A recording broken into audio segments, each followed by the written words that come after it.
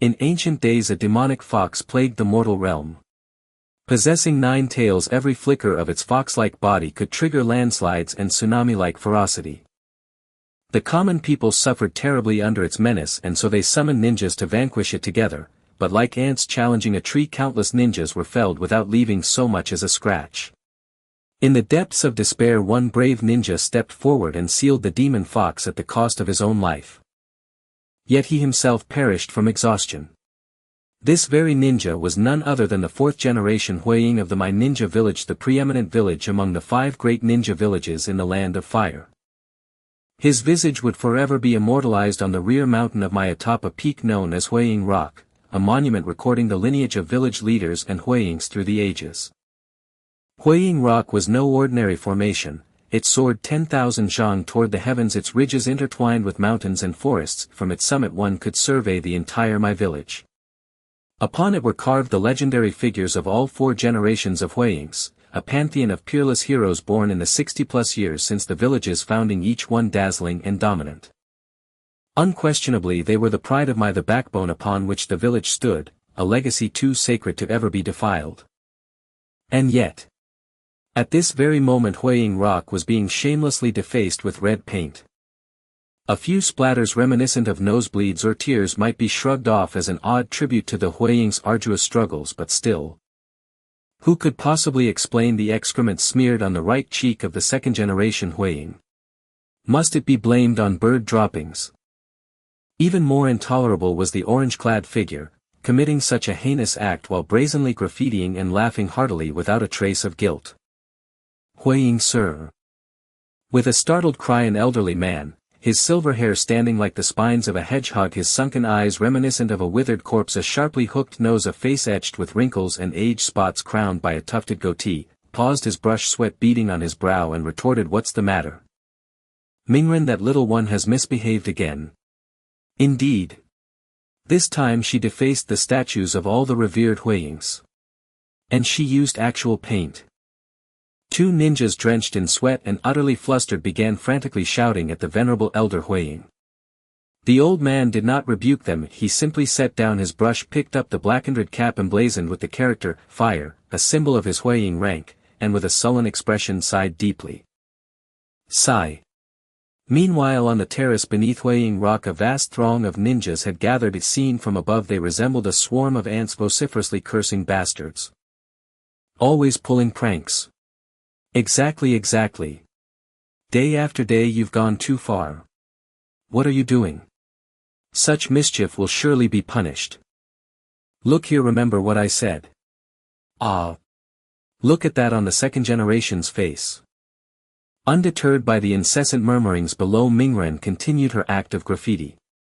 The diminutive girl hoisted an iron bucket full of red paint secured by 2 hemp ropes at her waist, swinging precariously along the towering rock face, her hand never ceasing its strokes even as her body wavered uncontrollably from wind or the force of her own painting. All around the crowd continued cursing, yet not one dared step forward to intervene.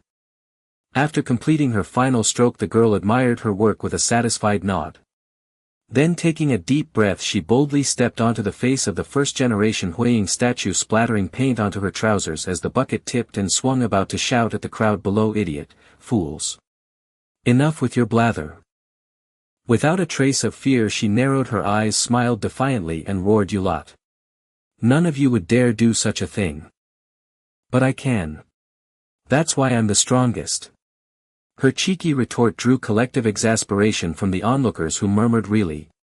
That idiot has really gone through with it. That idiot has truly done it."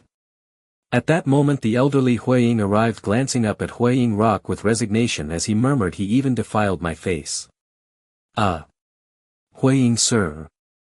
One ninja, realizing his awkwardness, quickly offered an apology. Then someone stepped out from the crowd, drawing closer to Mingren's location alongside the elderly Huiying.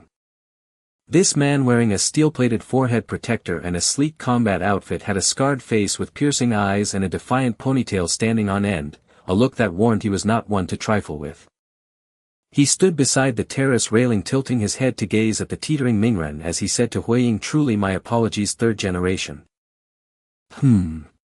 At the sound of the third-generation Huiying's query he abruptly stomped on the railing which creaked loudly under his foot.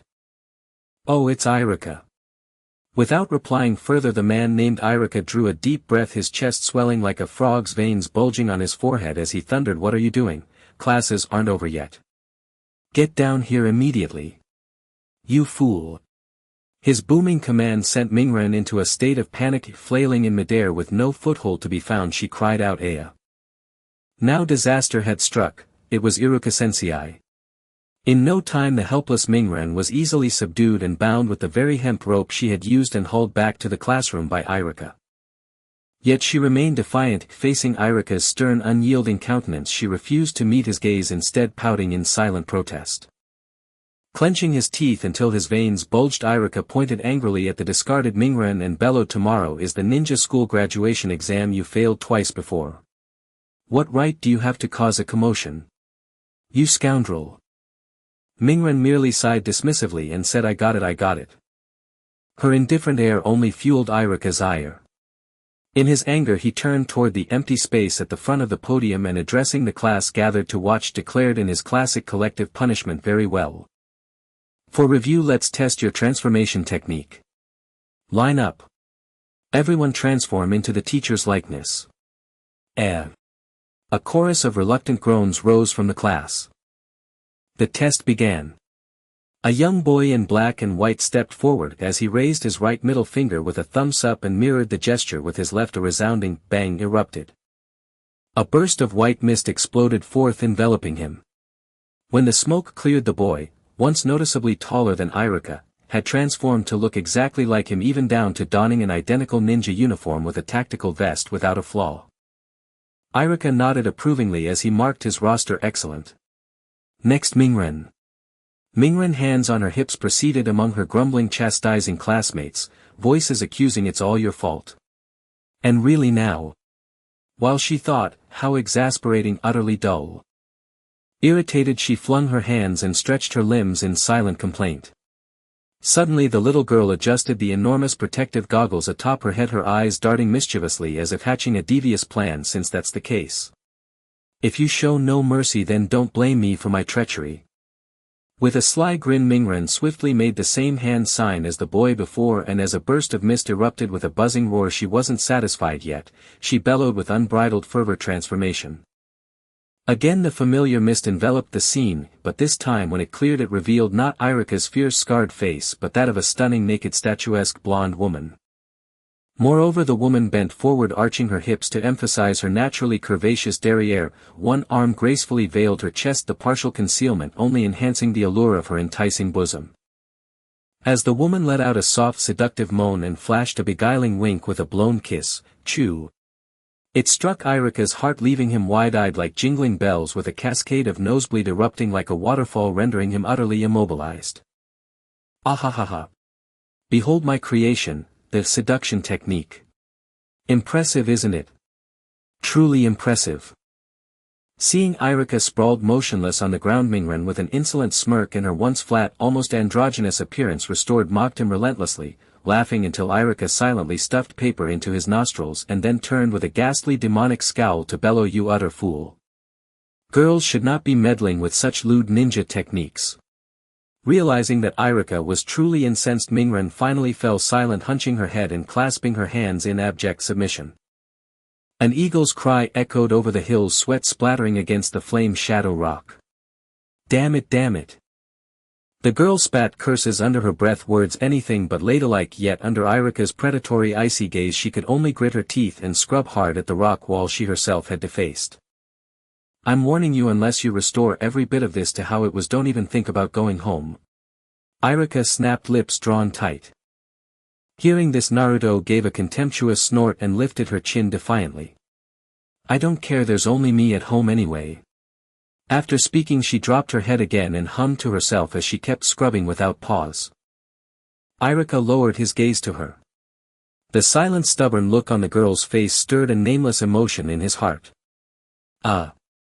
Naruto," Irika called softly.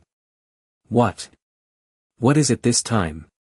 Naruto lifted the face she had buried in the bowl, sweat plastering her hair to her forehead, lips pouting so far they could almost hang an oil pot. Well, how should I put it, once you finish this work, I'll treat you to ramen. As soon as he finished speaking, the man who was no good with words flushed scarlet. He scratched his nose and did not ask for Naruto's opinion again, merely sneaking a glance at the girl's reaction. Her pupils were shining, surprise and delight spilling out. That's awesome. I'll give it everything I've got. Her jubilant shout soared straight into the sky, echoing for a long time. Night fell. Inside a small square stall with a cloth curtain bearing the words, Ichiraku Ramen, hanging at the entrance, an adult and a child, harmonious as though father and daughter, huddled together, heads bowed as they ate with single-minded focus. Looking closer, they were none other than the quarrelsome teacher and student from earlier that day, Iruka and Naruto. Naruto. The girl lifted her head from the bowl noodles still dangling from her mouth as she mumbled a reply. Why did you have to scribble in a place like that? I mean, you do know what the title, Hokage, represents, right? Iruka asked in confusion. Naruto chewed on her noodles and without hesitation raised a hand. That goes without saying. Anyone who can bear the title of Hokage is the greatest ninja in our village. Especially the fourth Hokage, he sacrificed himself to rid the village of the demon fox. He's a super great hero. Hearing this, Iruka only found it stranger. Then why did you still? Before he could finish, Naruto already understood that this stiff old-fashioned teacher simply wanted to interrogate her for knowingly breaking the rules. She was not intimidated in the least. Lifting her bowl, she slurped a mouthful of broth and answered frankly, because one day I will inherit the title of Hokage. It was not that she wanted to, it was that she would. Raising her chopsticks to point, the girl's eyes brimmed with resolve. Her words rang solid, anything but idle talk, as she grinned arrogantly. And I'll surpass every Hokage before me. I'm going to prove my strength to everyone in the village that way. At those words, Iruka froze for a moment. He even forgot to swallow the noodles in his mouth, which dangled sloppily from his lips, making him look almost dazed. But sensei, I do have a favor to ask. Naruto suddenly shifted her tone, plastering on a fawning smile as she pressed her palms together ingratiatingly. Want another bowl? Seeing her slippery expression, Iruka finally snapped out of it. He licked the noodles from the corner of his mouth and swallowed before asking. But Naruto shook her head, putting on a coy tone as she continued, Nope. It's just, could you lend me the leaf forehead protector you're wearing? Just for a little bit. This. Iruka chewed his ramen, lifted a hand to touch his own forehead protector and laughed as he scolded her lightly, No way. You only get one of these after you graduate from the academy and become a ninja who can truly stand on their own. After he finished, seeing how pitifully disappointed the girl looked, he hesitated, then added, Just wait until tomorrow. Cheapskate. Before he could finish, Naruto already exploded in indignation. Only then did Iruka notice that the oversized goggles the girl usually wore perched atop her head had long since disappeared. Ahaha, so that's why you took your goggles off. Before he could get the words, You look pretty cute without them, out of his mouth, Naruto turned her grief into appetite. Seizing the moment, she slammed the counter hard. Another bowl. Time flew by quickly, and in the blink of an eye it was early the next morning. Today's the day. In the classroom, Naruto for once was not skipping class. She lay sprawled over her desk, humming a little tune. Remembering the promise she had made with her teacher the night before, she could not help the joy blooming across her face. Iruka rapped on the blackboard. We'll begin the graduation exam now. This time's test is the clone technique. When your name is called, go line up in the next classroom for your evaluation. Like a thunderbolt out of a clear sky, Naruto's smug little face froze instantly. I'm doomed.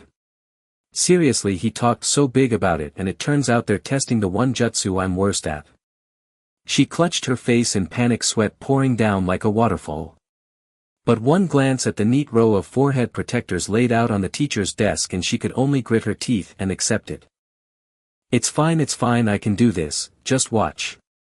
She gave her own cheeks a few sharp smacks to pump herself up, then formed the hand seals with both hands and shouted, Clone. In a puff a crooked boneless-looking human skin puppet appeared out of thin air. Its face bore a vague resemblance to Naruto's, but the mouth was twisted, the eyes askew, and it lay collapsed on the floor wheezing like it barely had a breath left.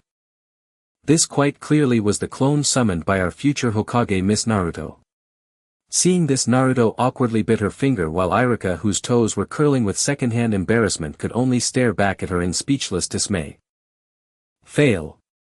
Just like that, with the utmost impartiality and not a shred of mercy, Irika pronounced judgment on Naruto's third long-awaited graduation exam.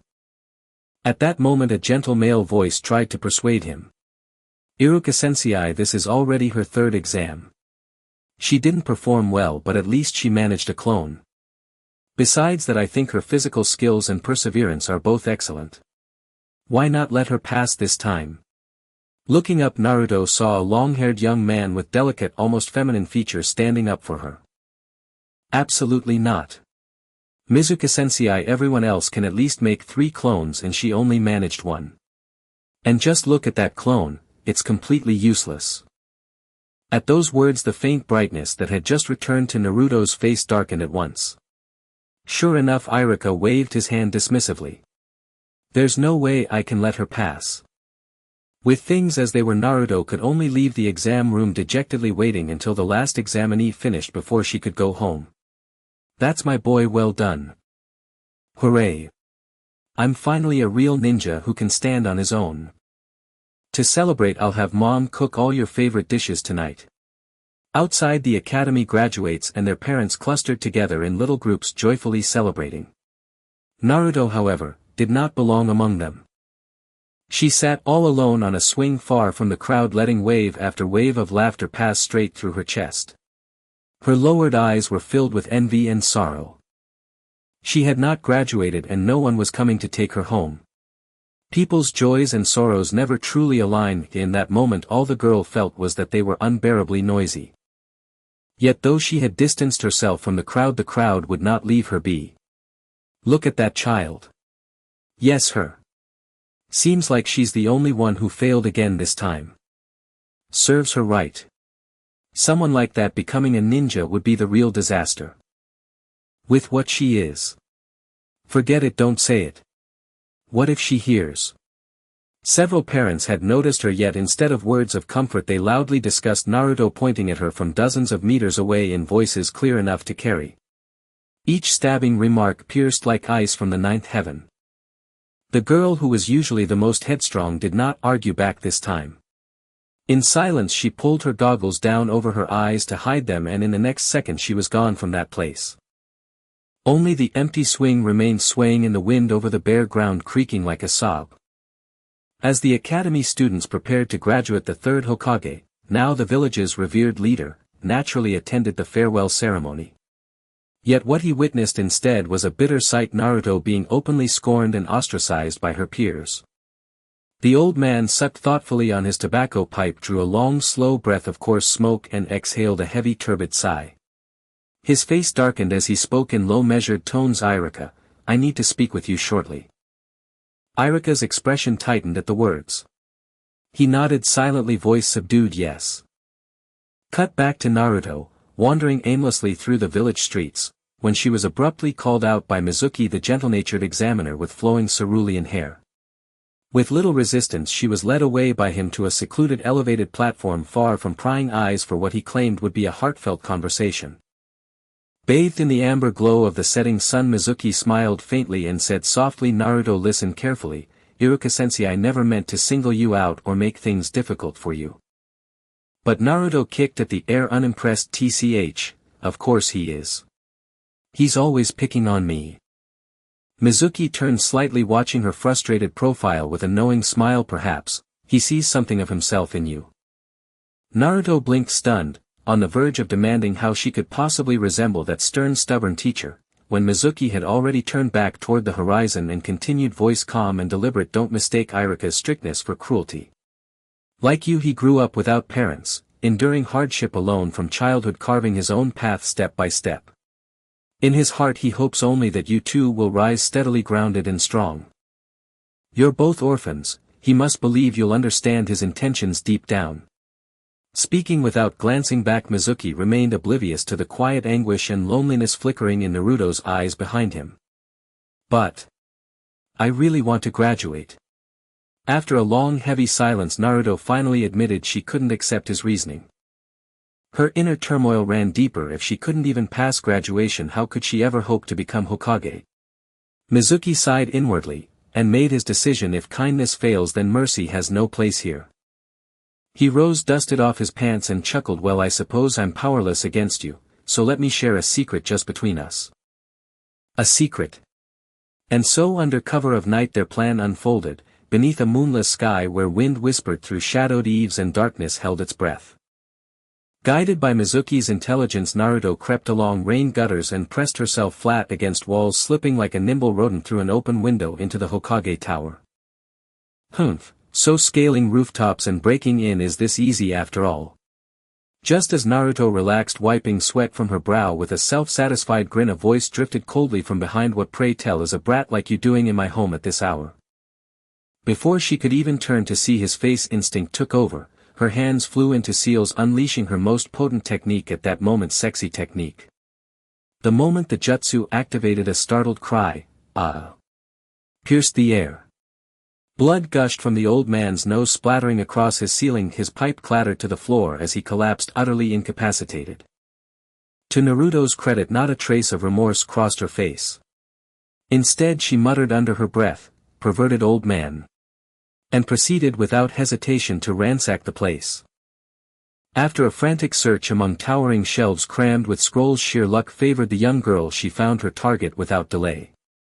Got it. She gasped in triumph, clutching the scroll tightly. Without looking back, she darted forward on all fours like a lithe cat, vaulted onto the eaves and vanished into the night. Yet hidden in the gloom, a single figure had watched her departure intently, the very same Mizuki. His expression now bore no resemblance to the kindly instructor of daylight hours, sly, calculating, unmistakably treacherous. Deep within a secluded forest, Naruto plopped down on a smooth patch of earth, hugged her prize clothes and unfurled the scroll with a sharp, decisive shoo. Let's see. First technique is multiple shadow clone jutsu. Her shoulders slumped. Ugh, of course it starts with the one I'm worst at. Meanwhile, Iruka lay awake, haunted once more by the third Hokage's familiar admonitions. I understand how you feel, Naruto, like you grew up without parental love, words worn thin by repetition. But could it truly be the same? Every time those phrases surfaced, Iruka was dragged back to that night, to the nine-tailed fox. Its tails blotted out the moon, its roar shook mountains. With every movement the earth trembled and peaks quaked, with every bellow skulls shattered and blood spilled freely. That night countless shinobi stood firm, waiting, hoping for the fourth Hokage's salvation. Yet many did not endure. They fell in the darkness before dawn, just as Iruka's own parents had fallen. He would never forget the moment he was forcibly torn from the battlefield, his small body racked with sobs, screaming for his parents, helpless against fate's cruel grip. He couldn't defeat the beast, not even the ordinary shinobi who held him tight as they fled could be shaken off. That despair. That utter helplessness. And those crimson bloodthirsty eyes, etched into his soul like the jagged scar cleaving his nose, a wound forever raw, forever unhealed. Bang! Bang! Bang! A frantic pounding jolted Iruka from his childhood nightmare. He yanked the door open, only to find Mizuki drenched in sweat, breathless and urgent. Hurry, to the Hokage's office. Now. Naruto, she's stolen the forbidden scroll. Before the Hokage tower's main gate a crowd of shinobi had already gathered. One stepped forward, voice thick with resentment. Hokage-sama, this time we cannot dismiss her actions as mere mischief. Exactly. Exactly. Others echoed fiercely, long exhausted by Naruto's antics, now united in outrage. Emboldened by the chorus, the speaker pressed on. That scroll was sealed by the first Hokage himself, a perilous artifact. Used unwisely, its consequences would be catastrophic. Third Hokage. Cornered by collective demand, the old man reluctantly drew deeply on his pipe and conceded, the scroll has been missing for some time, bring Naruto back immediately. At that command cheers erupted, yes sir. And in a blur of motion the shinobi dispersed, racing off in pursuit. Irika scoured Konoha relentlessly, but found no trace of Naruto. He stood breathless in the center of the vast village, gaze sweeping blankly across rooftops and alleys, lost in thought. Finally he inhaled deeply, and turned toward the forest. Elsewhere Mizuki, having stoked the flames of outrage, raced purposefully toward Naruto's location, a cold smile playing on his lips. Let her become the village's scapegoat first, then eliminate her and vanish. The forbidden scroll will be mine. Deep within the dense forest, breaths coming in ragged gasps, Mingren collapsed to the ground, utterly spent, panting and soaked in sweat. She was filthy, as if she had rolled in the mud like a discarded leaf. Now she hung her head low, as if she lacked the strength even to look up. At that moment a click sounded and a shadow fell over her. She raised her head warily and saw Yaluka smiling in a way that barely contained his fury, the curve of his lips grotesquely menacing. "You're good at hiding, you bastard, finally I found you." Startled Mingren shivered, then forced herself up and suddenly adopted a lively mischievous air, pointing at Yaluka with a ridiculous grin and laughing, "Ha, I've found that nosebleeding pervert teacher." "Idiot! Who found whom?" Yaluka, furious and shaken, forgot his purpose and simply unleashed a torrent of scolding at the girl. Having exhausted his tirade he sighed, only to see Mingren's face dirty like a muddy kitten, her careless manner utterly unaffected by his reprimand. She scratched her head and laughed, "Huh. I didn't expect you'd find me so quickly. I just learned a new ninjutsu." Yaluka sized her up from head to toe, hands on his hips, and said helplessly, "What are you doing getting yourself into such a mess?" "SSS." Mingren drew a sharp breath. "That's a long story, better not say." "Ah yes. In exchange I'll show you a very powerful technique. If it succeeds, will you let me graduate?" Originally embarrassed from having been caught by her teacher just after stealing, Mingren grew more excited as she thought of her prize. Like a child with a new toy, she struck a pose ready to boast. Seeing Mingren's stains and scrapes, Yaluka suddenly realized, could it be, she's been practicing a ninjutsu? To have trained it to this extent. Yaluka re-examined Mingren. He meant to check her wounds, but his eyes first fell upon the enormous scroll strapped to her back, broader than her shoulders, and he remembered the purpose of his visit. "Mingren. Ha!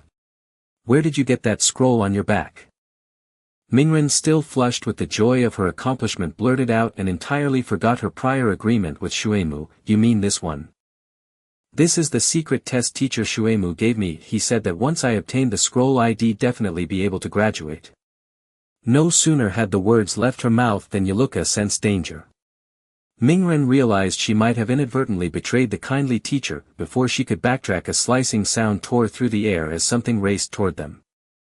Mingren did not notice, but Yaluka had already leapt forward and shoved her aside with a palm, suddenly substituting himself for her and becoming enveloped by what must have been dozens of kunai. A barrage of impacts rang out. The clash of metal and wood and the dull thud of blades striking flesh merged into one continuous sound. By the time Mingren hit the ground, Yaluka was studded with metal, dozens of kunai embedded in him. He had been turned into a bleeding porcupine. The searing pain and the force of the flying kunai pushed him backward. Only by bracing against a great tree could he steady himself. He looked up with a glare, and sure enough the attacker was Shueimu. Shueimu stood armed with hidden weapons, his arms still in the follow-throw of having thrown kunai. The warmth that once lived on his face was gone. With a cold, merciless tone he said, "I didn't expect you would find this place." "So, that's how it is." Yaluka understood, the mastermind had appeared and the truth was exposed. Mingren, an unwitting accomplice, was bewildered. Shueimu coldly commanded, "Mingren, hand over the scroll." The girl, dazed and full of question marks, slumped to the ground, looking between Yaluka and Shueimu in utter confusion. Her head spun and she could not comprehend the situation. She could only cry, I mean. Can someone explain to me what on earth is going on?" Thanks to Mingren's inadvertent delay, Yaluka at last caught his breath. Gritting his teeth, he yanked a kunai from his right side and shouted hoarsely, "Mingren. Whatever happens, do not give him the scroll. This scroll was sealed because it contains many dangerous ninjutsu. Shueimu used you to get it." Hearing this, Mingren finally grasped the situation. Her gaze hardened as she ready to flee, but Shuemu, wearing a wickedly triumphant smile, reached out and said, "Mingren, it will do you no good even if you have it. If you ask why, shut up. Don't say another word." Cold sweat poured down Yaluka's face. He wanted to rush forward to stop him, but there was no time. He tried to drown Shuaima's words with his own shouts, but if words alone could have stopped this, what would be the point of being a shinobi? Even as Yaluka's voice grew hoarse, Shuemu remained unmoved and continued slowly, "Have you heard about sealing the Yahoo 12 years ago? Since then the village has lived by an unwritten rule." "A rule?" Mingren froze in her tracks at his words. Shuemu, seeing that she was rattled, smiled all the more freely. "Yes, a rule known to everyone, except you, Mingren. You alone know nothing of it." "What? Why am I the only one who doesn't know? What is this rule?" The girl swallowed and could not help peppering him with questions, but Shuemu was in no hurry to reveal the answer. He hummed and teased like an actor relishing applause, making her panic and break into a cold sweat. "Say it. What exactly is the rule?" Savoring Mingren's desperation, Shuemu finally smiled malignantly and said, "That is, never speak of you, meaning you are the Yahoo. That is the rule." "What?" Mingren felt as if she were dreaming. Her vision swam and she staggered, collapsing to the ground. What did you say?" Had she misheard? Was her hearing failing? She recognized every word Shuemu spoke, yet when strung together they made no sense. Beside her, Yaluka kept repeating, "Don't say it." But his cries only served to draw attention. Each attempt to conceal only deepened the weight of the truth. Not yet satisfied, Shuemu poured salt into the wound. "You are the one who killed Yaluka's parents. Or rather, you are the one who ruined our village, the Joei Yahoo. Stop saying that. After you were sealed by the Huiying you adored, this matter was deliberately hidden." "Shut up. Everyone hates you, don't you find that strange?" "Stop it. Yaluka hates you with a passion." Shuaima's words intertwined with Yaluka's calls like a bewitching chorus in Mingren's ears, stirring up memories. In that instant years of questions at last found their answer. Why had she been born with no parents? Why was she despised when she had done nothing? Why was Yaluka always? Yes, now it was clear. The truth was glaringly obvious. Yaluka had not denied it either. Had he? Mingren could no longer hold back her tears. She rose again as her emotions surged. A crimson malevolence erupted and enveloped her. The whisker-like birthmarks on her face split open, grotesque and terrifying, and when she opened her eyes, her once blue gaze had become a sheet of red. Yes, those were bloodthirsty eyes, the eyes of a Yahoo. Yaluka coughed blood as he shifted his body. He had expected that meeting those eyes again would fill him with hatred, but instead his mind was crowded with memories of the years with Mingren. She grew up without the love of parents and was hated by the villagers because of that incident. "You are simply someone no one needs," Shuemu continued to shout. Yet Yaluka understood her endless pranks were cries for attention. She had been striving all along, trying to prove she existed. "That scroll was meant to seal you," Shuemu snarled, lifting a giant shuriken nearly half the height of a person above his head. She seemed strong, but inside she suffered terribly. A blade descended and blood stained the clearing. Yet once more Yaluka threw himself in front of Mingren. Not all the kunai had been pulled free from his body. Each movement was agony, as if flesh were being torn away. Still he had come. Without hesitation, without regret. The blade pierced his spine, blood spilled from his mouth and dripped onto Mingren's face as she held him. "Why?" Mingren bit out through gritted teeth. Yaluka, the once rigid and taciturn man, finally bared his heart. After my parents died, I never again received praise or recognition from others. I watched others with their families while I stood alone. I was very lonely. At school I was often seen as an idiot. I used that to draw attention. I played the fool and caused trouble. Because I could not think of another way. Being the village idiot was better than being invisible, so I kept doing foolish things. I did not know how to face those lonely days. I was in pain. Tears fell from his face onto Mingren's cheek. "Mingren, you are like this too, aren't you? you are in pain. Mingren stared at the man before her stunned. I'm sorry Mingren, it's my fault for not doing enough that you have so many unhappy memories. Though he was the one scarred and broken, he now cried and repented for her sake. Mingren finally understood what she must do in that moment. The girl turned and with Shuima's enraged gaze burning behind her fled in a panicked rush into the trees. Naruto and Irika lay weakly on the ground kneeling and prostrate, his voice trembling as he called out to Naruto's retreating back. And Mizuki leapt down from a tree, sword slung across his back, and advanced step by step. He. My apologies, Naruto is terribly stubborn. She's certainly planning to use this scroll to retaliate against the villagers, and, you saw her eyes just now didn't you? Those were the eyes of the nine-tailed fox. Man, ignoring Mizuki's mockery, Irika gritted his teeth, wrenched the massive blade from his back and declared solemnly between ragged breaths, ha, Naruto, is not the person you think she is. Say what you like, I have no interest in your justification. So long as I eliminate her and seize the scroll, everything ends. I'll deal with you later. With that, Mizuki launched himself forward, bounding swiftly into the forest in pursuit. And seeing this, Irika clenched his jaw and hastened his motion to draw a kunai. Agony forced a cry from his lips, but even then his thoughts remained fixed solely on Naruto's safety. And elsewhere, however, the other shinobi held no such concern. Within Konoha village, voices murmured, we should have killed her back then. Better to end her life before the fox's power awakens. Then, fortunately her ninjutsu remains rudimentary, once found execute her on the spot. They spoke in rapid succession, gathered together to debate the slaughter of a girl with chilling nonchalance, yet each wore the self-righteous visage of a hero purging demons. At last, I found her, and inside the Hokage tower the third Hokage murmured incantations over a crystal orb, his gaze sharpening as its surface shimmered, revealing clearly Naruto's small figure sprinting through the forest with the scroll strapped to her back. It's all Mizuki's fault for speaking too freely. Naruto's current state is dangerously unstable, the seal may rupture at any moment. And with the forbidden scroll in her possession, she could single-handedly unravel the binding and transform into the nine-tailed fox. Then, the scene shifted back to the forest. And, there she is. When Irika spotted the fleeing girl and shouted aloud, Naruto. Quick, hand it over. Mizuki's after this very thing. But Naruto whirled around, glaring fiercely, crouched low, and then surged upward in a sudden explosive leap. Her slight frame carried the ferocity of a tiger and wolf with a thunderous tack. She slammed headlong into the man's chest in a devastating body slam.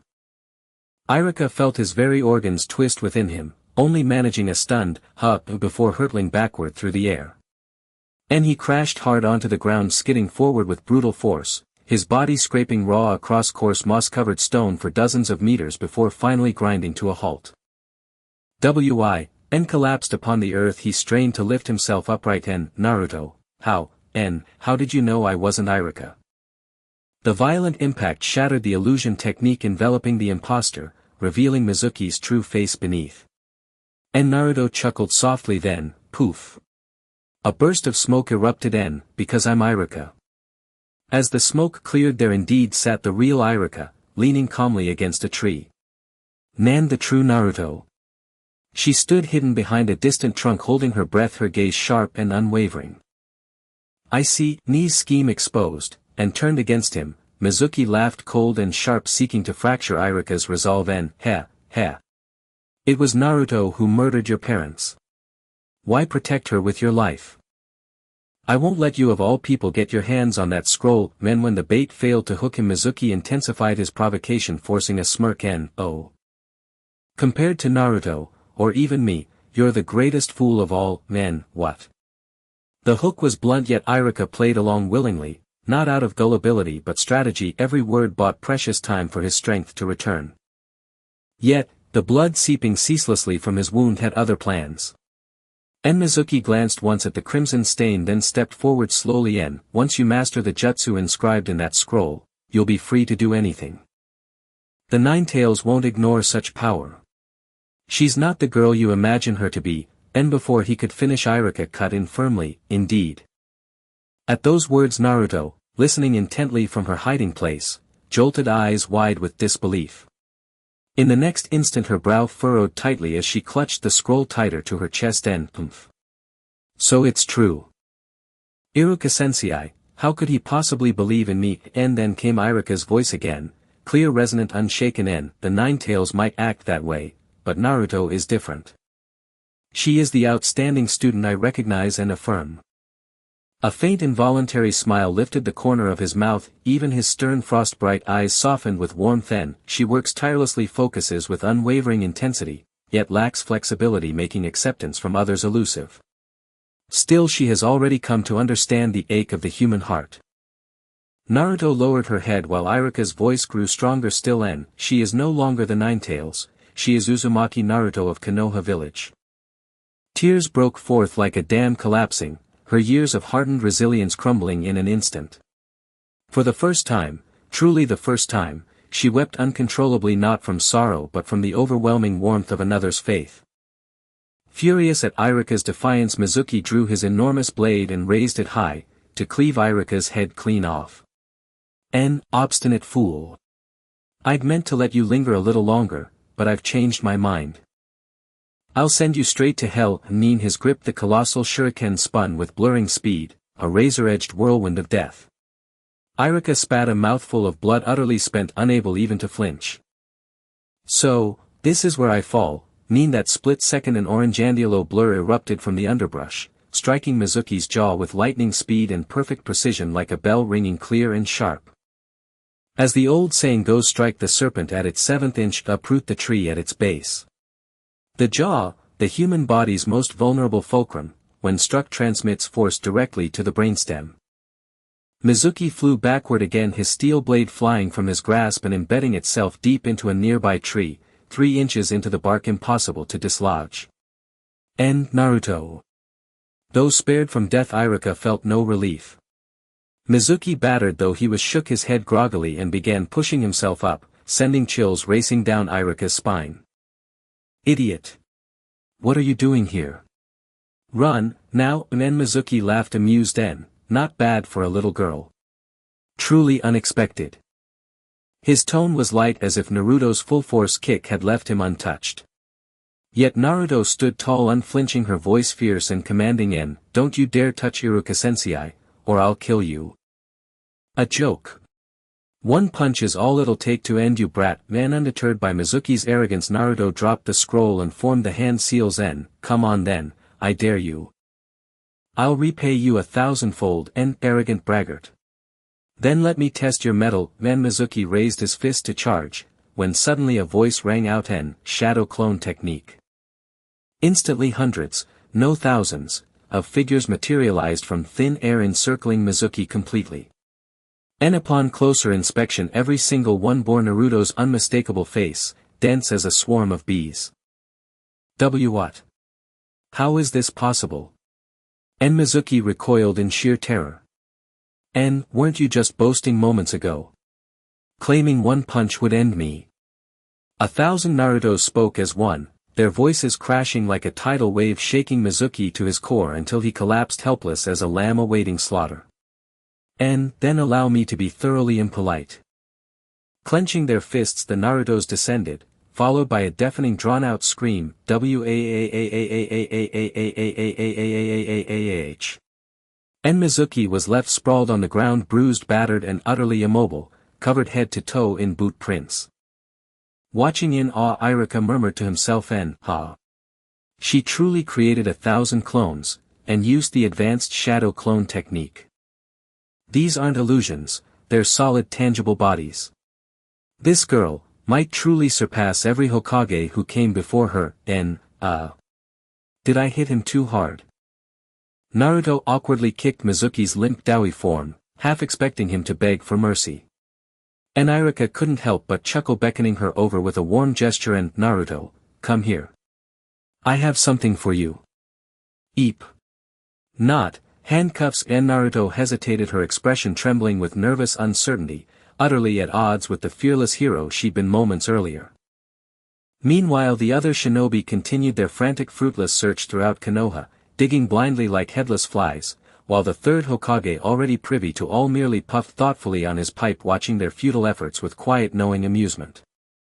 "Okay, are you done yet?" And reluctantly Naruto closed her eyes and edged closer to Irika, feeling first a tickle then a sudden weight settling atop her head.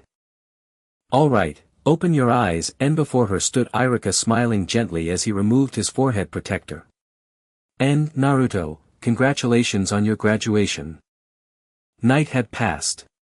Dawn's soft golden light spilled across the land, and the metallic Konoha forehead protector gleamed warmly upon Naruto's brow.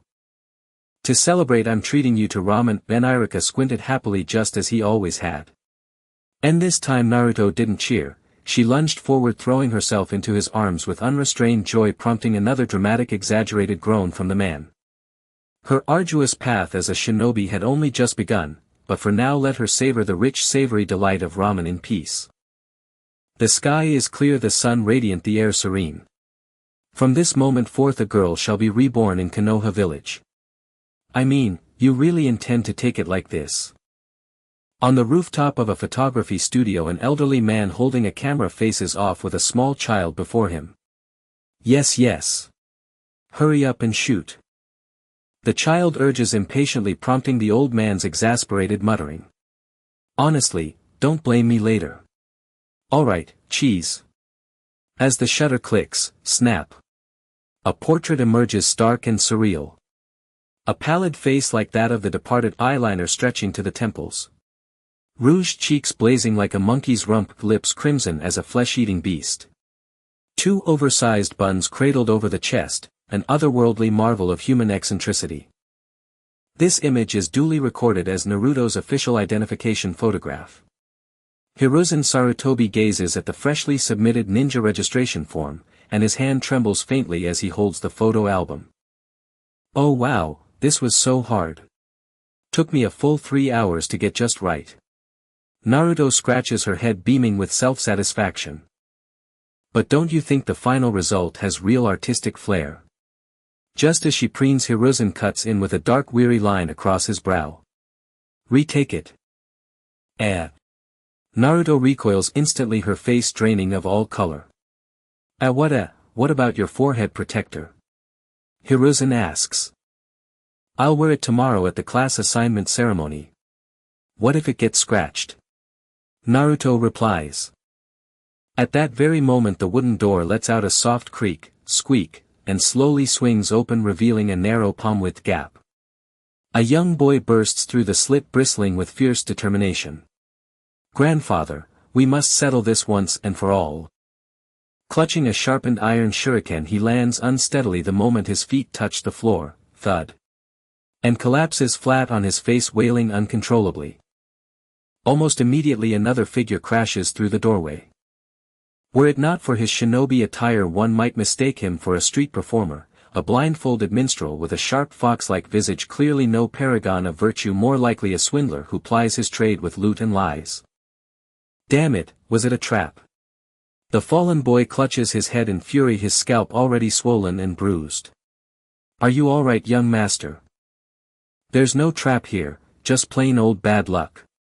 The tall, gaunt man adjusts his round sunglasses with his middle finger and calls out loudly. Before Naruto can even ask where the boy came from, he whirls around, locks eyes with her, and points straight at her barehanded. Ha! I've got it, I know it was you. Naruto's temples pulse violently. Idiot! You tripped all by yourself. She lunges forward, grabs the boy by the collar and roars, clearly seething. Put your hands off him now. He is the grandson of the third Hokage. The bespectacled man intervenes without pause, invoking authority like a shield, smug and imperious. The boy shouts back defiantly, go ahead, hit me if you dare. Inside he thinks you won't dare, I'm the Hokage's grandson. Humph. Just like that useless teacher of yours, utterly inept. Without hesitation Naruto raises her hand and delivers a sharp ping. To his skull, eliciting another yelp of pain. Who the hell cares what you are, you little pest? And just like that, Naruto has officially stepped into trouble. After exiting the Hokage tower, the boy trails her relentlessly, unsettling Naruto until at last she snaps. Whirling around, she yanks him from behind a ragged cloth where he'd been hiding. Your stealth technique is pathetic. Why are you following me? Ha, ha, ha. Didn't expect you'd spot me so easily. Truly impressive. Just like the rumors say, I wouldn't mind becoming your loyal sidekick. But in return, you must teach me that sexy technique you used to trick my grandfather. Please, big sis. So you did have an ulterior motive, brat. Big sis. Naruto gives him a playful shake, her ego swelling steadily under the steady chant of big sis, big sis, big sis. Alright, I agree. With that, she darts off, dragging the boy through winding alleys and leaping high into the forest canopy. Oh no, where is she taking the young master? The bespectacled man trailing closely loses them in an instant, vanishing utterly from sight. Deep within Konoha forest. Got it. The key is curves protrude recess arch. Try it yourself. Naruto forms a hand seal, and transforms into a voluptuous woman, full-bosomed, slender-waisted and gloriously rounded. Understood, big sis. Poof. Smoke clears and before her stands a grotesque apparition, a bloated pig-faced woman with tiny beady eyes and a flattened nose, like a turtle wearing a toddler's scribble. Her crooked grin and lopsided gaze are horrifyingly crude, unbearable to behold. Good gods, what unholy abomination is this? Naruto staggers back stunned. What on earth is this child's sense of aesthetics? Beauty, do you even know how to write the word beauty? The golden ratio, 3-section balance, 5-eye alignment. She screams, slamming her fist against a chalkboard sketch of a human head until it rattles. Understood, big sis. The boy replies instantly. Poof. The grotesque goddess reappears, now sporting a new hairstyle. Aargh, you understand nothing. Their exchange echoes through the woods, long, until Naruto's voice grows hoarse, raw, and finally cracks with exhaustion. She gulps down water greedily, her throat finally loosening enough to speak again, then rasps. By the way, why do you want to defeat the Hokage grandfather? The boy falls silent, stubborn, yet after a long pause he opens up. My name is Konohamaru, it's taken from the village itself. It's a fine name, but no one ever calls me that. To everyone I'm just the Hokage's grandson, no one sees me. I've had enough. Only by becoming Hokage will I truly be myself. Naruto drinks quietly, listening, then after a thoughtful pause asks abruptly. Then why choose me? Konohamaru blinks, bewildered. Naruto smiles, then radiates a sudden chilling aura. Turning back, her eyes blaze crimson. I am Uzumaki Naruto, the nine-tailed fox shunned by all. You've heard my name. So tell me, why would you swear loyalty to me? I'll devour you. I'll slay the Hokage. Then I'll drown Konoha in blood. As she speaks, scarlet chakra coils around her hand, sharpening into a bestial claw aimed straight at Konohamaru's small frame. Konohamaru freezes under her overwhelming presence, his body trembling instinctively. His mouth opens, but no sound emerges. He can only watch helpless as the fox-like Talon draws near. Yet youth knows no fear. His gaze steadies. Fingers twitch, then teeth gritted he deliberately grasps Naruto's wrist. I don't believe it. Don't believe what?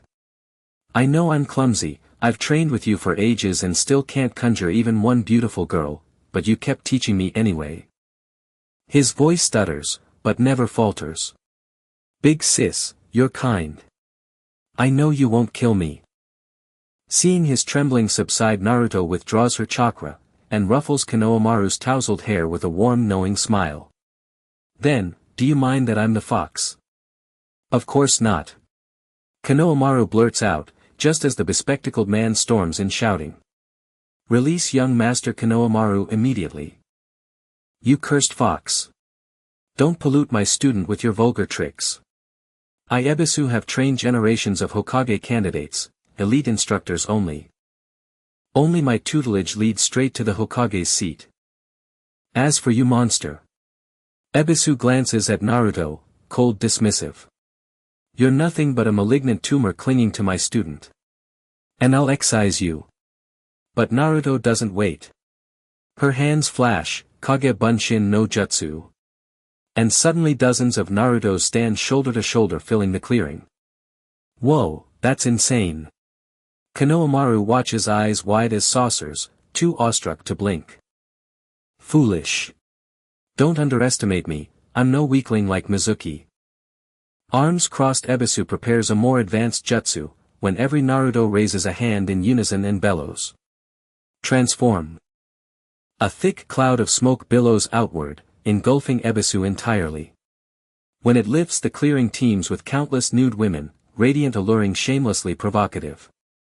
Each is breathtaking, exquisitely poised, sinuously graceful, yet brazenly seductive. Several reach out, fingers already tugging at Ebisu's clothes. Despite his frail eunuch-like appearance, Ebisu remains a man, and cannot withstand such assault. A crimson geyser erupts from his nose, then he collapses unconscious. Naruto smirks, dispelling her clones with a chuckle. They call it 3,000 beauties of the harem, but I am the sole sovereign. This is my sexy technique. Konohamaru stares starstruck, then clenches his fists, overcome with awe and envy, tears streaming freely. Ugh, I can't even beat that useless teacher. Ugh, ugh, ugh. At this rate, how long before I earn the title Hokage and win everyone's recognition? Naruto pats Konohamaru's back soothingly. Do you really need to become Hokage? Ha! Snot dripping, eyes red and puffy, Konohamaru turns, dazed and utterly perplexed. Actually, I meant to say you accept me as the Nine Tails. So I accept you, not as the Hokage's grandson but as you. To me you're just you, so to you I'm just me. Naruto scratches her head, realizing her words tangled, then kneels to meet his gaze levelly. In short, I recognize you. Uzumaki. Naruto recognizes Konohamaru. That recognition, hard-won through years of doubt and struggle, she offers freely. If earning acceptance is so arduous, why not begin by extending it to others? Naruto takes Konohamaru's hand, just as Iruka once held hers. Let's race, to see who becomes Hokage first and wins the hearts of everyone in Konoha. By the way, I already have 2 people who recognize me. Konohamaru grips her hand tighter, fingers tightening with quiet resolve. That's cheating. Ha! You're ahead, racing me while calling yourself big sis. That's so unfair. Beneath the setting sun their playful chase unfolds, observed in perfect clarity by the 3rd Hokage through his crystal orb. Naruto has only just begun her journey toward becoming a true shinobi, and though Hiruzen understands this fully, he smiles, gentle, knowing, proud. A grand dream. A grueling path. Let us watch, and wait. The next morning at dawn, sunlight streamed through the window, bathing Naruto's sleeping face in golden warmth. She stirred beneath the quilt, blinking sleepily, then stretched languidly and yawned before climbing out of bed to pour herself a glass of milk and eat a simple breakfast with bread. She adjusted her goggles, frowning. Something felt off, until she suddenly remembered last night she had placed her Konoha forehead protector neatly on the wash basin, polished to a brilliant shine. He. Naruto lay sprawled across her classroom desk, beaming with quiet delight as she waited for homeroom to begin.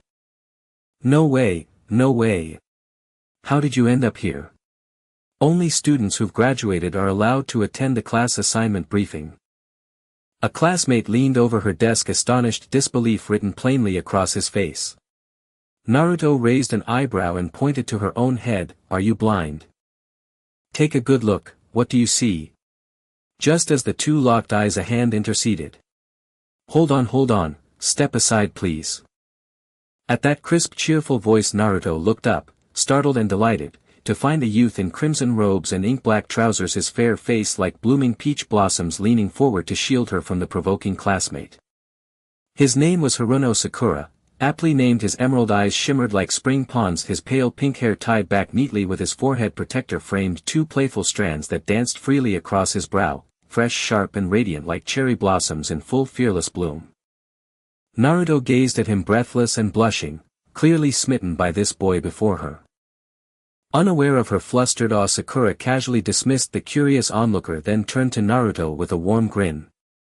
He enthusiastically patted her slender back. "Move over, Naruto, I need your seat." Though the slap sent a jolt down her spine, seeing his eager expression made her heart race even faster. Stammering softly, she rose, blushing fiercely, only to pause mid-motion, puzzled. "There's clearly an empty seat right here. Why does Sakura insist I move?"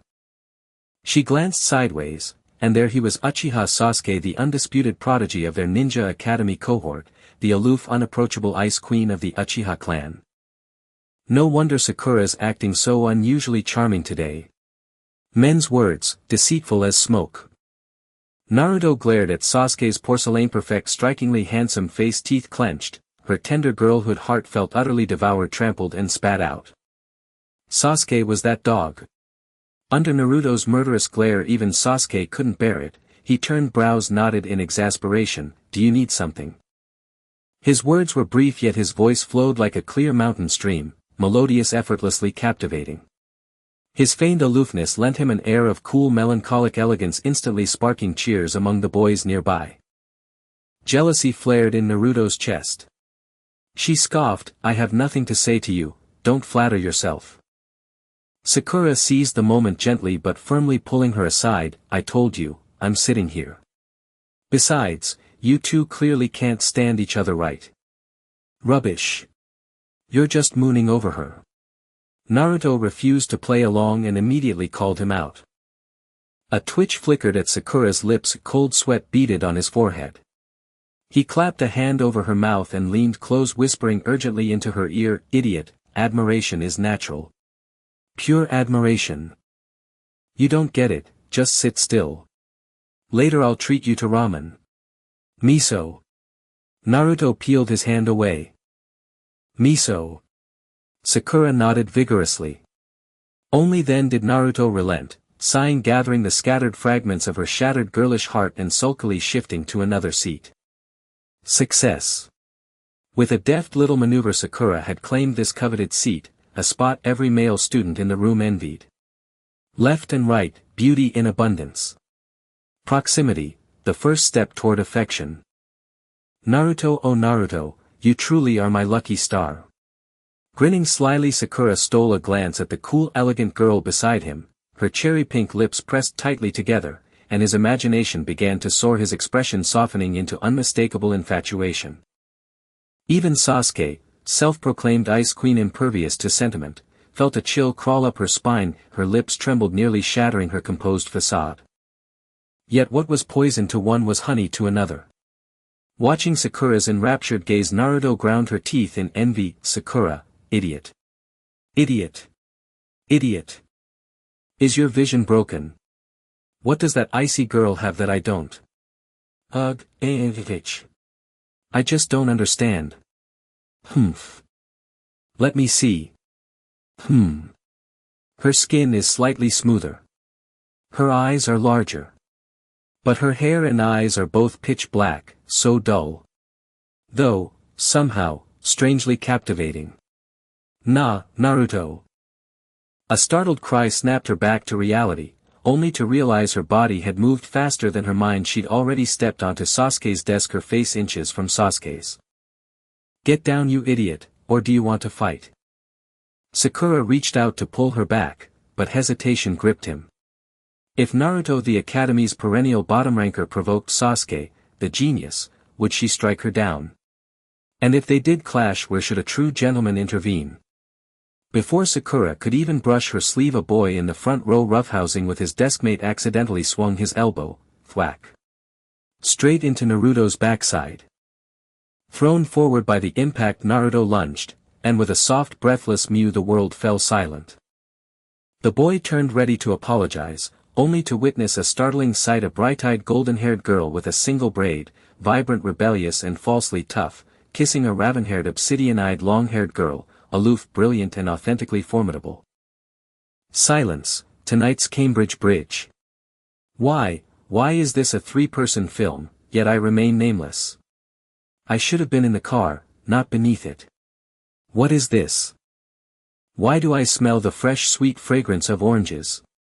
Big brother, the lilies of our hometown have bloomed. Witnessing the scene the boys froze, then erupted in disjointed surreal exclamations until all coherence crumbled like shattered plaster. From now on you will be independent ninjas, but you are still newcomers among the lower-ranked ninjas. The real test lies ahead. The village will assign you tasks and you will work in groups of 3 under the guidance of an upper-ranked teacher completing the missions assigned by the village. The teacher on stage rambled on while the students below had their own thoughts. Being in groups of 3 just means there are 2 more useless guys around. This is Sasuke.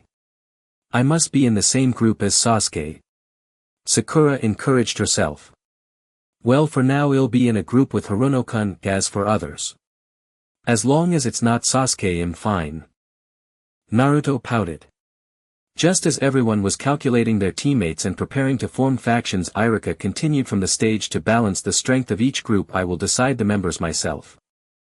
The students below sighed in discontent. As each group was assigned, the members of Team 7 finally landed on Naruto Uzumaki and Sakura Haruno.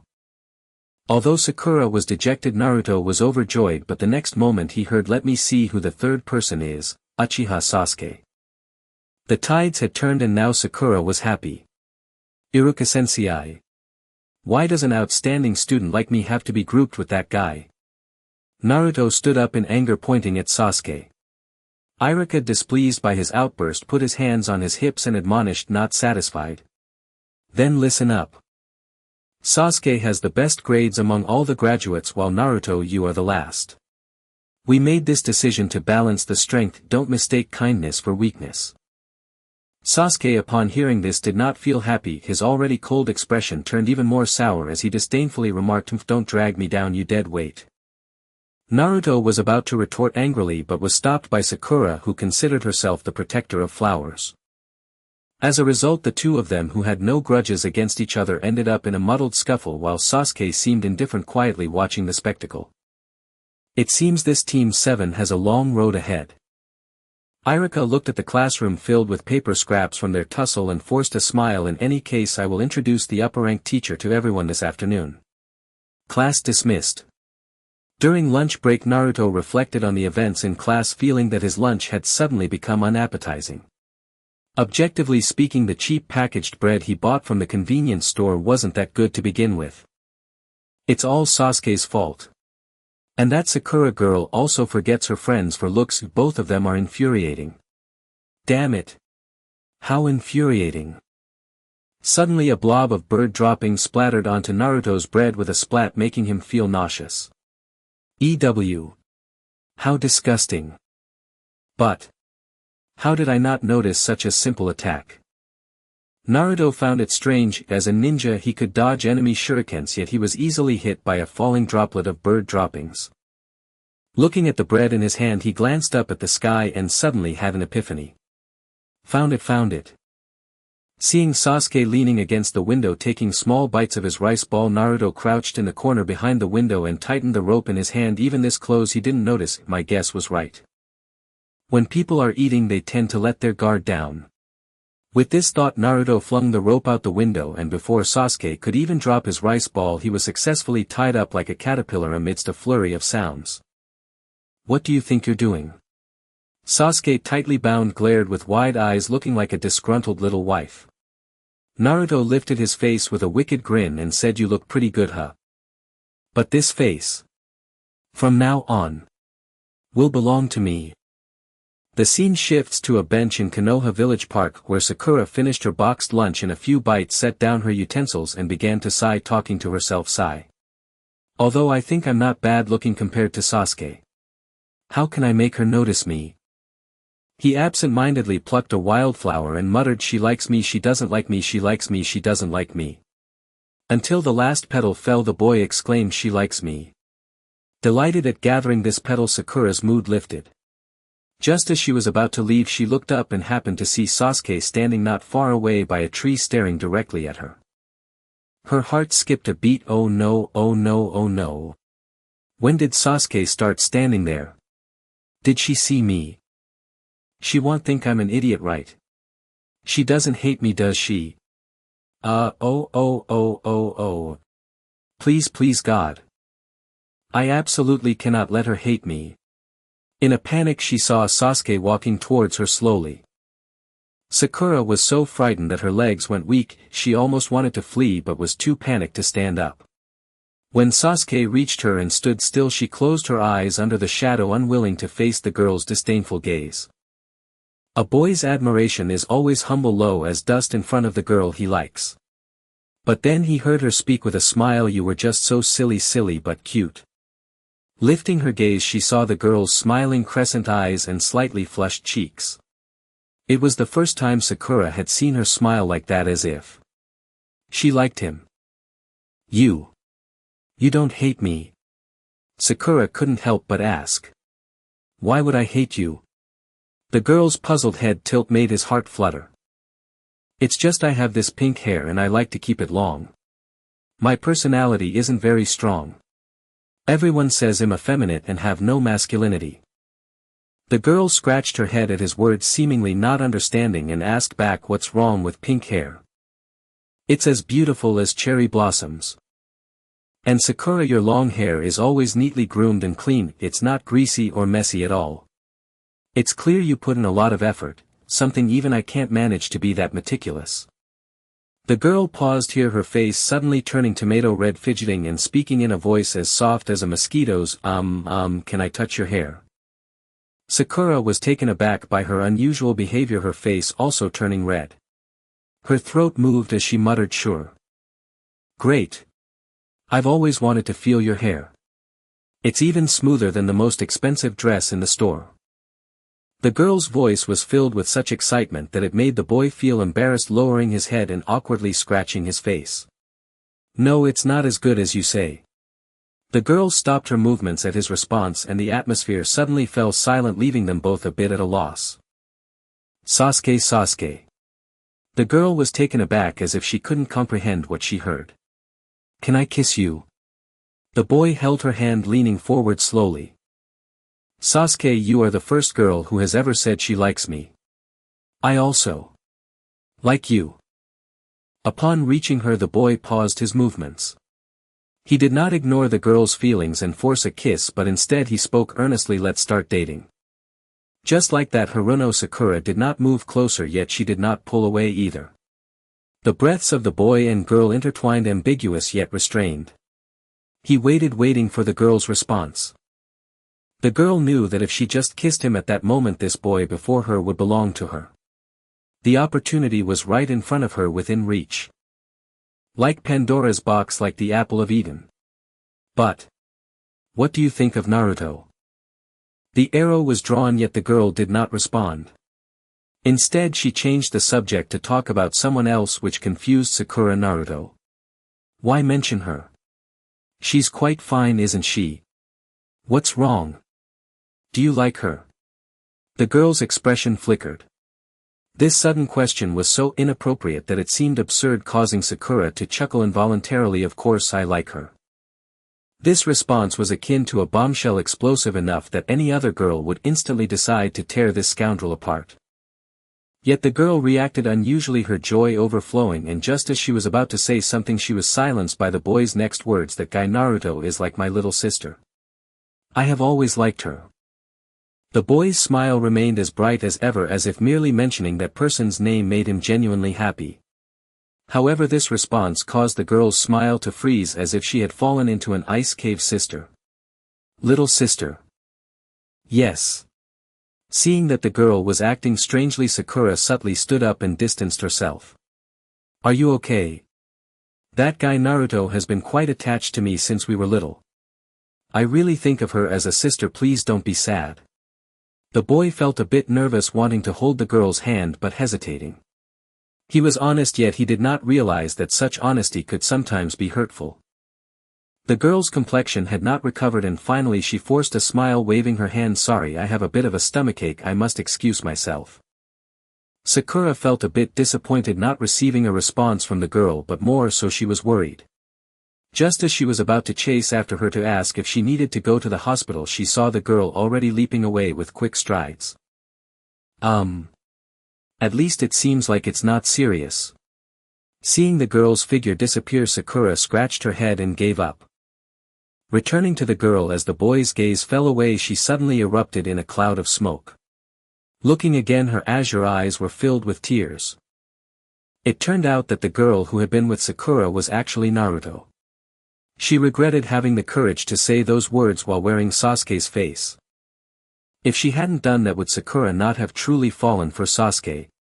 If it were Uzumaki Naruto who said those words, would Haruno Sakura still think of her as a sister?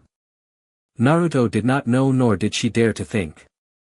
The boy's affection was humble and the girl's heart was equally fragile. She feared seeing even a hint of the boy's disdain for her. Thus she dared not confess, nor could she admit her deceit. She was unwilling to see the hurt in the boy's eyes, nor did she want to hear his words of rejection. She was a fox spirit disguised as a human. She was Naruto pretending to be Sasuke. The girl did not know what about her was real. Perhaps only the endless loneliness that had always accompanied her was the true eternity that belonged to her. Shouldn't other kids at this moment be finding friends to complain about their failed romances? Naruto did not know. She was just hiding in a toilet stall, crying quietly, suppressing even the sound of her sobs. "Baby, are you back? How is your stomach? My mom also has stomachaches a few days every month. Do you want to drink some warm water?" Waiting at the previously agreed meeting point, Haruno Sakura held the freshly brewed ginger tea with brown sugar, looking at the late Sasuke with a flattering expression. Sasuke, however, was confused, glancing at the thermos. Sakura offered with indifference, "It's almost time to gather. Where did that guy Naruto run off to?" She bit her lip, feeling awkward, and hid the water bottle behind her, struggling with the girl's change in attitude, yet she still had to respond to his question. "She's probably just wandering around somewhere. We don't need to go look for her. After all, that guy has no parents and isn't home much. She wanders around all day, making it impossible to find her. She'll come when she feels like it." Sasuke paused in his movement, his expression turning serious. "No parents?" Seeing her finally respond, Sakura immediately perked up and began to talk enthusiastically. "Yes. I went to her house before. It's just a single room. Food goes bad and she doesn't even know to throw it away. It's up to me to deal with it. It's so carefree and easy. But my family is strict. I have to return home before dark. Even eating snacks gets me scolded. Sigh, sometimes I really envy Naruto." As long as it was about Naruto, Sakura had plenty to say. She could talk about it for 3 days and 3 nights. But Sasuke interrupted coldly. "Loneliness. Ha." Sakura stopped speaking. Compared to the strictness of parents, that feeling is even worse.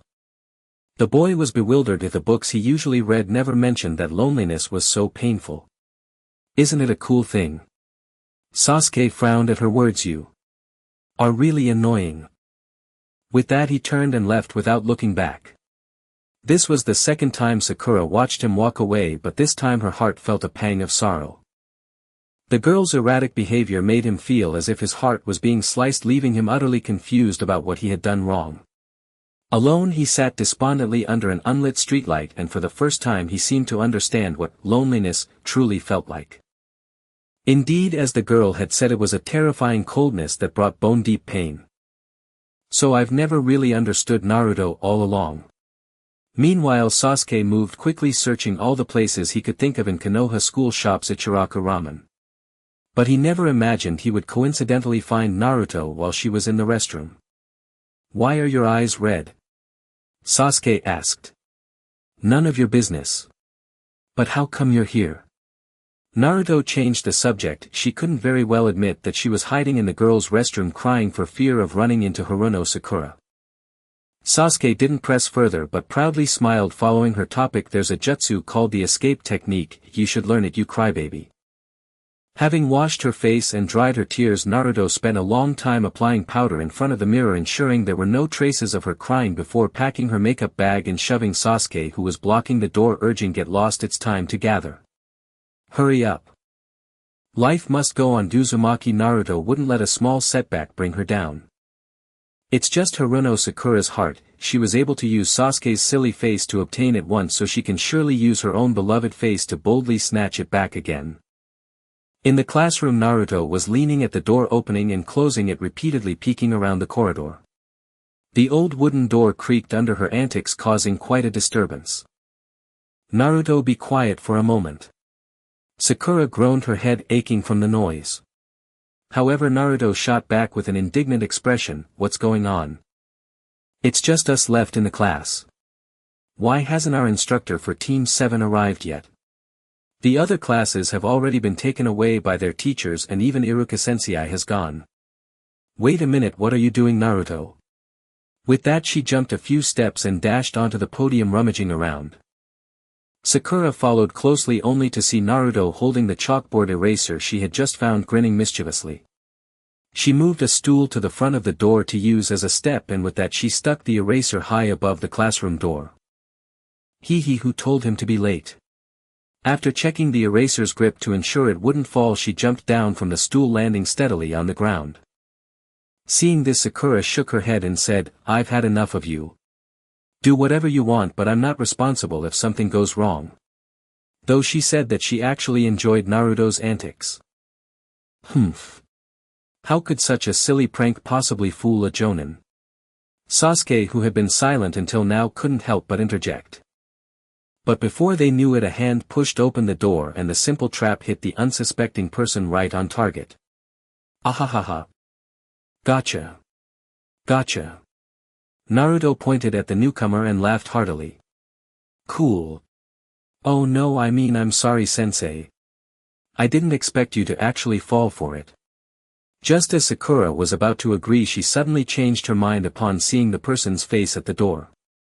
Although most of her face was covered by a mask, one eye, slightly lacking vitality and surrounded by dark circles, was visible, revealing her fatigue.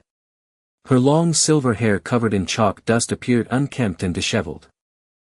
However, from the facial contours visible beneath the dark mask and the slight bulge of her dark green vest, one could tell that this person was a woman. Sakura's sense of chivalry prevented her from mocking a lady. Yet Sasuke observed her laziness with a furrowed brow and remarked, "Is this really a jonin? Why does she seem a bit unreliable?" The woman squinted her eyes and laughed as she scratched her chin, saying, "Well, how should I put it? My first impression of you is..."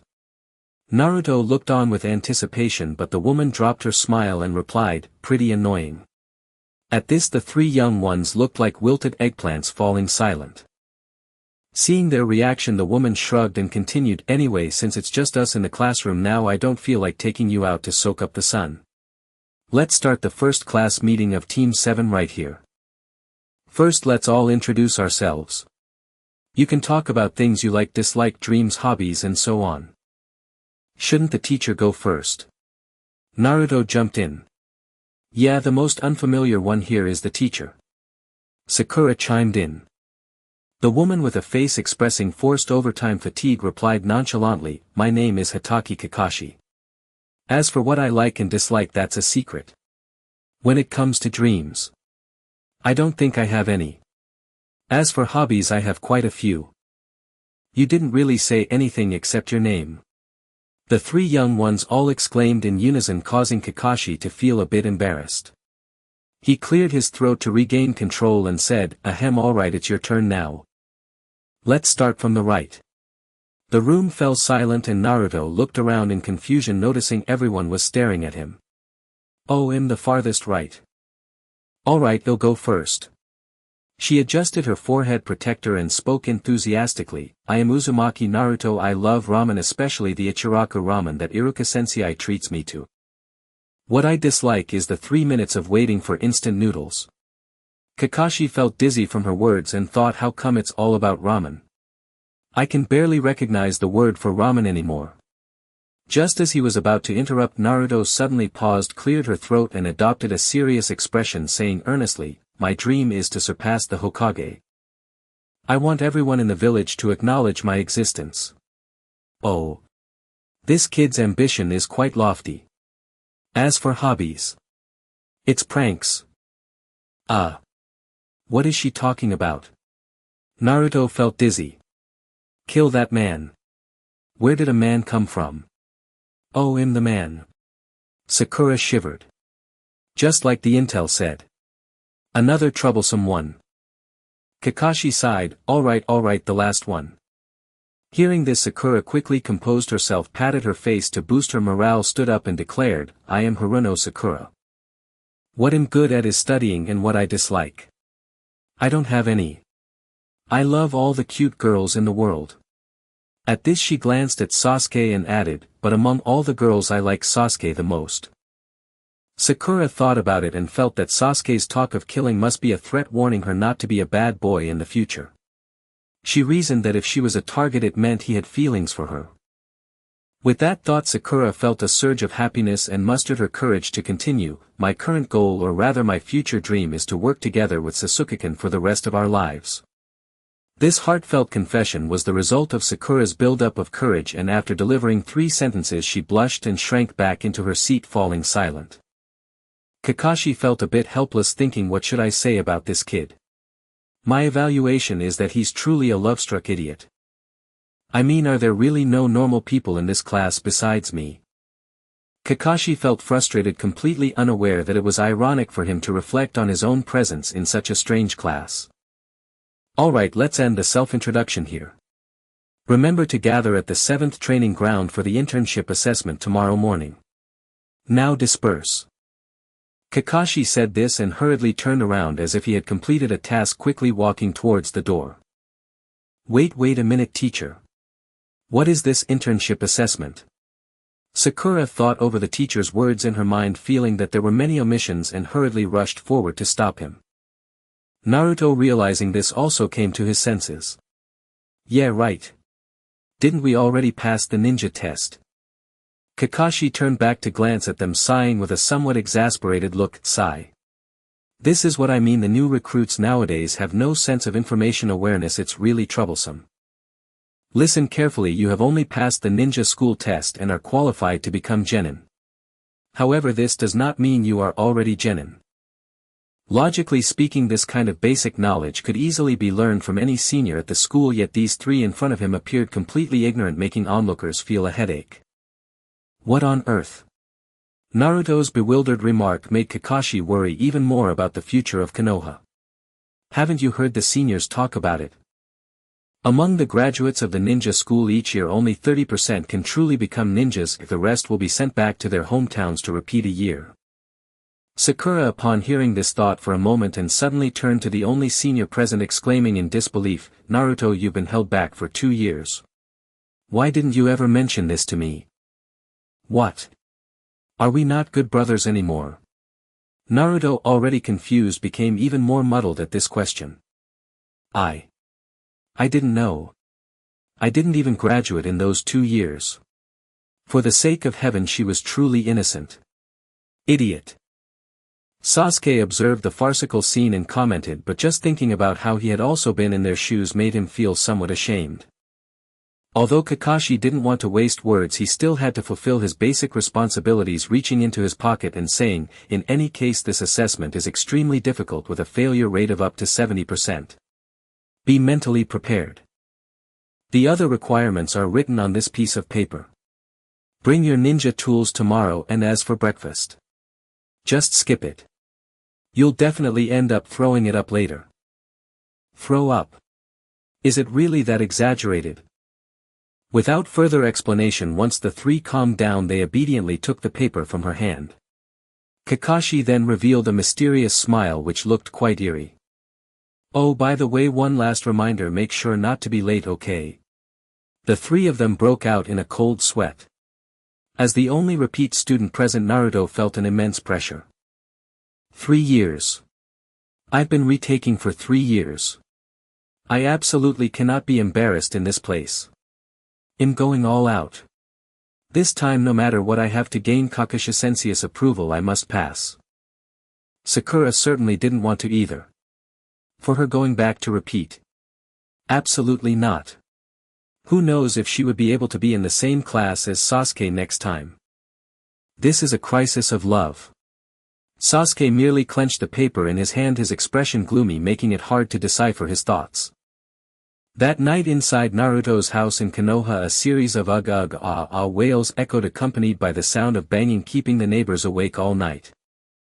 Do not misunderstand, this was certainly not an assault in the middle of the night, it was just Naruto conducting a whole night of simulated training with a self-made Kakashi doll. The next morning at the 7th training ground located in the outskirts of Konoha. "Good morning everyone," Kakashi greeted as he sauntered over. "Amidst the accusations of you're late." She yawned and took out her alarm clock, nonchalantly fiddling with it as she looked at the clock hands that had already passed 10 in the morning. "Alright, look here." Placing the alarm clock on a prominent wooden stump, Kakashi pointed at the clock face and indicated, "I set it to 12 o'clock sharp. Now I have 2 bells here. Your task is to snatch them from my hands before noon, that is the assessment." After saying this he pointed at 3 wooden stumps about 2 meters tall in the distance, stating, "Those who fail to grab a bell within the time limit will not be qualified to have lunch and will be tied to that stump over there to watch me eat my bento." The 3 were greatly demoralized upon hearing this, their empty stomachs immediately rumbling, all thinking in unison, "No breakfast. So that's how it is." Facing their resentful gazes, Kakashi unfazed continued to put away the bells in his hand. "Grabbing 1 bell is enough, but there are only 2 bells in total, so someone will definitely end up tied to the stump. Moreover, he would be eliminated for failing the assessment, in other words, at least 1 person will have to return to school. No holds barred, if you don't have the determination to kill me you won't be able to grab the bells." Sakura looked at her nonchalant expression, feeling conflicted, but "That's too dangerous, teacher."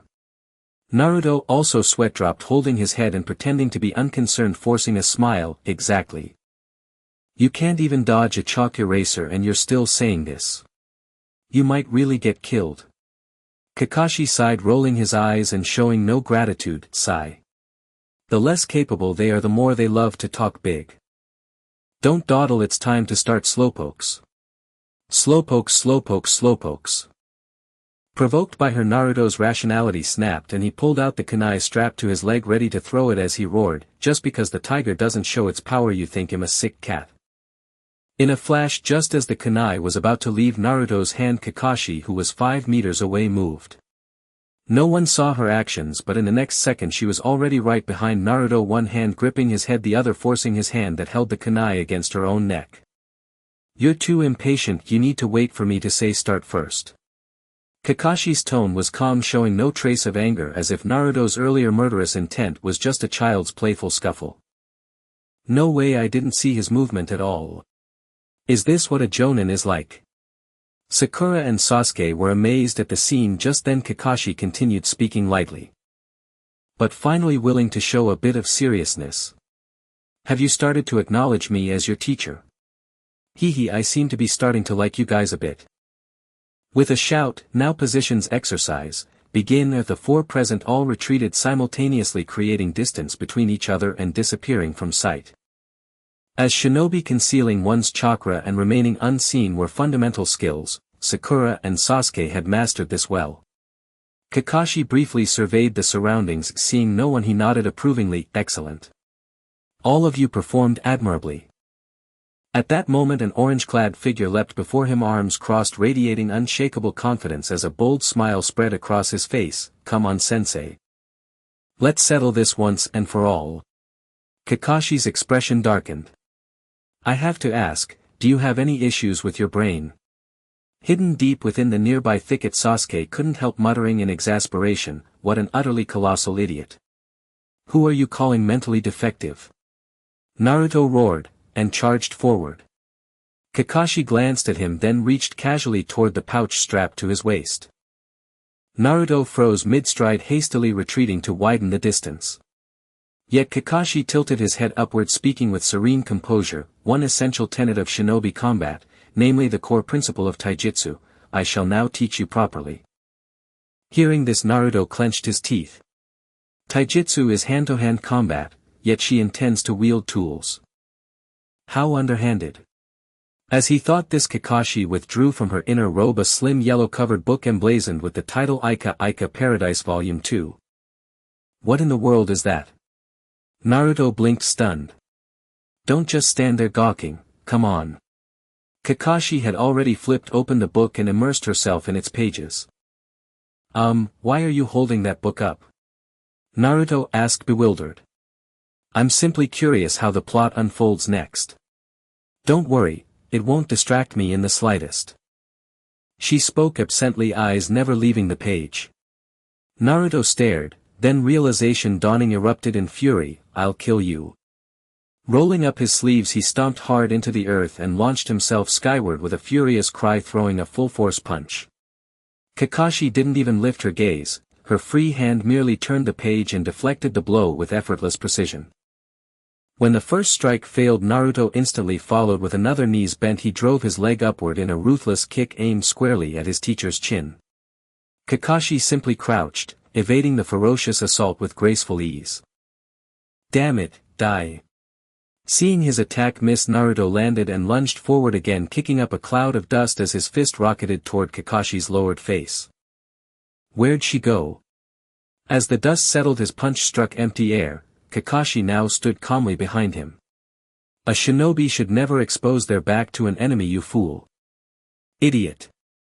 Closing the book, Kakashi formed a hand seal. From afar, Sakura, still prone on the ground, stared at her teacher's four-fingered tiger seal and gasped, that's the tiger seal. No, surely not. Is that really necessary against Naruto? Could she be preparing a fire-based jutsu? Damn it, that slippery little coward. Sasuke, already envisioning Naruto's grim fate, broke into a cold sweat. No one understood the terrifying power of fire release better than he did. Naruto, run. You'll die. Unable to bear it any longer, Sakura burst from the trees and shouted desperately toward Naruto. Ha! Before Naruto could react, Kakashi's voice cut through the air from directly behind him, cold, sharp and final. Too late. Her eyes flashed with icy intent as her sealed hands thrust forward, her voice resonated with quiet authority. Konoha shinobi technique, secret taijutsu, supreme art. 1,000 years of death. Grandiose in name, but in truth she simply jammed those four fingers deep into Naruto's backside. Stunned and shrieking, Naruto rocketed backward like a firecracker, flying headlong into the river ahead. Ha! So it wasn't a jutsu after all. Can that seriously be called a supreme art? It's just a hard shove. Relieved, Sakura sighed softly and retreated, cheeks flushed back into her hiding place. Disgusting, Sasuke muttered with disdain. Yet despite his contempt for his teacher's methods, even he found himself pondering, she's truly extraordinary. How then might one possibly counter her? Damn it! Submerged beneath the water, Naruto raged inwardly. Why? How did it come to this? Gritting his teeth, he unfastened the shuriken pouch strapped to his right thigh. With twin whistles, shush shush. Two miniature four-bladed shuriken pierced the surface, arcing toward Kakashi, who remained seated on the bank absorbed in her book. Sakura and Sasuke both brightened, only to watch Kakashi flick two fingers outward, precisely slotting them into the central control holes of both shuriken. Thus, instead of inflicting harm, the weapons spun harmlessly in her grasp like cooling fans, stirring faint breezes around her fingertips. Glug glug glue, damn it. Naruto nearly choked on a mouthful of water. She's not even looking up from her book, Naruto's being toyed with completely. Sakura watched despair creeping into her heart. Yet Naruto refused to yield. Clenching his fists, he formed a hand seal. I won't fall here. Not like this. As the seal completed, an orange-clad figure, dripping, coughing, battered, dragged himself onto dry land. What's wrong? If you don't snatch the bell before noon, you get no lunch. Kakashi teased, glancing over. I know that. Naruto retorted defiantly, even as his body collapsed limply onto the ground. Sigh. With this kind of spirit, how will you ever surpass the Hokage? Kakashi sighed again, the bell at her hip chiming mockingly in response. Damn it, damn it. Even if I starve, I'll push through. He declared fiercely, just as his stomach betrayed him with a loud, unmistakable growl. Sakura and Sasuke felt the pang acutely. Though they hadn't expended energy like Naruto, they were still adolescents in peak growth, normally devouring meals large enough to bankrupt a parent. Now, having done nothing but observe for hours, they too felt hollow and famished. Naruto meanwhile had endured relentless high-intensity taijutsu combat. His trembling legs and inability to rise were entirely unsurprising. Damn it, I'm starving. My body won't obey. But I must seize that bell. I must earn her recognition. No matter what. I will become a shinobi. With a sweeping motion 8 orange-clad figures erupted from the river, surrounding Kakashi's back in perfect formation. Ha! Behold my signature technique, the multiple shadow clone jutsu. You'll pay dearly for underestimating me. What? They're all solid, none are illusions. Sakura cried in astonishment. 1, 2, 3. 8 total. What is this jutsu?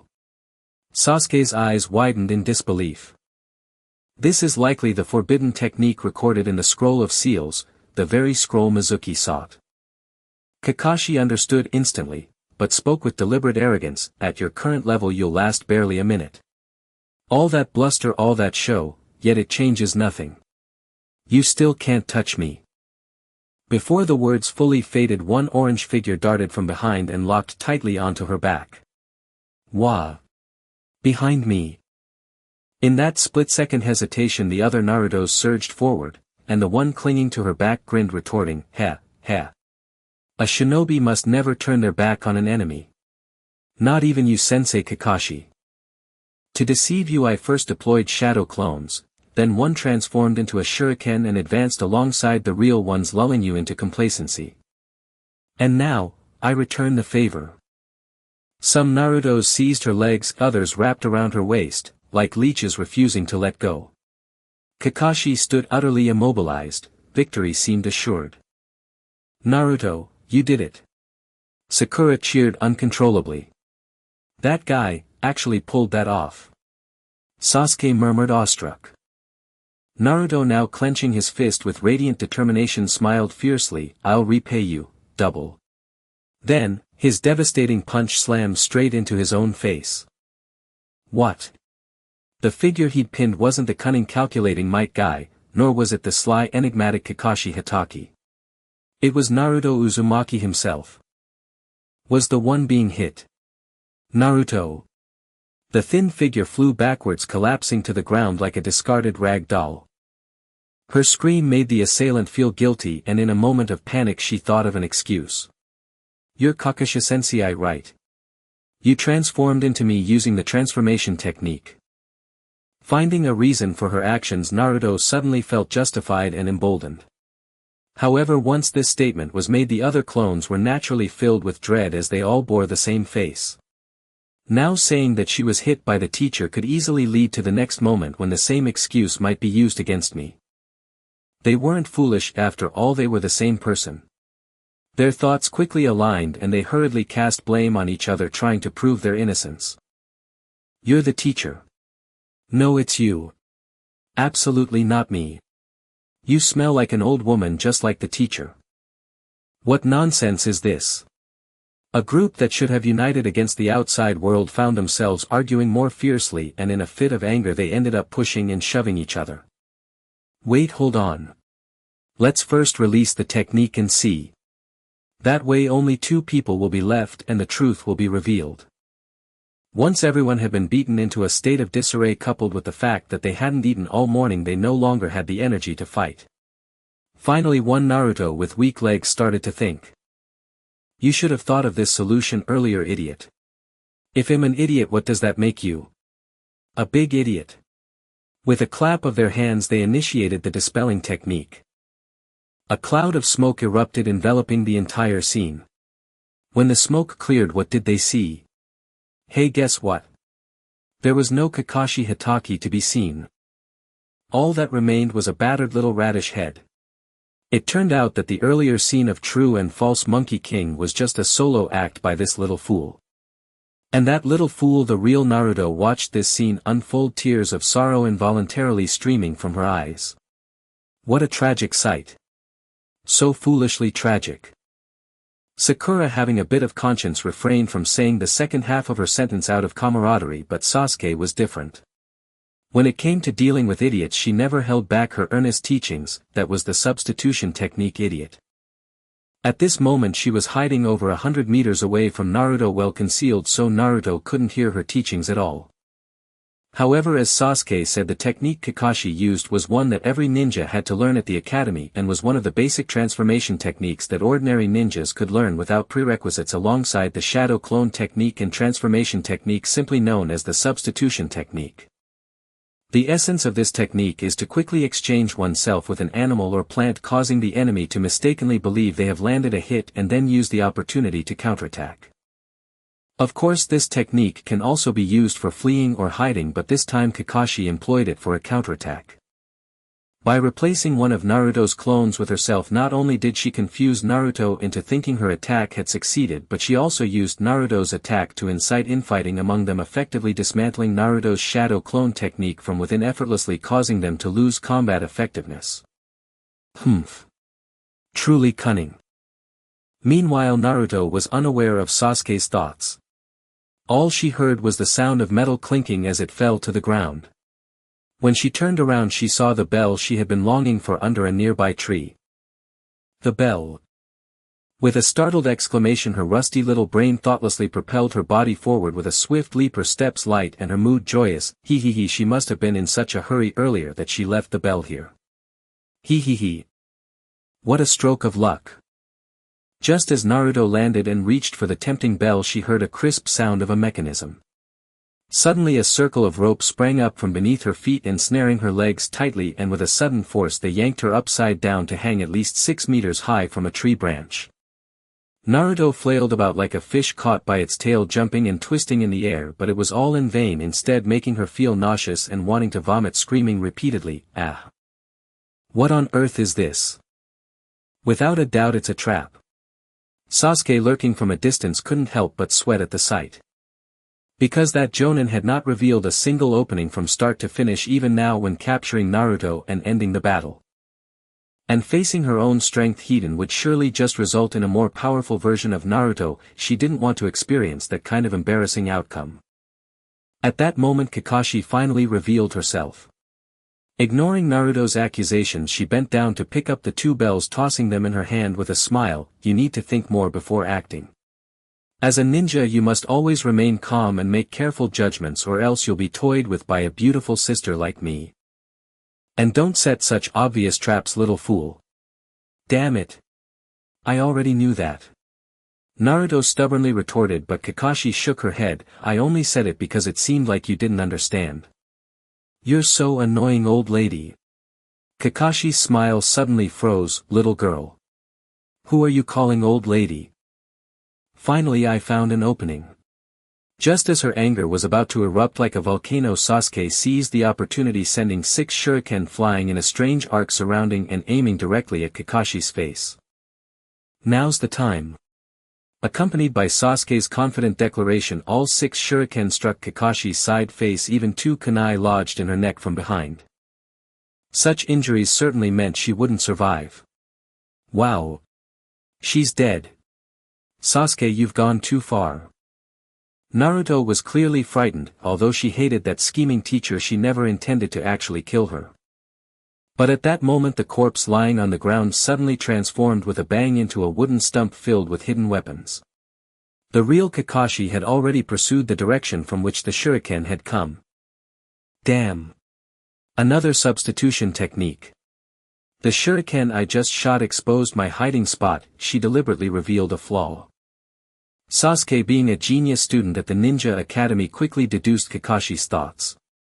He could only accelerate his escape while feeling frustrated in his heart. "Damn it. I actually fell for the same trick as Naruto." Meanwhile Sakura was also racing towards Sasuke's exposed position. Naruto had been captured and he couldn't go save her, otherwise he might fall victim to the teacher's trap. His own strength was too weak and he could only hope for a chance by joining forces with Sasuke. "Sasuke. You must not get into trouble." Yet upon arriving at the location, Sasuke was nowhere to be seen, only Kakashi stood there. Sakura slammed on the brakes and rolled swiftly into the underbrush for cover.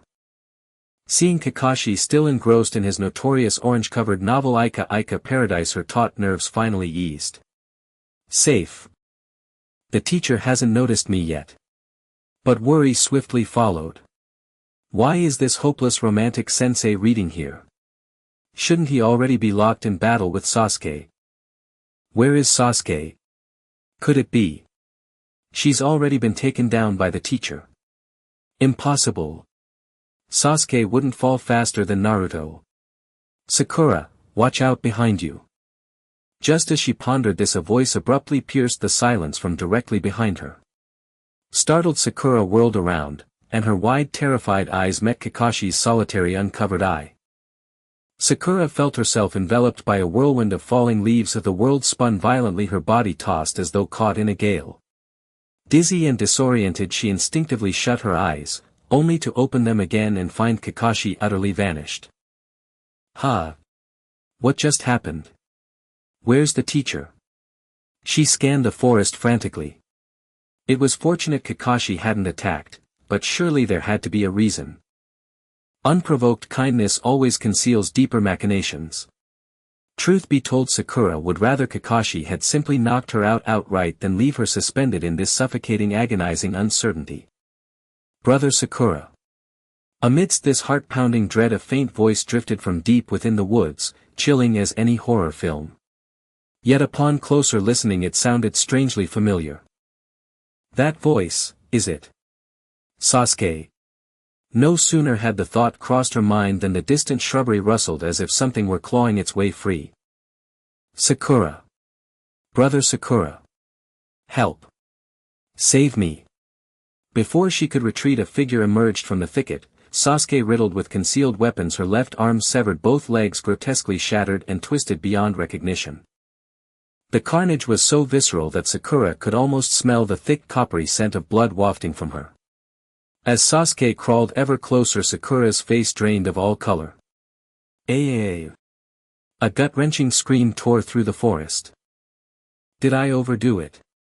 From a distance Kakashi murmured softly, then approached to check whether Sakura's heart had stopped from sheer fright. But as she knelt, a corpse-pale hand seized her ankle with desperate iron grip. Kakashi recoiled in surprise, only to find Sakura no longer the timid boy she'd assumed. Though his face remained deathly pale, his expression now gleamed with fierce, unguarded triumph. Calm under pressure, precise analysis, turning the enemy's own technique against them. I've learned well, haven't I, teacher? It was the first time Kakashi had witnessed such vivid, unrestrained vitality on the face of this gentle, seemingly naive youth, a grin both audacious and radiant. You actually broke through my genjutsu. This truly defied her expectations. Logically, even if the boy had discerned the illusion, Kakashi, as a jonin, possessed overwhelming physical stamina and spiritual fortitude, she should have been able to lock his consciousness entirely within the genjutsu. So why? Sakura, however, lacked the depth of understanding required to grasp the weight of Kakashi's words. He merely smiled and said, "Your genjutsu conjures one's deepest desire, then twists and shatters it. A cruel technique indeed. But alas, the real Sasuke would never call me brother Sakura." Sakura's reply missed the point entirely, yet Kakashi instantly understood this boy had no inkling of how extraordinary his feat truly was, using mere genin-level chakra and willpower to resist then shatter her jonin-grade genjutsu. Your mind really is exceptional. She realized she'd gravely underestimated him. Still. But your body remains painfully frail. With only the lightest flick of her wrist, Kakashi shook off Sakura's grip, his desperate full-strength hold leaving not even a trace of redness on her skin. A promising talent, but a pity nonetheless. With a swift, precise strike to his neck, she rendered him unconscious. Her gaze flickered, then softened into a quiet sigh. Hand seals formed, and with a soft poof she vanished. The Kakashi who'd struck Sakura down was merely a shadow clone. Her true self had long since resumed pursuit of Sasuke after weaving the genjutsu. What use is raw talent when measured against the Uchiha? In the end he remains an ordinary mortal, devoid of their bloodline legacy. That voice just now, was it Sakura? Hearing the commotion in the distance, Sasuke halted and prepared to lie in wait. If that scream truly belonged to Sakura, then Kakashi must be at least a kilometer away, and the dense layered forest provided a natural barrier sufficient to break his tracking surely. Why stop now? Do you really think you've lost me? Kakashi's voice slithered from behind her like cold mist. Before Sasuke could respond, she received the memory stream from her dispelled shadow clone. Haruno Sakura. Just now I administered the second portion of the practical exam, Genjutsu. Surprisingly, someone passed. Your teammate appears far more formidable than expected. Genjutsu. At this, Sasuke's expression sharpened, cool, detached. That's nothing but cheap trickery. Only those who pass it are worthy of standing beside me. And it was no boast. Ordinary Genjutsu held no power over the Uchiha clan.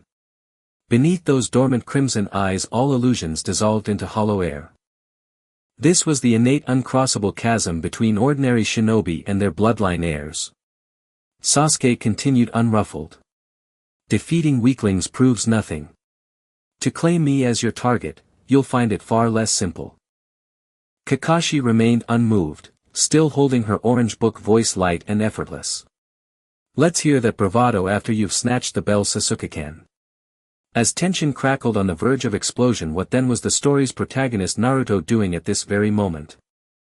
There she was, crouched low, having painstakingly frayed the ropes binding her ankles, now laughing triumphantly as she vaulted down.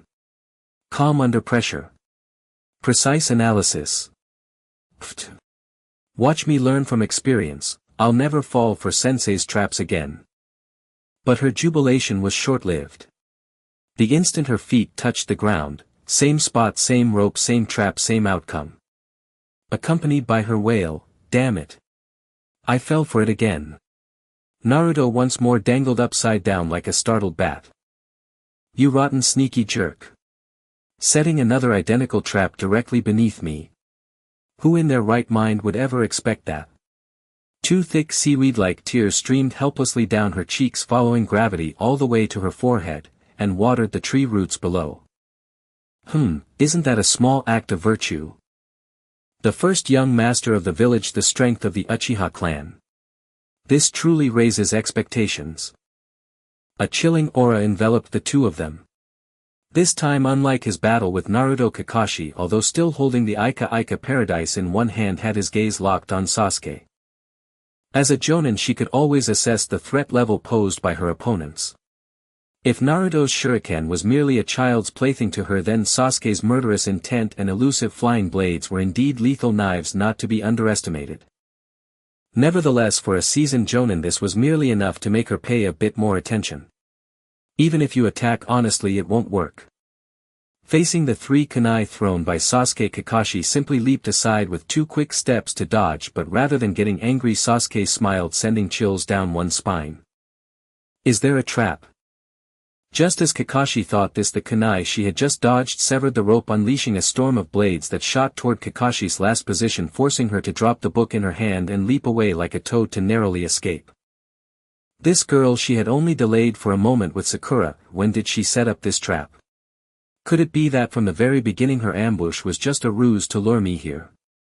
In just a moment of distraction, Sasuke had already darted behind her. Even Kakashi was momentarily taken aback by her speed, unable to dodge in time, and could only raise her hand to block Sasuke's flying kick. The force was so great that even she needed to lessen the impact. Yet this reckless attack came with a price. Sasuke's body was also momentarily held still after the hit, but that brief moment allowed Kakashi to seize the opportunity and twist her arm that had been protecting her head, firmly gripping Sasuke's ankle before she could withdraw. If it were Naruto or Sakura, being grabbed like this would likely end the battle in the next second, but unfortunately she was Sasuke. Sasuke was not afraid at all. She let Kakashi grab her leg and even used the force to bend her knee, launching a powerful punch straight towards Kakashi's face. Kakashi was forced to abandon her counterattack and used her other hand to shield her face. Now Kakashi's most agile and aggressive hands were both restrained, while Sasuke still had one fist and one leg free. Moreover, since her left foot and right hand were tightly held by Kakashi, she could stabilize her stance and deliver a whip-like kick directly towards the wide-open left side of Kakashi's ribcage. To block, Kakashi could only bend down and shrink her arm to deflect the kick, but this also brought Sasuke closer, pressing against her. The bell around her waist jingled lightly and Sasuke chuckled. This girl. Kakashi hurriedly pushed Sasuke away. If she hadn't reacted in time, Sasuke's recent monkey-grabbing move might have succeeded. Even so, the violent shaking of the bell around her waist reminded her that Sasuke had indeed touched it. Just a little more. This little girl is truly remarkable. It seems I can't hold back any longer. Indeed, if she went easy on her and Sasuke actually managed to grab the bell, Kakashi's reputation as a jonin would be severely tarnished. Very good. I admit you are indeed different from those two. When it comes to students, not only should there be corrections for their mistakes but also praise for their excellence. In terms of strength, speed and an innate unbreakable mental barrier, Sasuke far surpassed her peers. She truly deserved this praise. But this is merely standing out among the lower ninjas. When faced with a jonin like myself. Just as she thought this, she saw Sasuke's fingers rapidly forming seals and a series of hand signs were completed. That is the tiger and horse seals. Fire style. Great fireball technique. Sasuke puffed up her cheeks. What? Kakashi couldn't help but voice her surprise. A lower ninja can actually perform this jutsu. Her chakra should be insufficient, right? This girl cannot be underestimated as a lower ninja. A massive fireball at least 10 cubic meters in size engulfed Kakashi, making it difficult to discern her whereabouts. Thus, as the caster, Sasuke could only wait for the flames to dissipate to see the outcome. The ground that bore the brunt of her great fireball technique had left a huge crater as if struck by a meteor. But Kakashi was nowhere to be seen. Gone. Sasuke realized that with her current strength she could not possibly erase a body with a single blow. The absence of anyone in the arena only proved that Kakashi had long evaded her attack. Is it the body replacement technique? Or the instantaneous technique? Where could she be? I'm underneath you. A dull thud resonated from the ground beneath her. Just as Sasuke was about to run, a hand shot up from the earth, grabbing her ankle with such force that she couldn't break free. This. Sasuke was filled with doubt, and she heard Kakashi's voice from underground, still strong and clear. This is Earth-style heart decapitation technique.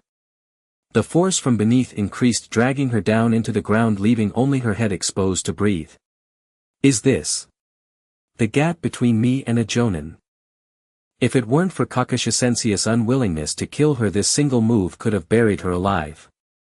This is the third principle of ninja combat ninjutsu. Kakashi continued her diligent teaching, but noticing Sasuke's frustration, she too recognized her talent and encouraged her with a smile. Don't be discouraged. I believe you will soon shine.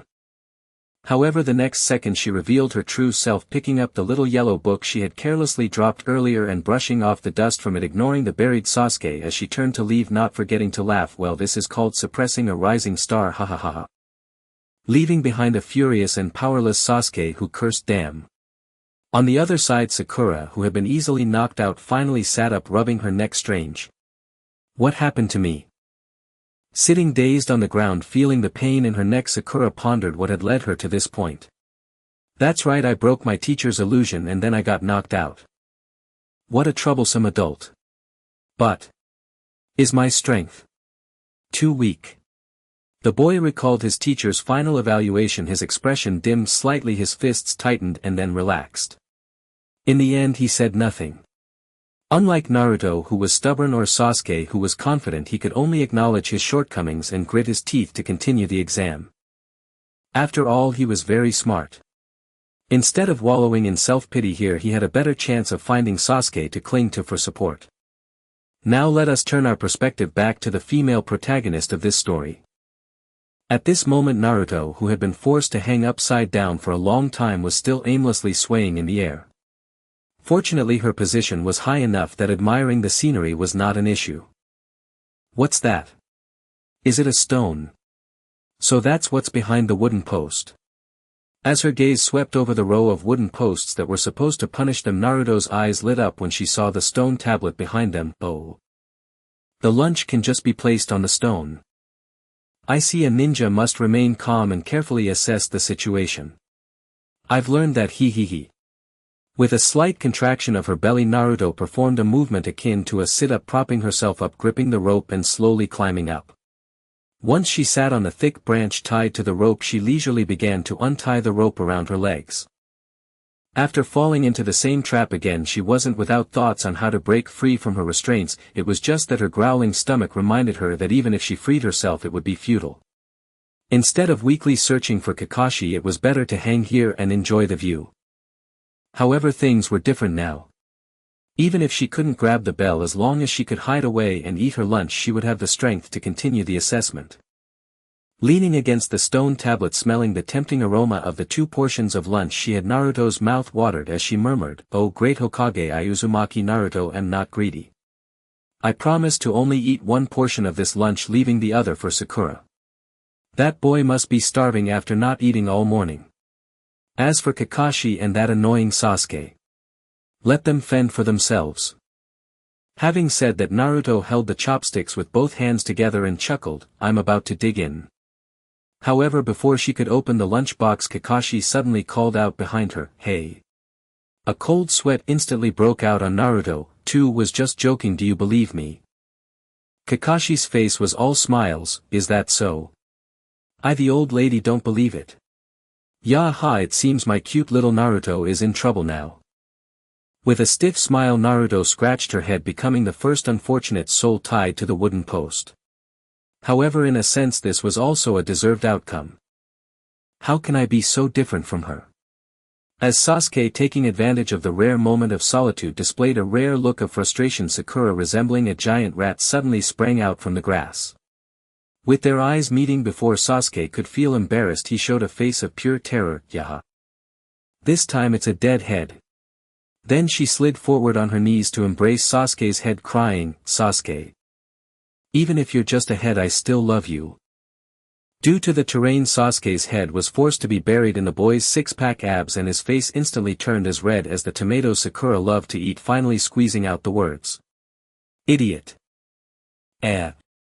Upon hearing this, Sakura finally reacted, suddenly releasing her grip and creating distance. "Only the real Sasuke would scold me like an idiot with that icy tone." Thinking this way, besides the joy of reunion, he felt a strange bitterness in his heart. "What do you mean, hurry and dig me out?" Sasuke didn't care much about him urging with a serious face, "You're okay. It's really not an illusion." Sakura still didn't dare to face reality, having just taken advantage of him, who knew if Sasuke would directly take him out after he came out. "It's not an illusion." Sasuke was speechless. Didn't he see that he was buried? Shouldn't he dig him out first and then chat? This idiot. While that was true, thinking about what Sakura had just said and the screams from earlier in the jungle, even Sasuke with his genius brain couldn't help but understand the boy's feelings. Was that scream just now because of me? Thus, with Sakura transformed into a mole tirelessly digging, Sasuke, deeply buried underground, was finally pulled out. She patted the dirt off herself and looked at the boy's muddy hands, 2 red clouds secretly rising on her cheeks, yet she still said seriously, "It's almost noon, I'm going to grab the bell." "What? You're still going to steal?" Sakura was a bit stunned upon hearing this. Having been buried once, wouldn't she learn her lesson? If they both got buried next time, who would come to save her? She couldn't rely on Naruto, right? That was the first one to fall flat in the class. Although Sasuke didn't think that much, he noticed Sakura's worry. After some thought, he explained, "I already touched the bell just now. This time I'm definitely going to grab it." After all, she had helped him, and she finally accepted this companion who didn't look very bright, and her words increased in number. Sakura's eyes darkened upon hearing this. She had always known the gap between herself and a genius, but she never expected it would be so vast. Not only had she touched the bell that seemed unattainable to her, but also that indomitable courage of hers. Indeed. "Sasuke, you're really impressive. Unlike me, no matter how hard I try, I can't see any hope." The latter part of her thought naturally remained unspoken, but just seeing the boy's desolate expression, Sasuke couldn't help but empathize. Didn't she also have a goal that she could never reach, no matter how hard she chased after it? "I can't kill him either." Kill who? The teacher. Not necessary, right? Sakura was a bit taken aback upon hearing this, but Sasuke did not answer her, lost in his own world. "At that time I cried out. My Before her were the scenes of her loved ones dying. That man. That man. What's wrong with you? Wake up, Sasuke. The boy's voice exploded in her ears and Sasuke looked at his anxious expression, slightly dazed. A long time ago someone had cherished her like this, would cry for her and laugh for her. Why has my life turned into this? It was precisely because she once had it, and precisely because it was now lost, that she had to become a vengeful spirit. To take revenge on the man who had taken everything from her. Thus she gently removed Sakura's hand from her shoulder, actively avoiding the boy's tenderness, lowering her head to push him away, and once again swore, I must be stronger than that guy. I can't stay in a place like this. Ding-ling-ling-ling. Hearing the distant alarm ring, she realized the clock had struck noon. With a dismissive snort she shattered the eerie silence, kicking a pebble along the roadside and muttering, ugh, too much pointless chatter. Then she turned on her heel and strode away, leaving the boy behind, as if that fleeting moment of raw emotion had never existed at all. Sakura stood frozen for a beat. She sensed something sorrowful had transpired in Sasuke's life, something he chose not to voice. And so she chose not to ask. In the end the boy simply fell into step behind Sasuke's retreating figure, not side by side but at a respectful distance, granting her ample space. Caring without intruding, that excessive sense of distance was perhaps precisely what caused him to perpetually slip past the affections of young girls. 10 minutes later the two sat beside Naruto, the human training post tightly bound, and listened as their stomachs growled with thunderous hunger. Neither had seized a bell, thus neither earned the right to eat. They remained seated where they were, waiting, perhaps for Kakashi to transform them two into upright wooden dummies like Naruto. Oh. Your stomachs are rumbling already. Kakashi made no move to intervene, speaking instead with his usual languid calm. By the way, let's call off this exercise. You don't need to return to the academy anyway. Oh,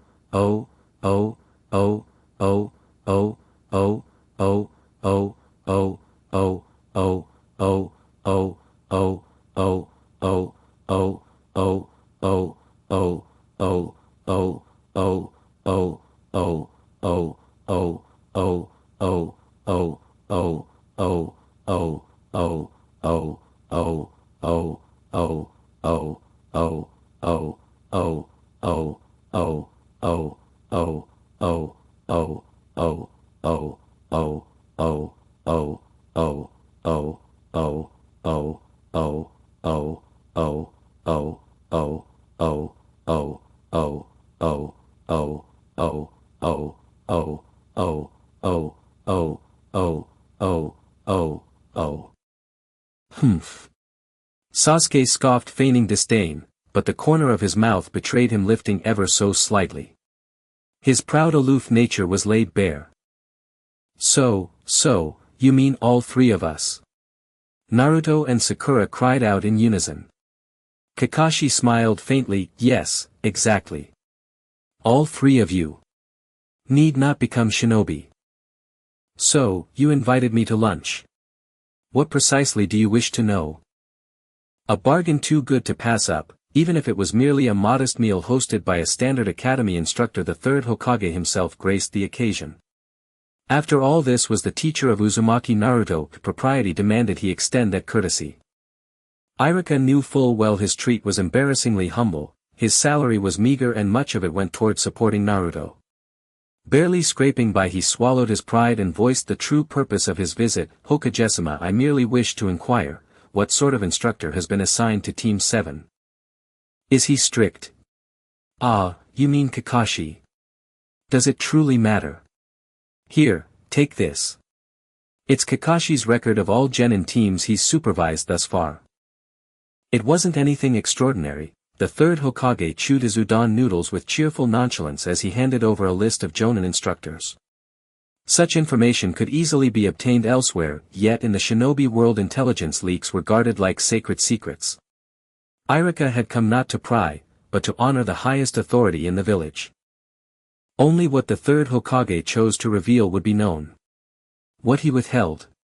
To seek it without permission was to risk your head. Relieved that the Hokage hadn't taken his inquiry seriously, Iruka exhaled softly. He dared not browse the jonin roster haphazardly, instead he turned straight to Kakashi's name in the index and flipped open the page. What he saw made his eyes widen sharply. This is. All three of you, cease being shinobi. Kakashi repeated coldly as if ensuring they'd heard him clearly. You're telling us not to be shinobi, what does that even mean? Naruto writhed helplessly, bound to the post, kicking wildly but unable to break free. No, we didn't get the bells, yes, but surely that doesn't mean we must quit. Emboldened by Naruto's defiance, Sakura, rarely daring to confront a teacher, raised her voice in protest. Kakashi merely reverted to his trademark deadpan gaze, calm and unruffled. What I mean is, you brats simply lack the qualifications to become shinobi. At those words Sasuke lunged, only to be met predictably by Kakashi's foot. No longer holding back, the jonin struck hard. Sasuke crumpled to the ground as Naruto and Sakura cried out in shock. Impulsive. That's precisely why I call you a child. Kakashi had no intention of killing, merely disciplining. The kick landed with controlled force. Sasuke remained conscious yet utterly immobilized beneath the jonin's boot pressed firmly against his head. How utterly disgraceful. Get your foot off her head, you bastard.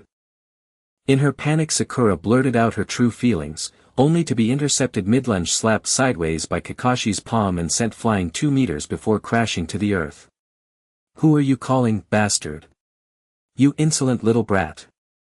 Spitting contemptuously at Sakura, who lay dazed and unable to rise, Kakashi cleared his throat and shifted into his role once more, his expression now terrifyingly severe, like a predator ready to devour.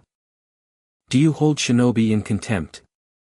Answer me, why do you think we conduct this exercise in teams? Teamwork. Sakura spoke haltingly, still reeling from the blow. Kakashi's stern mask shattered instantly, shock rippling across his face. You knew the test's purpose, and yet you let Naruto fend for himself.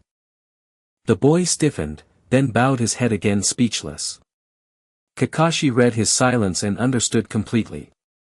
For the first time genuine disappointment, not the performative sternness of a mentor, flickered in his eyes.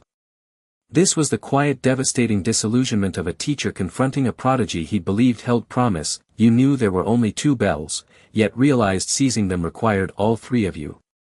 So you allowed Naruto, the most reckless attention-seeking, to exhaust my stamina and probe my techniques, giving Sasuke the chance to study my movements and formulate a counter-strategy. Correct.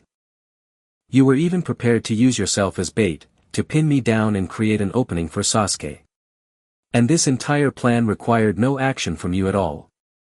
You simply let the other 2 act, knowing their personalities would inevitably draw them in. Brilliant strategy, kid. Though spoken as praise, Kakashi's face bore no warmth, only an unprecedented chilling severity. To complete a mission you treat teammates, even yourself, as mere pawns. A born shinobi indeed. But tell me, have you ever considered this? What if I were a true enemy? What if I now held a blade to Sasuke's slender throat, and commanded you to kill Naruto? What then? As he spoke, Kakashi drew a blade and pressed its tip against Sasuke's pale neck. Slowly, deliberately the steel advanced, until a thin line of crimson bloomed upon his flawless skin. The wound wasn't large, but if he didn't stop. Even Naruto, who usually made the most noise, fell silent, afraid that a slight tremor from Kakashi's hand might cost Sasuke his life. After all, they were classmates, and no matter how much she disliked the other, she couldn't just watch her die. Stop it, teacher. In the silence, Sakura finally erupted. I only acted this way because I knew it was an exam. If it weren't for the exam, I would never allow them to face a jonin and die. But this was an exam. One person tests, another delays, and one either wraps up or escapes.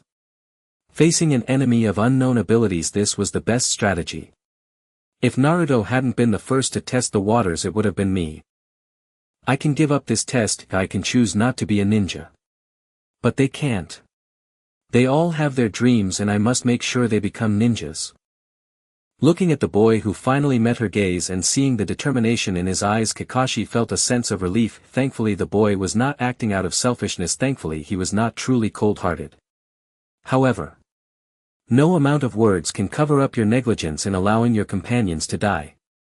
As punishment, you will switch places with Naruto. Although she was tied up here because she wanted to steal a bento, she at least thought of leaving you a portion. She is more worthy of this bento than you. With that, he untied Naruto and bound Sakura in her place. Naruto was initially unwilling. If it came down to a choice, she would rather go hungry herself, but Sakura stopped her. Kakashi ignored their pushing and warned Sakura, "I'll give you another chance. Don't try any clever tricks this time. After you finish eating, the three of you will compete for the bell again at 3 o'clock. Remember, it must be all three of you together. Additionally, Haruno Sakura, if you are truly as kind-hearted as you claim, then after the mission just go back to school by yourself. Remember, only the two of you can eat the bento. Anyone who dares to share it with her will be out." With that, he turned and left, leaving the three small ones staring at each other. The atmosphere was somewhat awkward. After all, anyone would feel uncomfortable knowing they had just been schemed against by seemingly close companions. But Naruto was different. For her, as long as the heart was not bad, that was enough. So she unhesitatingly stuffed a piece of fried chicken into Sakura's mouth. Caught off guard, Sakura instinctively bit down on the chicken. Only when Naruto's chopsticks were retracted did she realize she couldn't eat or spit it out, forcing herself to swallow the girl's intention, and she finally scolded Naruto, "You idiot. Do you still want to be Hokage? I let you be cannon fodder and you don't even get angry, you idiot." Yet Naruto smiled reassuringly. "Sakura, I jumped out to challenge the teacher without thinking it through, and you just didn't stop me. To put it bluntly, with my personality, even if you tried to stop me, it wouldn't have worked. Instead, our arguing might have drawn the teacher's wrath and lead to us both being wiped out. Although you and I are just classmates, all these years you have never discriminated against me or looked down on me due to rumors. You have always treated me like an ordinary person. Perhaps this doesn't mean much to you, but for me this is an unparalleled treasure."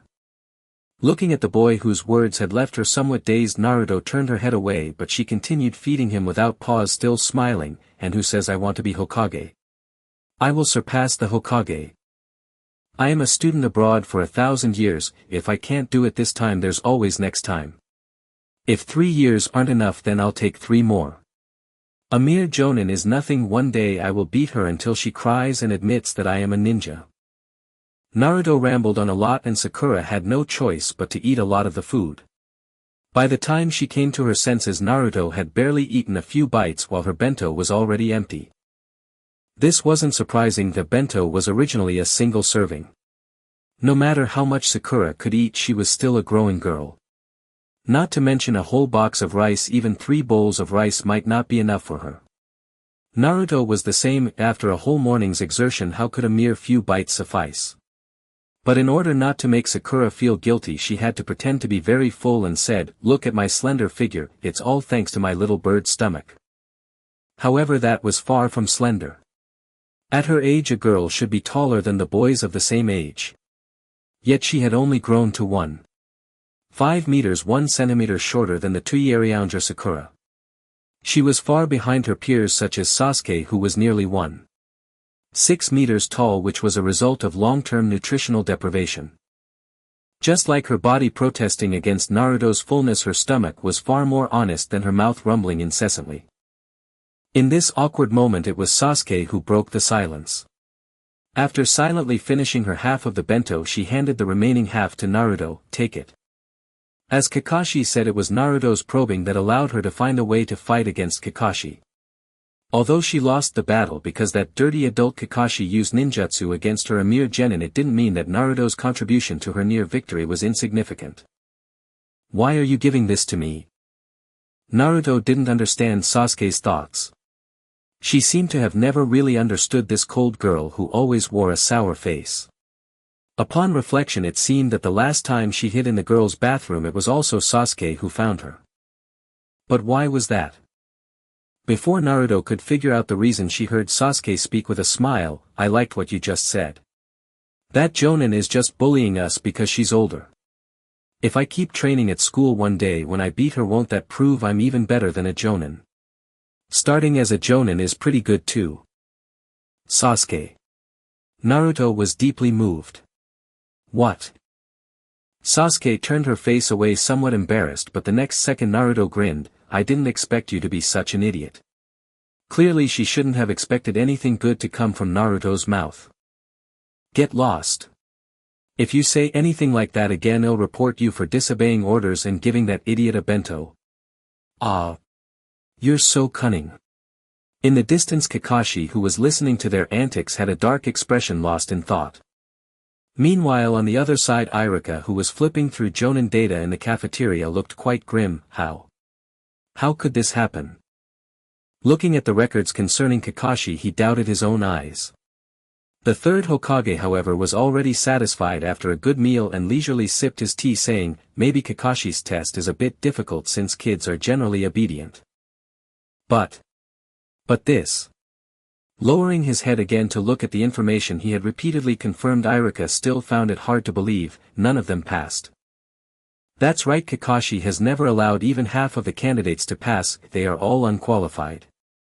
The affirmation from the third Hokage made Irika feel as if he had fallen into an ice cave.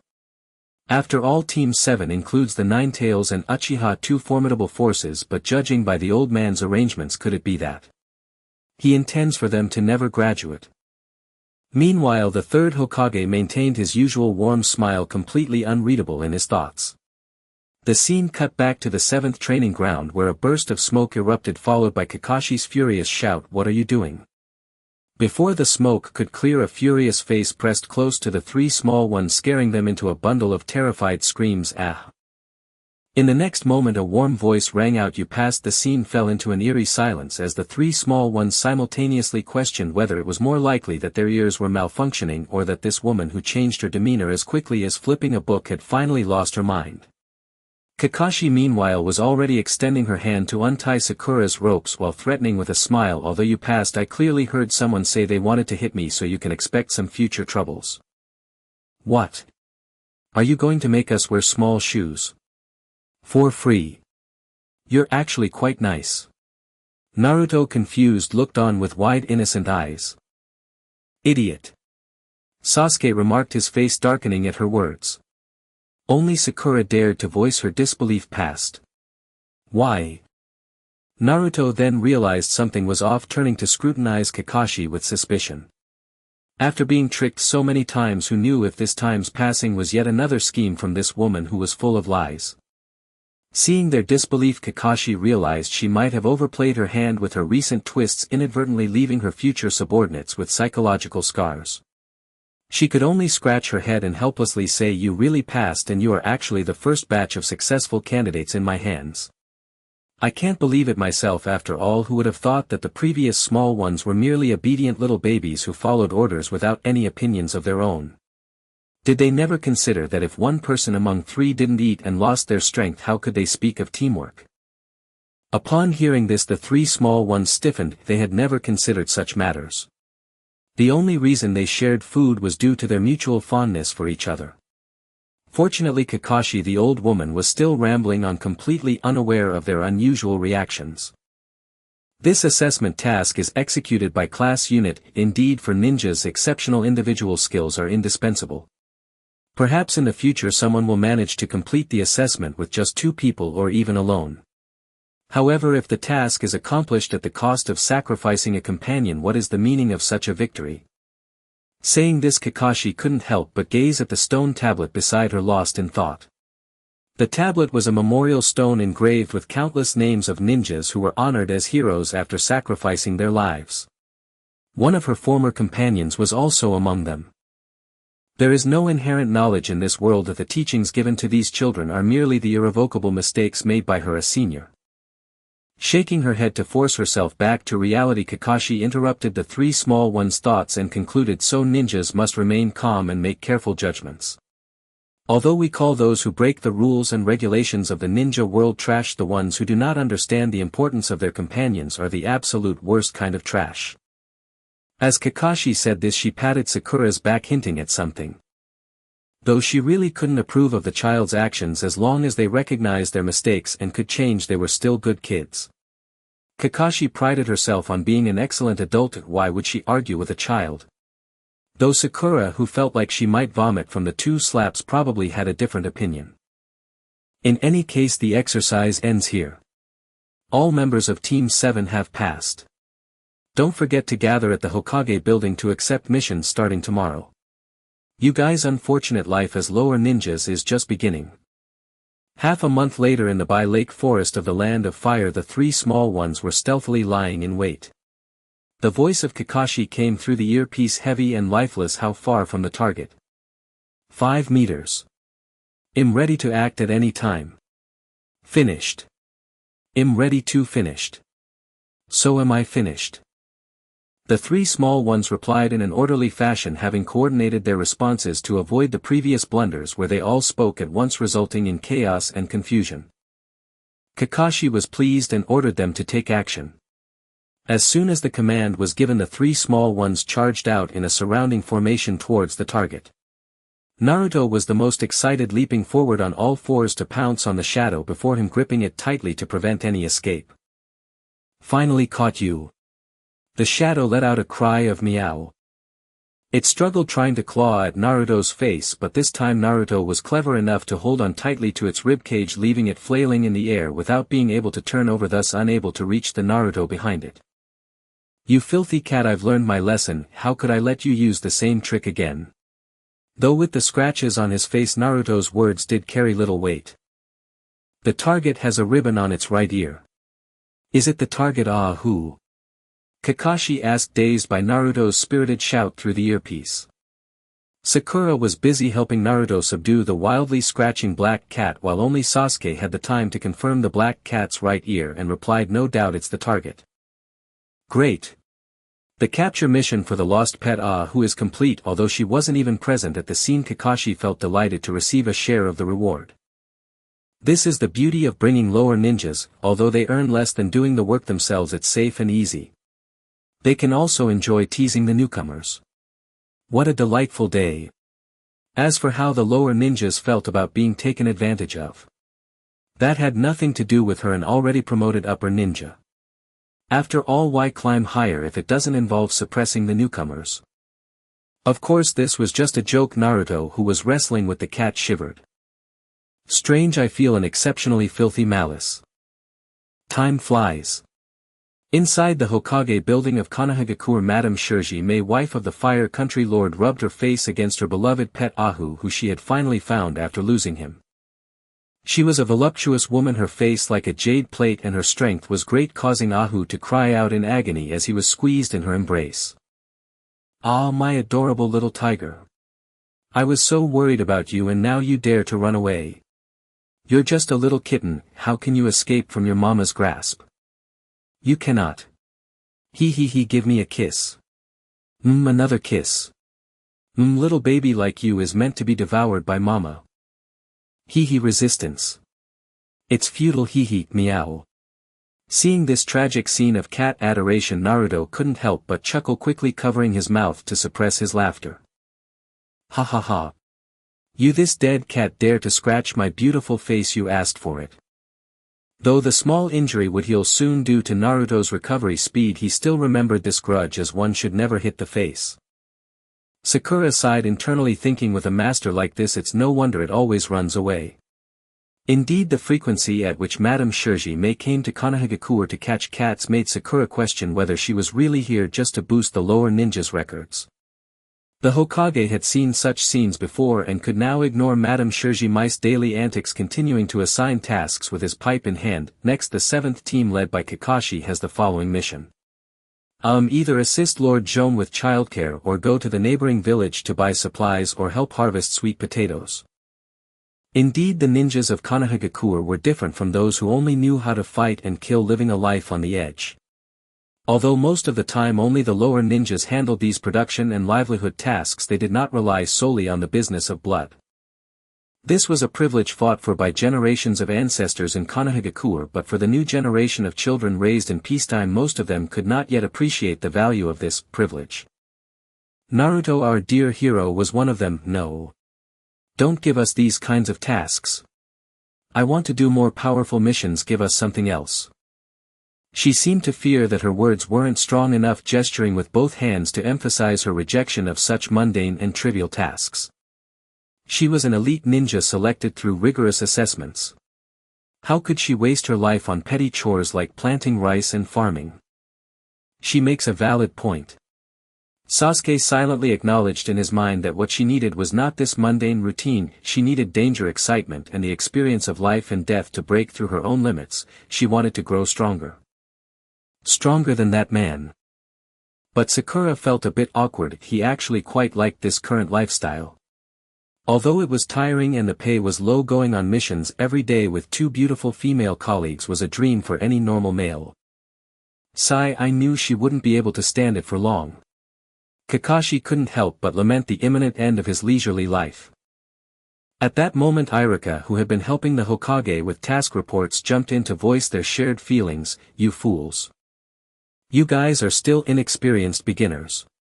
Everyone has to start with simple tasks to accumulate experience. But Naruto countered, but we've been doing such boring tasks lately.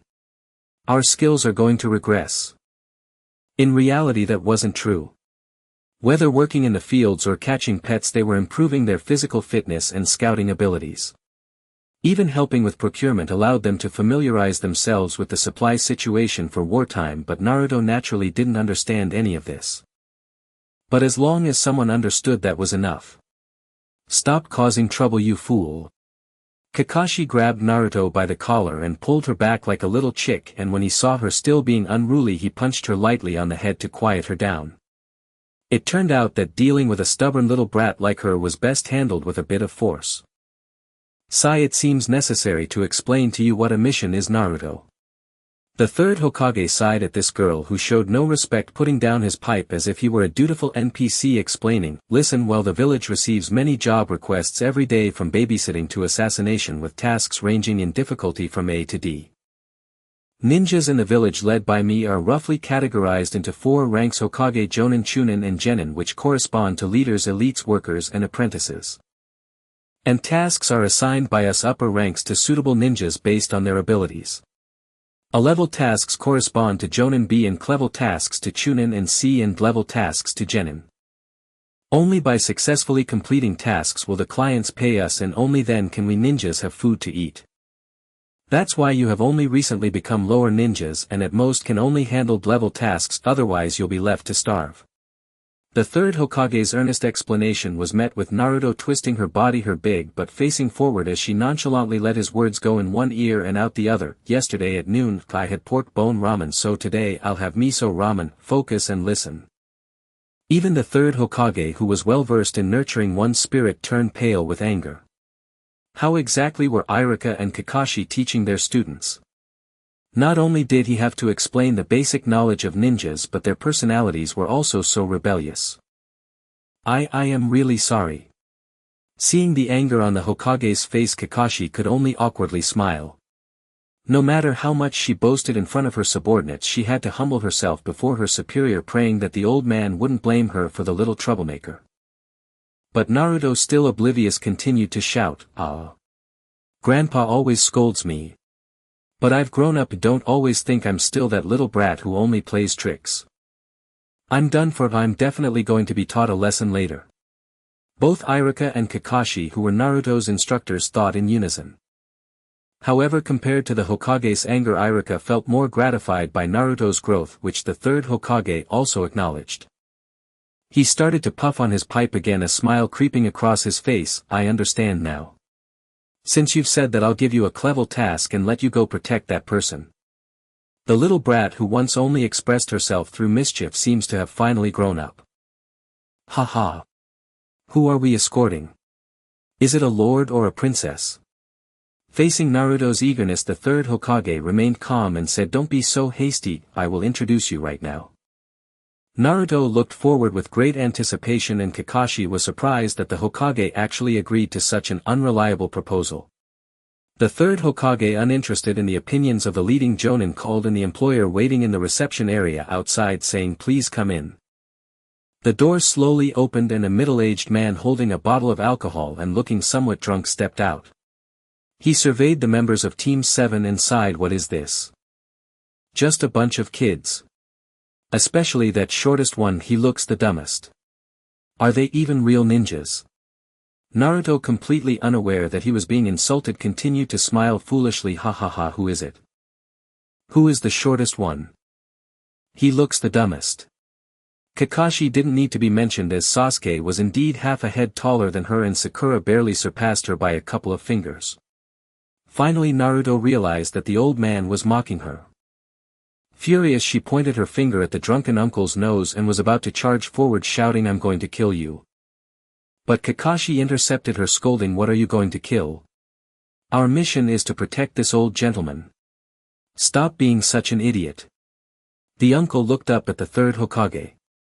Seeing that he had no intention of changing the team, he could only accept this obviously unreliable combination. After all, he was the one requesting help, he had no choice. "My name is Dazzling, a highly renowned bridge builder. Before I finish building the bridge and return to my country, I ask you to put your lives on the line to protect my safety." Once outside the village, Naruto became excited and looked left and right, cheering, "Let's go, let's go." Kakashi asked, "What are you so happy about?" Sakura couldn't quite understand his excitement, and Naruto excitedly replied, "Because I've never left the land of fire before. After all, she was the Nine-Tails Fox suppressed by the village, and before the village acknowledged her, she didn't even have the right to leave the borders. Today she finally got the Hokage's approval and had the chance to see the outside world. Hey, is it really okay for kids like you to handle this?" Dazzling, being a famous bridge builder, questioned Kakashi, the team leader, as he couldn't trust a little brat who had never even left his own country.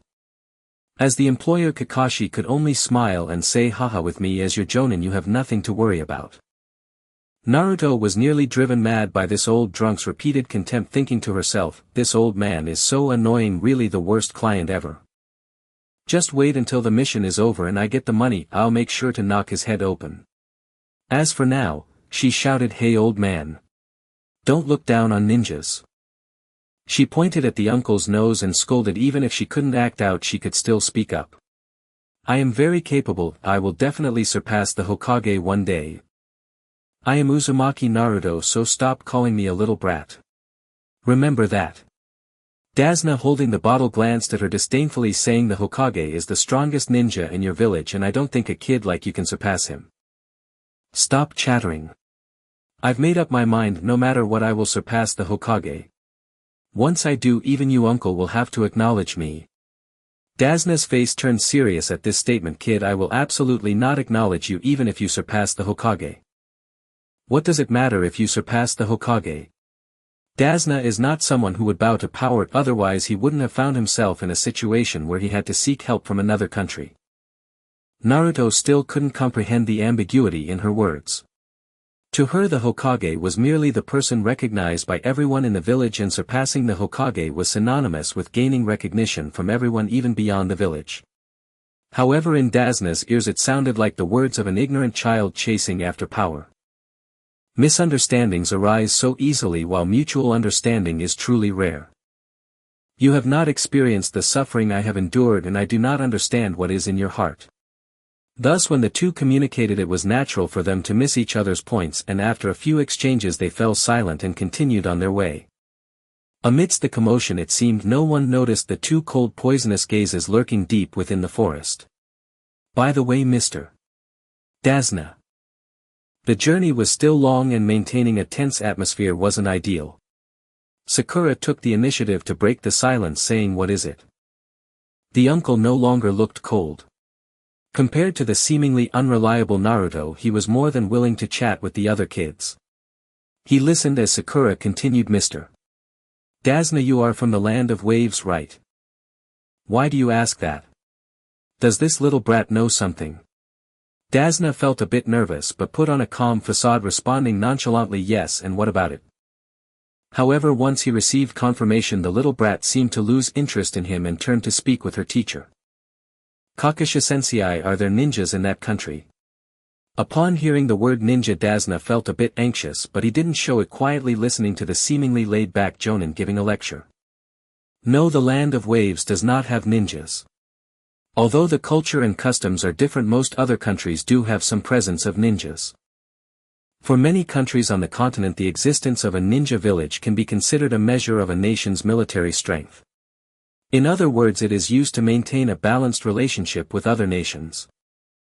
That said, the ninja villages are not under the control of the nations, they are on equal footing. So sometimes smaller countries like the Land of Waves, which are not easily interfered with by other nations, do not need the existence of a ninja village. After all, besides Konoha, most countries find it challenging to support the ninjas. Among these ninja villages, especially Konoha, mist, cloud, sand and stone, their territories are vast and their power is strong, hence they are collectively referred to as the 5 great ninja nations. Furthermore, only the leaders of these 5 nations can be referred to as Kage. The Hokage, Mizukage, Reikage, Kazekage and Tsuchikage are known as the 5 Kages, the strongest ninjas, reigning over tens of thousands of ninjas from all nations. While this is true, it is merely the statement of the 3rd Hokage after taking office. However, as a Jonin, Kakashi did not intend to question the abilities of the Kage. Since someone superior to her was shielding her, she could comfortably slack off and supervise the kids. Hearing her explanation, the 3 little ones were naturally shocked. That seemingly useless old man is actually this formidable. It's a bit hard to believe. Although they were skeptical, they smoothly chimed in, "Oh. The Hokage really is impressive." Kakashi rolled his eyes. "You were just doubting the Hokage, weren't you?" "Ah." The 3 little ones were startled, fearing they might get hit by their teacher's loving iron fist on their heads. But Kakashi didn't pursue the topic further. Since they had already left the village, the 3rd Hokage's crystal ball technique could no longer spy on them. With the sky high and the emperor far away, these little kids could say whatever they wanted without implicating her. Moreover, complaining about superiors was the simplest pleasure in every working person's life. Thus, feeling quite good, she rarely ruffled Sakura's hair, relishing the smoothness akin to velvet, as she cheerfully said, "Let's call this time a pass, but when we return to the village it cannot happen again. The Hokage is watching you." Sakura shivered at her words and changed the subject, saying, "By the way, since the Land of Waves does not have ninjas, our escort mission shouldn't conflict with other ninja from other countries, right?" "Is there even a need to say that? Do you think you can encounter ninjas on a mere crank mission? Dream on, ha ha ha." Kakashi laughed heartily, but Dazna's expression stiffened for a moment. Sasuke keenly noticed his brief loss of composure and the little puddle that oddly appeared at their feet despite the clear skies. Sure enough, the moment the group had just crossed the puddle, a seemingly shallow depression no more than half a meter wide and barely an inch deep, 2 figures erupted from its murky waters. Such a technique could only belong to shinobi. These 2 black-clad figures were shinobi of the Hidden Mist Village, the Ghost Brothers, renowned for their mastery of ambush and assassination. Their twin star chains moved with uncanny precision. In perfect synchrony they ensnared the elite Jonin Kakashi Hatake in a single flawless maneuver. In unison they declared the first one has taken the bait. And fate sealed itself in that very utterance. The razor-edged iron chains snapped taut. Unsurprisingly, Kakashi's mortal flesh stood no chance. His body was torn asunder, limbs and viscera scattering across the ground in crimson ruin, impossible to reassemble. Naruto barely had time to cry out before the brothers vanished, and reappeared behind her. Death clung to her spine like a parasite, cold and inevitable as their voices rang out merciless and final. The second one has taken the bait. With that the ghost brothers raised their arms, the death-dealing chains coiled around Naruto, poised to sever her head in the next heartbeat. At that very instant Sasuke moved. His speed surpassed even theirs, blurring through the air as kunai and shuriken shot forth in perfect unison, striking the whirling iron chain with impossible accuracy, pinning it with a mere fraction of a percent probability to the gnarled trunk of a nearby ancient tree. How? By threading the kunai through the central ring of the shuriken mid-flight, its four prongs hooking securely onto the slender chain. Not only did this demand peerless technical finesse, but the force applied was so precise and potent that even the Ghost Brothers' combined strength could not wrench the chain free. In that fleeting moment of paralysis Sasuke lunged, planting both feet atop the inseparable brothers' heads, kicking them simultaneously with effortless grace, sending the two fully armored men flying backward like discarded puppets. Yet these brothers were no ordinary men. They braced instantly against the earth, regaining balance, and charged straight toward Naruto, still stunned in place. Like picking the softest fruit first, their cunning was undeniable. Just as Naruto braced for annihilation, the killing claws swept past her, aiming not at her but beyond. Their true target was Tazuna the client. And Sakura Haruno stood directly before that irksome old man, dodge or shield. That was the question. If her intuition served her right, the brothers had come solely for Tazuna, meaning he had deliberately falsified the mission's rank. Should she fall today, it would be entirely this wretched man's doing. To flee would be reasonable, even honorable, no one would scorn her as cowardly. This was his own reckoning. But why won't my body obey? Why did I raise my blade? Why can't I simply watch him die before my eyes?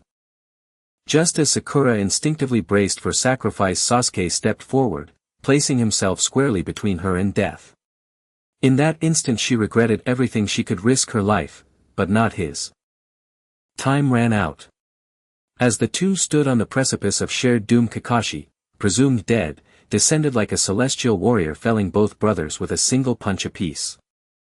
His composure was absolute, as if he faced not the infamous Ghost Brothers, feared slayers of countless souls, but mere academy graduates fresh from their first lesson.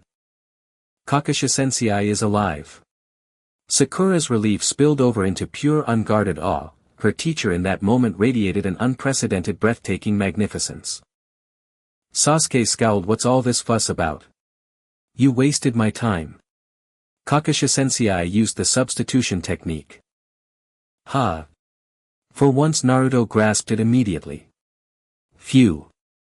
Looks like we're safe after all. Tazuna exhaled, utterly unaware that calamity loomed just beyond the horizon. Naruto. I'm sorry I didn't reach you sooner. I didn't expect you'd freeze completely. Kakashi gazed at the gash on Naruto's hand, guilt flickering in his eye, yet when he turned to Sasuke, unscathed and composed warmth softened his expression. All in all, excellent work today. Well done, Sasuke-kun. Naruto, unfairly overshadowed, could only remain silent. I'm useless. But she's never fought before yet, shows no fear, looks perfectly at ease, not a speck of dirt on her clothes, and still came to save me. Just as Naruto began sinking into self-loathing again, Sasuke broke in with a quiet chuckle. Hey, are you okay? Coward. That single word shattered her fragile goodwill, transforming crushing insecurity into blazing indignant fury. Kakashi sighed at Sakura's contorted grimace. Sasuke clearly cared, yet somehow managed to sound like he was declaring war. Naruto, hold off on arguing. You were cut, those iron claws are laced with lethal poison. You must draw it out immediately. Quick, slash the wound open and let the poisoned blood flow. Stay still, movement will accelerate the toxin spread. At her words Naruto finally felt the dull throbbing ache in her hand, and lifting it saw her skin already mottled with livid purple. Mr. Dazna. Kakashi's expression turned cold, startling Dazna. I have something to ask you. Those two guys are the Chunin of the Cloud Shadow, known for their willingness to fight regardless of the sacrifices made. Why were you able to see through our movements? Kakashi's stern inquiry was interrupted by the two clueless Chunin, leaving him to sigh in resignation. After all, he was still a teacher and he might as well take this opportunity to guide those students. It seemed only Sasuke had noticed such an obvious flaw before. It hasn't rained in the past few days and it's a bright sunny day now. There couldn't possibly be any standing water on the road, could there? You are used to fighting in an environment with year-round rain in the land of water, but this tactic won't work when you are out of the country. Seeing the topic shift, Dazna wanted to quickly throw dirt on Kakashi, but Kakashi simply glanced at him. If I wanted, I could take them down in an instant, but I need to confirm who the enemy's target truly is. What do you mean by that? Knowing he had already been exposed, Dazna still struggled in vain. Seeing him stubbornly refuse to admit his situation, Kakashi discarded any pretense and stated plainly, what I mean is I need to know if they are targeting you or us. Clearly the outcome is now obvious. Dear client, our crank mission in Konoha only involves dealing with general armed groups like the mafia or thieves, but if it involves ninjas then it's a brank mission or higher. You bastard, you're just sending us to our deaths.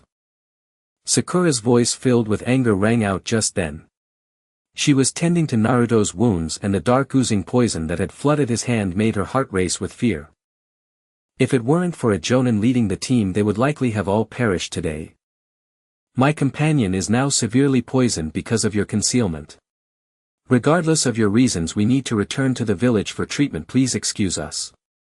Sakura now regretted it deeply. She regretted not letting that old man die. Why did she have to meddle and save him? If he hadn't insisted on blocking Sasuke, he wouldn't have risked saving him. If both of them weren't here, Kakashi might not have had to deal with those brothers at all. It would have been better to just let them finish their task and go home, everyone safe and sound. But now, with Naruto injured, she and Sasuke nearly losing their lives, and Konoha's mission conflicting with Mist's, that old man was the only one to benefit. The more she thought about it, the more unwilling she felt. Even after helping Naruto release the poisoned blood and applying Kakashi's emergency antidote confirming he was out of danger, she still seized the moment to challenge him. I will report everything you have done to the Hokage, and I hope you can survive until Konoha holds you accountable.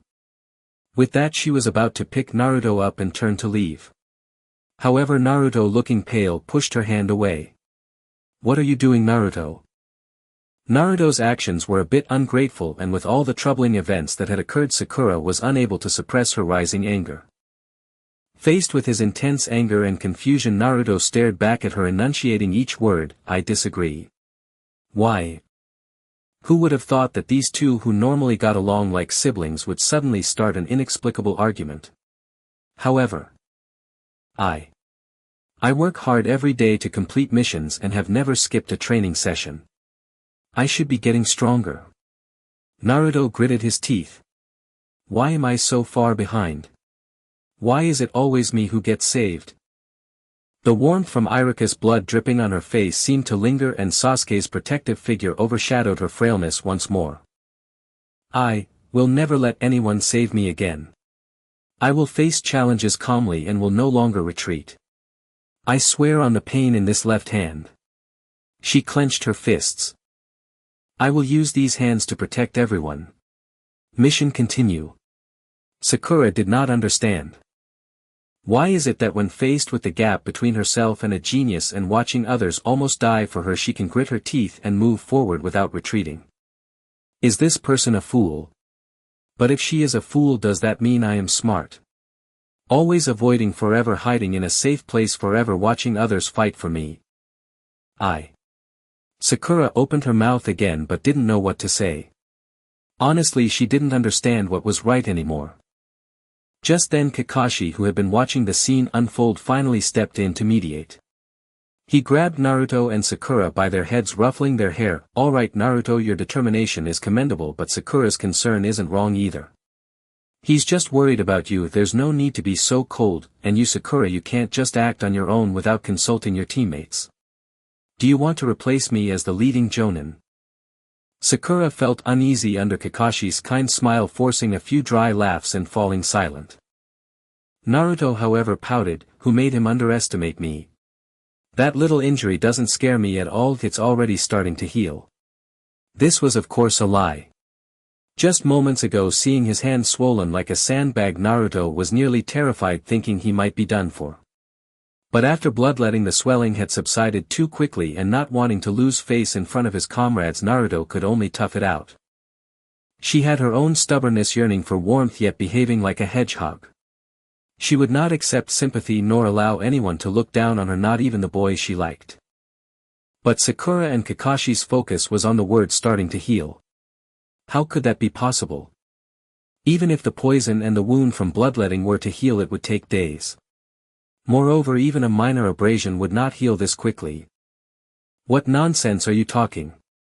Let me see your hand. Sakura pulled Naruto's hand impatiently, but when she saw the situation she was rendered speechless. How could this be possible? The injury on the back of the girl's hand, which had originally exposed the bone, was now visibly healing at an observable rate. It was truly observable, with even the movement and merging of flesh being clearly visible. Honestly, anyone witnessing this bizarre scene would inevitably feel discomfort. The boy who had been holding her hand couldn't help but tremble slightly. Don't be afraid, this is the power of the Nine Tails. Kakashi patted Sakura's head, pulling her out of her panic. The Nine Tails. Is the rumor really true? Sasuke also leaned in. The scene fell into silence for a moment. Just when Naruto was trembling with anxiety, cold sweat soaking the palm he held, thinking he was about to face his companion's wrath, Sakura let out a sigh. Then do as you wish. She felt utterly foolish for worrying. One or the other was either of the Uchiha bloodline or the incarnate of a fox spirit. It seemed she was the only one left feeling useless. They have failed. I've heard that you were once formidable ninjas, which is why we offered you a high price. Inside a building resembling a beehive, a short stout old man dressed in a black mafia suit complete with a tie and sunglasses scolded the ninjas kneeling before him, pointing at the only woman lounging casually on the sofa across from him. The woman, however, was not to be trifled with. Grabbing the large sword resting on her shoulder, she impatiently shouted, "Stop the chatter. This time I will personally deal with those guys using this beheading sword." With the tip of the sword as wide as a steel ruler pointed at his neck, the old man couldn't help but feel intimidated, his body instinctively retreating, though he still tried to sound tough. "Tisk, that sounds nice, but it seems that the old man has hired quite capable ninjas, and if the brother Guren fails in the assassination, it will make them more vigilant." The woman with the sword disdainfully retorted, "Do you think I am just anyone? I am known as the demon of the mist, Momochi Zabuza. What a fog, I can hardly see ahead." At sea, Team 7 was traveling on a small boat towards the land of waves when the boatman remarked, "We should be seeing the bridge soon. Just follow this bridge and we will reach the land of waves." As the boat approached, the massive silhouette hidden in the thick white mist slowly revealed its true form, prompting Naruto to exclaim, "Wow, how magnificent." It was a stone bridge under construction. Although it wasn't completed, the diameter of the bridge's piers was at least 3 meters. The bridge itself was at least 18 meters wide, rising over 20 meters above the water with a length that stretched beyond sight. The Hidden Leaf village where Naruto was from was fundamentally a landlocked nation surrounded by mountains and forests, with the largest water source being just a small pond relying mostly on underground water and some streams. They had never seen such a grand sea bridge. "Dumb idiot, be quiet." The boatman was startled and whispered. "I only dared to row you because the fog was so thick. I couldn't even use the engine and had to row by hand. If you keep making noise you might attract Kato and well, all be done for." To explain who Kato was and why Team 7 was sneaking into the land of waves, we must go back to the moment when Sakura reluctantly agreed to continue the mission at Naruto's insistence. "Sorry, little brother. I did conceal some details about the job." After the two had finished arguing, Dasna finally revealed the truth. "You are right, this job is probably beyond your scope, but there is a super terrifying person who wants my life." "A super terrifying person? Who is that?" The two little ones asked while Kakashi and Sasuke waited silently for more. Dasna with a heavy expression sighed and continued, you should have heard of his name, he is the tycoon of the shipping company, the man named Kato. Ha! Kato. Is he the big boss of Kato Enterprises? He is one of the few billionaires in the world. The three little ones were unaware, but Kakashi was well aware. He was a big client that all the major ninja villages wanted to recruit. However, Dasna was deeply disgusted and said painfully, that's right, on the surface he runs a shipping company, but behind the scenes he uses mafia ninjas to sell drugs and contraband, continuously encroaching on other businesses and countries. He is a villain who does every conceivable evil. About a year ago that guy set his sights on the land of waves. With his wealth and violence he quickly took control of all maritime transport on the island. Owning the transportation lifeline of an island nation equates to monopolizing all its wealth. This is precisely why what he fears most is the completion of that bridge, which is still under construction. At this point Sakura understood the background. I see, so as a renowned bridge builder you have become a thorn in their side. Sasuke was more concerned about the enemies they would face next, so those ninjas are Kato's subordinates. As for Naruto, she looked completely confused, not understanding anything at all. But I don't understand. The opponent is a dangerous figure who even mobilizes ninjas. Why did you hide this during the report? Kakashi stepped up. Although she advocated for following her companion's opinions, that was regarding the three little ones, while the real decision-maker was still her, the Jonin. If a reasonable justification couldn't be provided, she wouldn't casually intervene in the political struggles of another country, especially when the other side had only paid for a crank mission's commission. Dasna, being an old hand, naturally understood this. He immediately put on a mournful face and cried out. The land of waves is currently a super impoverished country, and even the daimyo doesn't have money, so of course I can't provide that amount. If I were to report a high commission for a brank mission. In short, if you don't carry out this task I will be dead. But it's nothing, you don't need to worry. Even if I die, only my adorable 10-year-old grandson will cry inconsolably, and my daughter will hate the leaf ninjas for life and live on in solitude.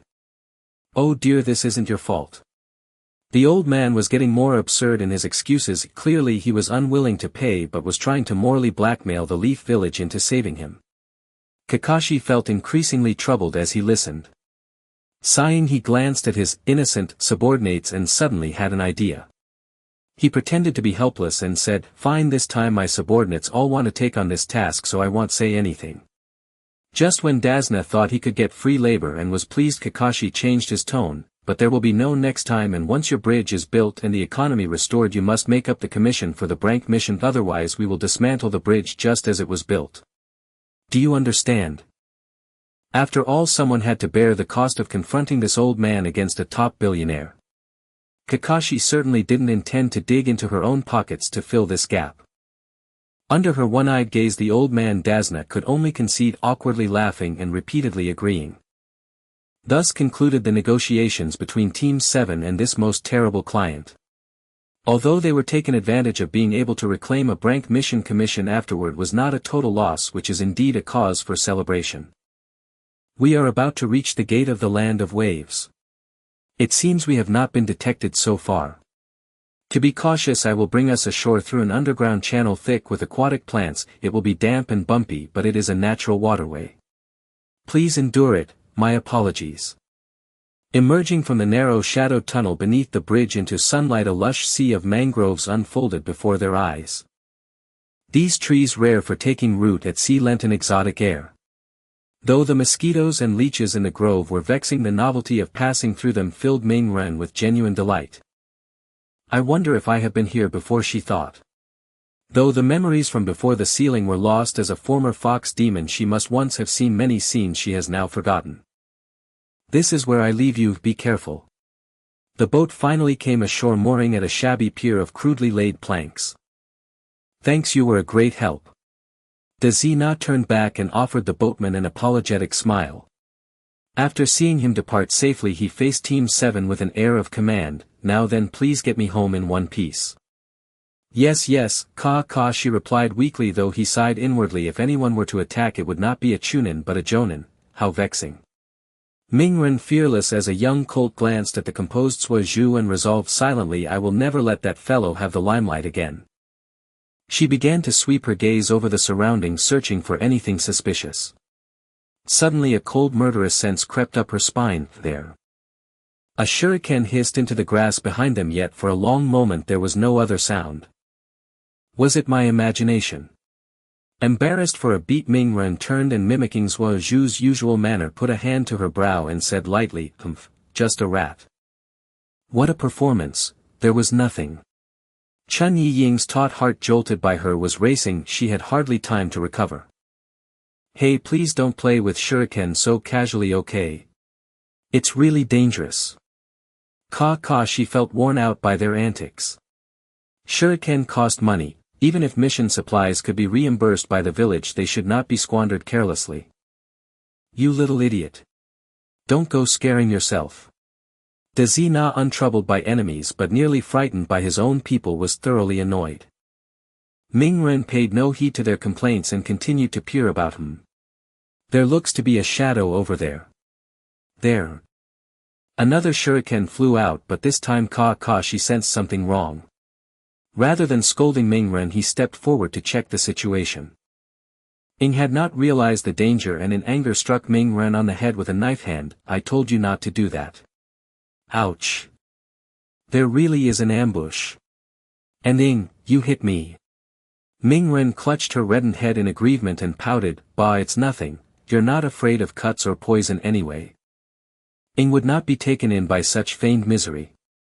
Having witnessed Mingren's formidable constitution, she could only think that her own prior image as a gallant protector had been an indulgent, self-deceiving vanity in Mingren's eyes. How irritating. Chun Yiying decided from now on she would not regard Mingren as a mere girl. Though she spoke harshly, shedding that polite reserve only served to draw them closer. While they bickered, Kakashi returned from scouting carrying a bloody object in his hand. Ah, it's a rabbit. Mingren instinctively shrank, fearful of being accused of cruelty. Ying's face brightened, finally shifting from gloom to cheer. Good job, Mingren, rabbit barbecue tonight. They had heard the land of waves was impoverished. Who knew what scraps old Dazina would serve them? This rabbit was a sudden and welcome relief to their hunger. Haha, I told you there was something. Praised Mingren, straightened and puffed up with pride. Tch, what a fuss. It's not an enemy.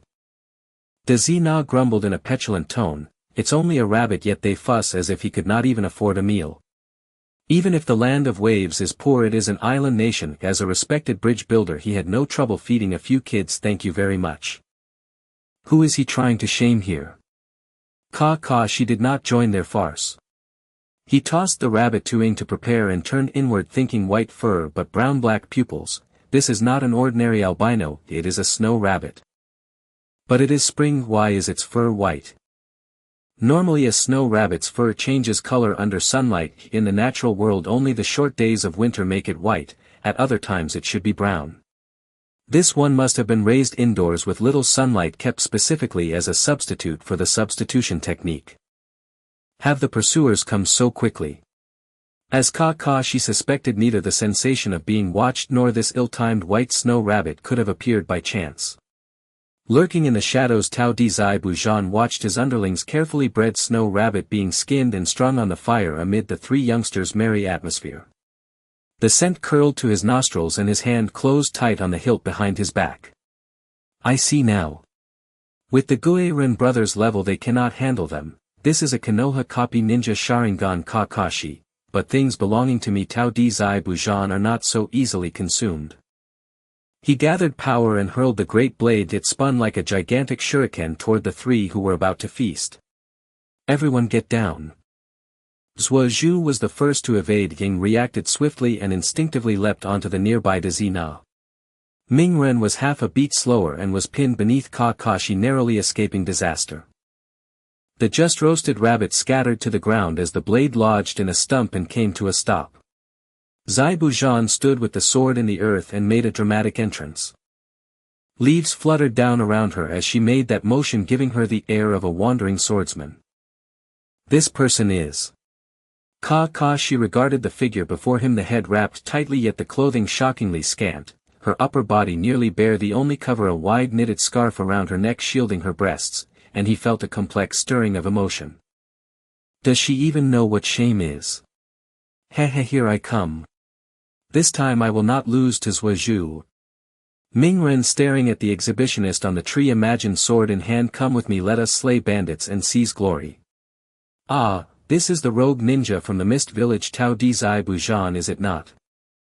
Kakashi spoke first in a courteous tone that did not sound like challenge. After all, she had children with her, if this could be resolved peacefully it would be best. Zai Bujan only returned her cold look without a word. It seems there is no room for negotiation then. Watch me.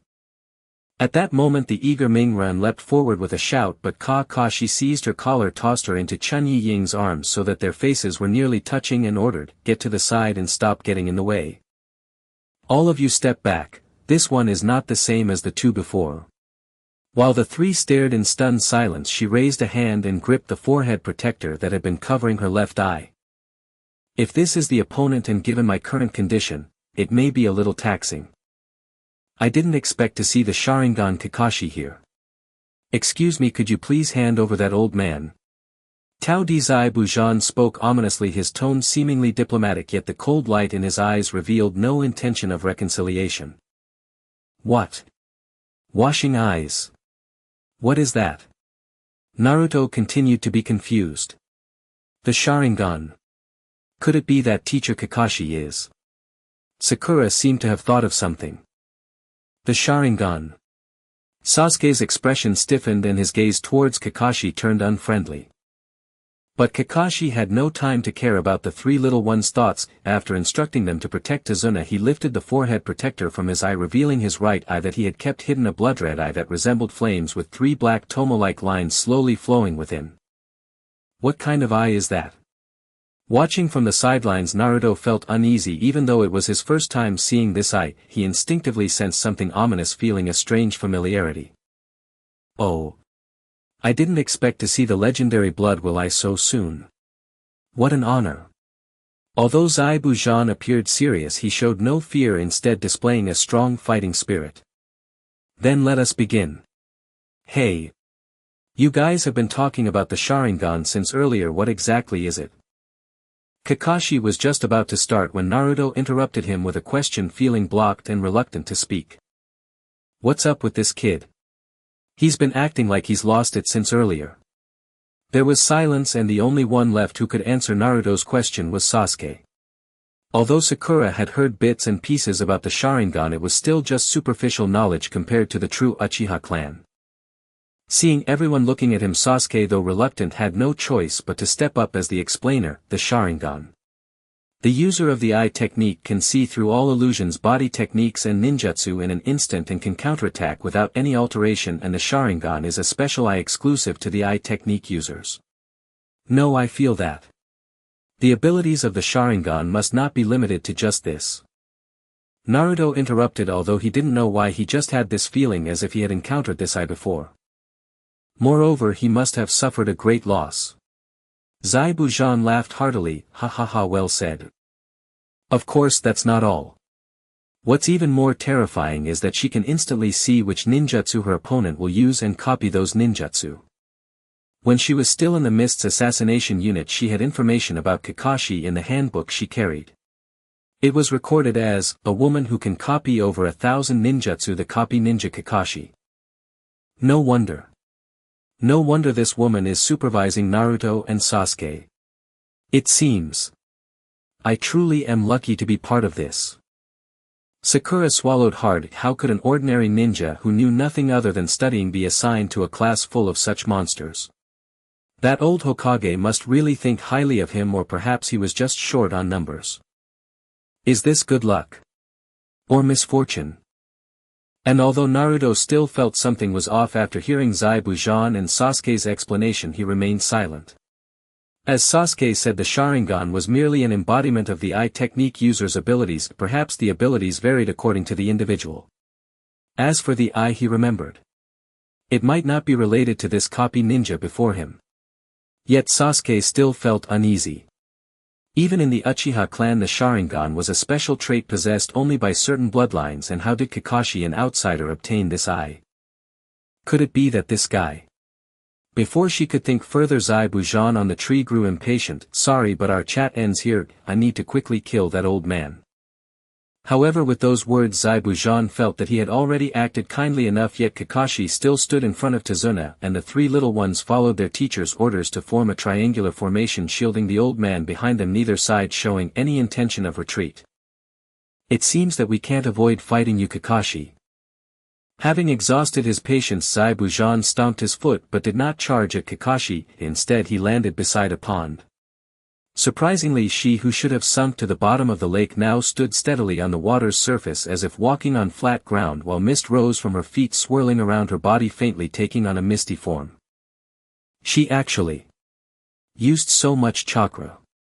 Kakashi could tell at a glance that Zaibujan's calmness was definitely brewing a big move.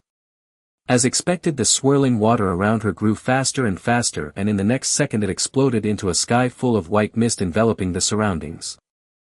This is the ninja technique, mist concealment technique. Enveloped by this chakra-filled special mist, even the seventh squad, though they were close by, could not see each other's positions for a moment, leaving only a vast white expanse. Gone. Where are you? Hold my hand. The three little ones stood close enough together that even in a moment of panic they quickly confirmed each other's positions by sound, standing back to back in defense. But Kakashi wasn't so fortunate. He didn't need the protection of these little ones. Take care of yourselves. She would probably come to deal with me first. Tao di Zaibujan. This guy was already a master of silent killing when he was in the Mist's assassination unit. Maybe when I come to my senses again I will already be in another world. Kakashi swallowed the saliva that unconsciously filled his mouth and said with some guilt, I can't fully use the Sharingan, sorry, this time you'll have to fend for yourselves. The mist grew thicker, and even though Naruto was on high alert he still couldn't see anything clearly, which made her increasingly anxious. 8 places. At this moment Zaibujan's voice rang through the white mist. 8 locations. What does that even mean? Naruto tightened his grip on the dagger in his hand, sensing an uncanny softness behind him, yet how could that be possible? Tazuna should have been standing right behind them. Before she could dwell further, Zabuza's voice echoed again, untraceable as if emanating from every direction at once. The entire mist seemed to breathe with her presence. Throat, spine, lungs, liver, carotid artery, subclavian artery, kidneys, heart, pray tell, which vital point shall I strike? Heh heh heh. Her laughter sent chills down spines. Precisely 8 vital points, no more no less. Kakashi remained unmoved, weaving hand seals unseen beneath the shroud of mist. But the 3 genin and Tazuna lacked her composure, especially Sasuke, whose bloodline-granted sensory acuity, normally an asset, now magnified her terror. The suffocating weight of murderous intent drenched her in cold sweat until she was soaked through, trembling like a drowned bird. So overwhelming a killing aura. Even blinking feels perilous. If one lingers here for an hour, who knows what shape I'd be in. An elite jonin's killing intent. It feels as though life itself hangs suspended in their hands. No, I'd rather die swiftly than endure this torment.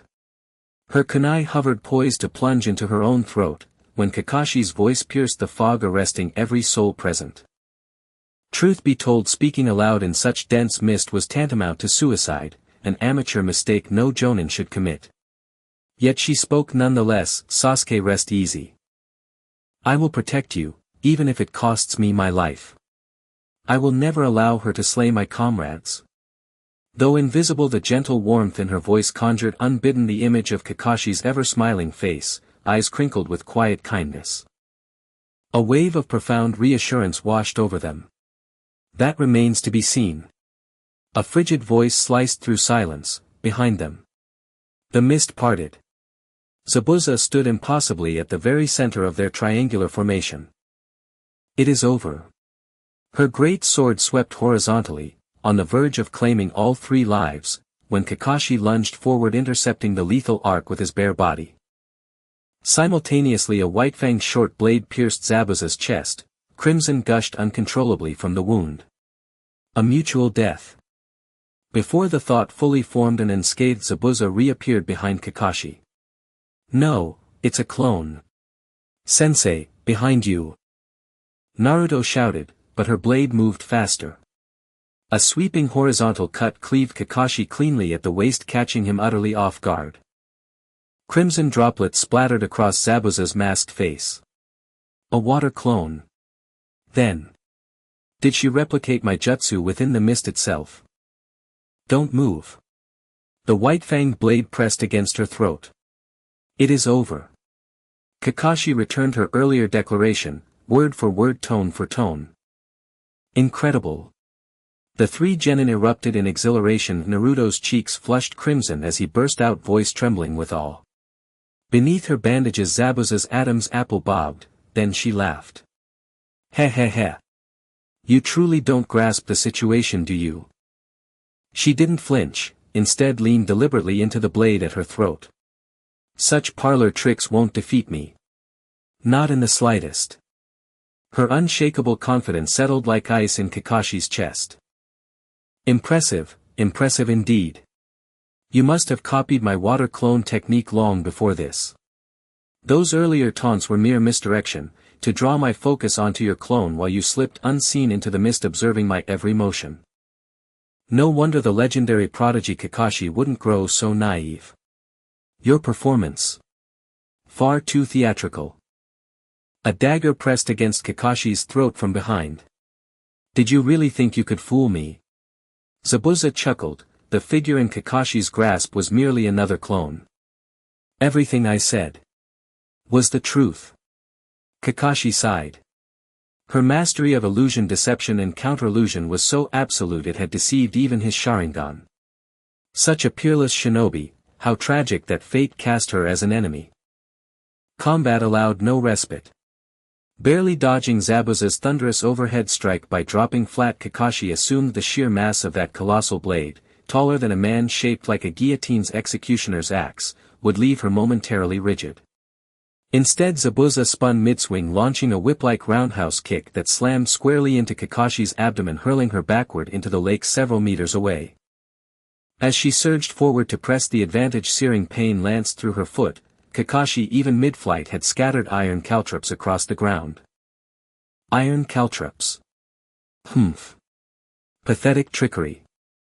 Do you truly believe stalling for seconds grants escape? Zabuza scoffed, disdain dripping from every syllable. Sensei. Naruto cried out. She actually sent Kakashi flying. Sakura's brow glistened with cold sweat. Her taijutsu is formidable indeed. Sasuke gritted his teeth. At that instant Kakashi stirred, struggling upright from the water. What in the world? This water, it's unnaturally heavy. So much for submerging as cover. Foolish child, that is the water prison technique. Zabuza vanished, reappearing instantly behind Kakashi. What? At Kakashi's cry Zabuza smiled faintly and sealed the jutsu. The leaden water rose, coalescing into a massive spherical prison that engulfed Kakashi entirely. Trapped. Sealed within the aqueous sphere, Kakashi could neither breathe nor utter a sound. I meant to use the water as temporary refuge, turns out cunning breeds its own undoing. A grave miscalculation. Ha ha ha. You've fallen for it, Kakashi, my custom-crafted prison. There is no escape. After all, granting you freedom would prove most inconvenient. Stay still, and perhaps I'll spare you after eliminating the target. But first those insufferable brats die. Water clone technique. Kakashi struggled desperately, but what good would it do? She was like a clay idol crossing the river, unable to protect herself. Meanwhile her main body was left to guard Kakashi while a clone emerged from the water to contend with Naruto, Sasuke and Sakura. They were just a few little brats not worthy of her personally taking action. With a swift kick that Naruto could barely see, she knocked one of them to the ground, sending their forehead protector flying, which she then stepped on. You little brats, feeling proud with your forehead protectors? Do you think wearing one makes you a ninja? He, a true ninja is someone who has truly faced life and death. You won't be considered a ninja until you can get your name in my manual, and right now none of you qualify for that. Seeing that Zabuza was about to make a move, Kakashi struggled even harder. She screamed and twisted in the dark water, finally breaking the surface and shouting towards the three little ones, Naruto. You guys hurry and take Mr. Dazna and escape. There's no chance of winning against this guy. As long as she wants to keep me locked in this water prison, my main body cannot leave.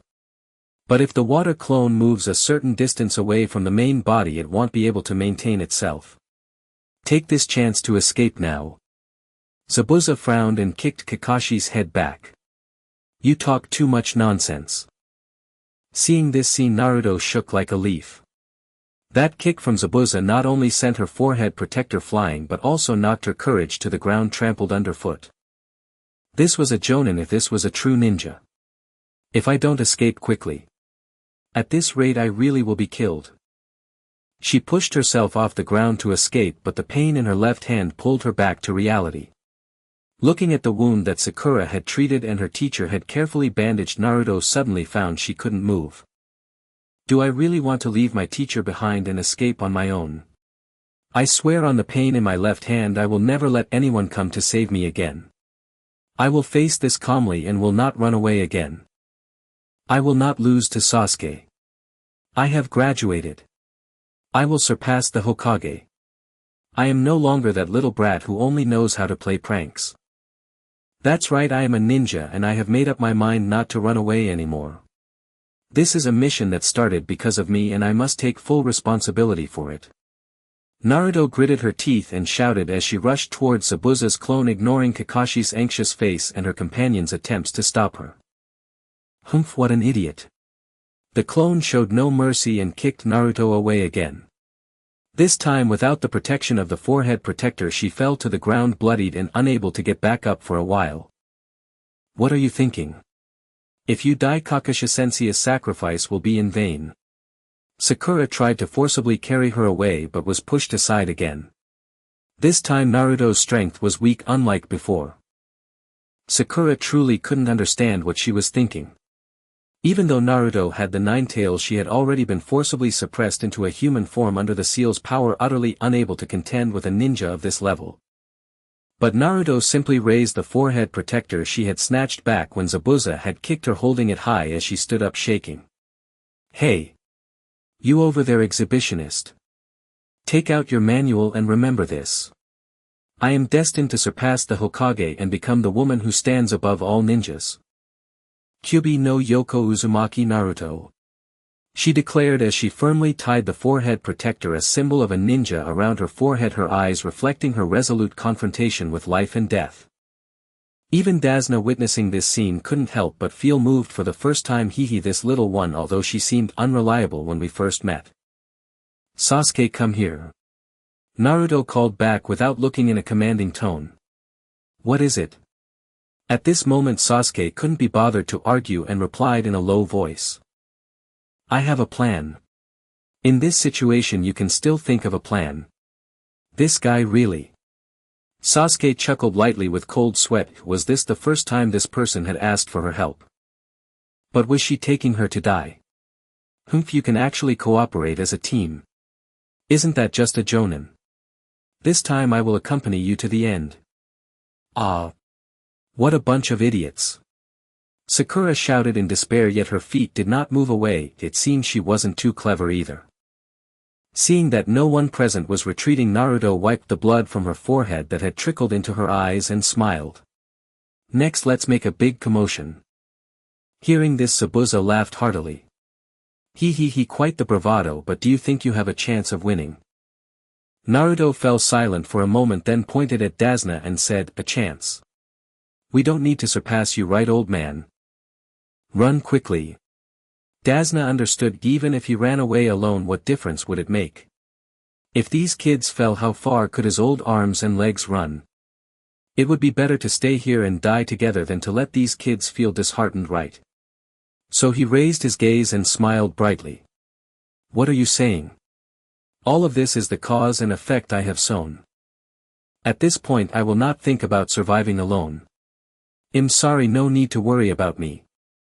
You all just go ahead and fight. Is that so? Then I leave Mr. Dasna in your care, Sakura.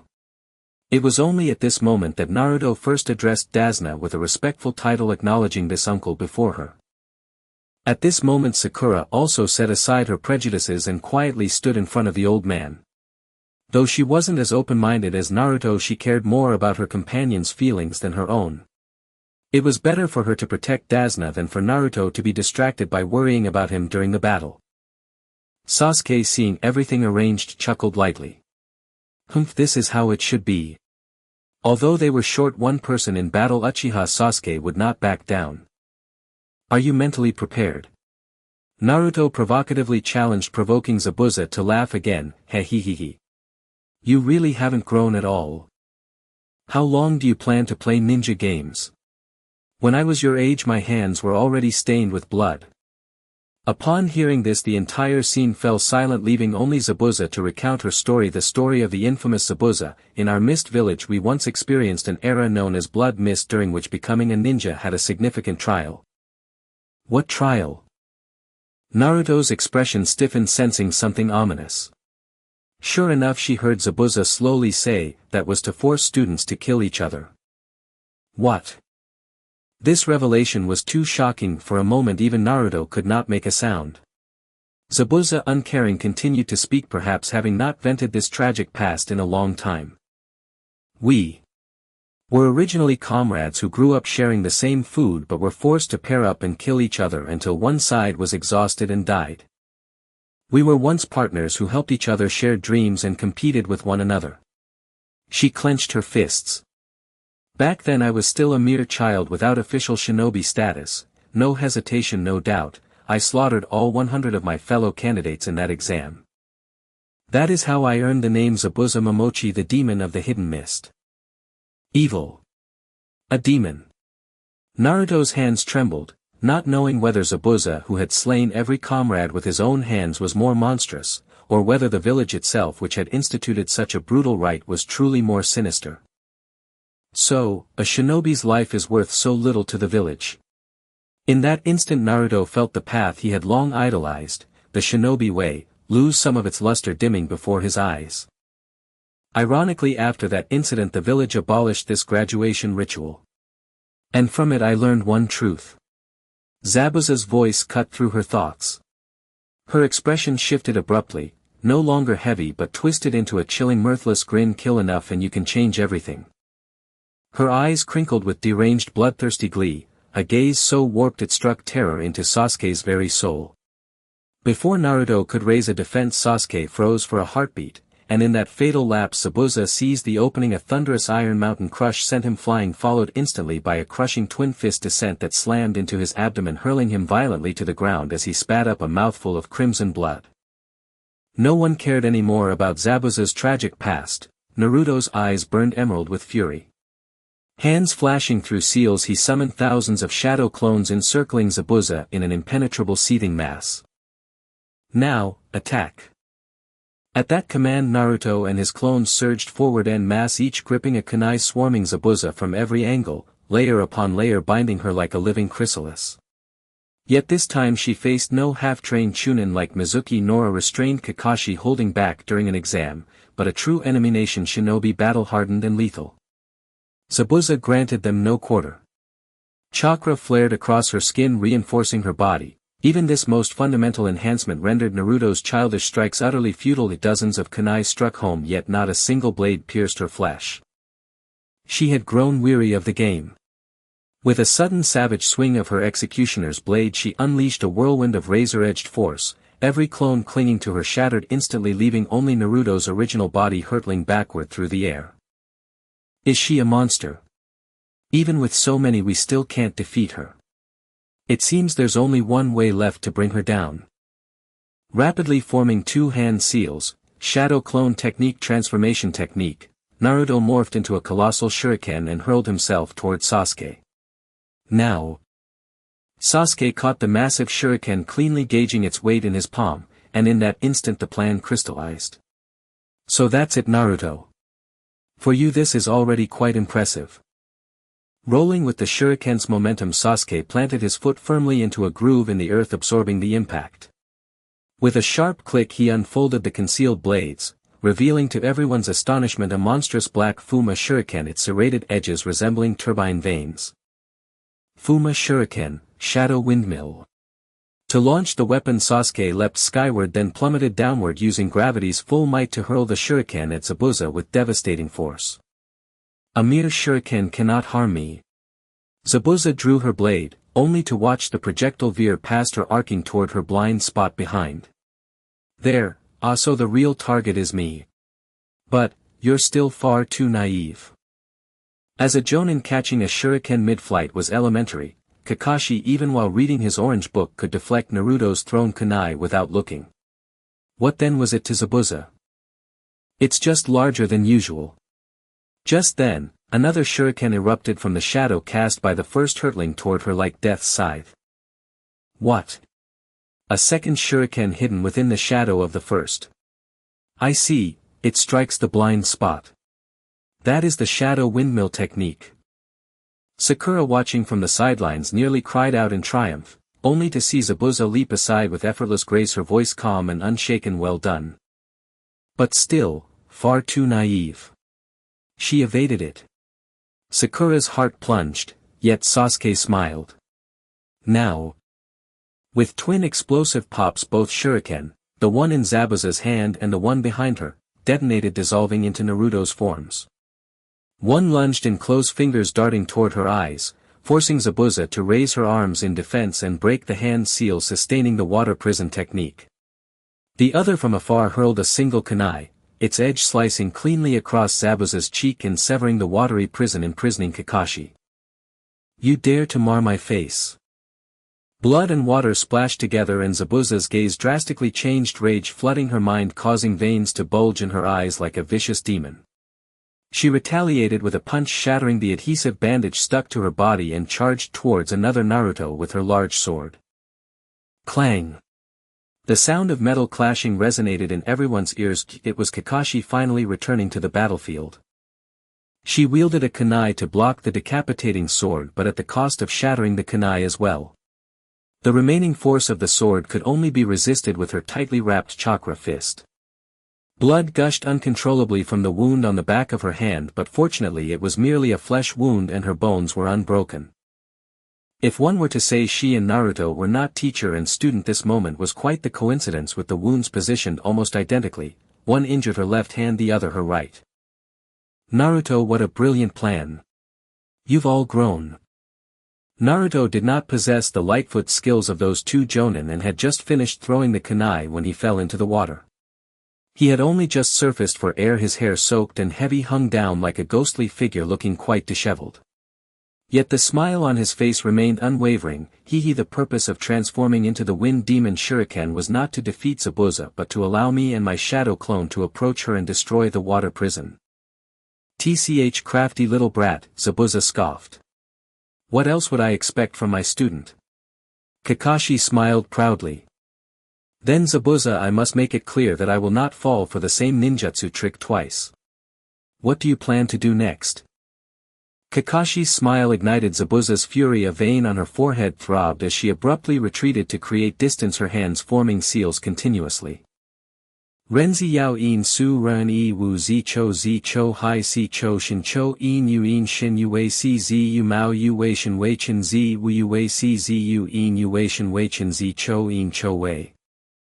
Water release, water dragon bullet technique.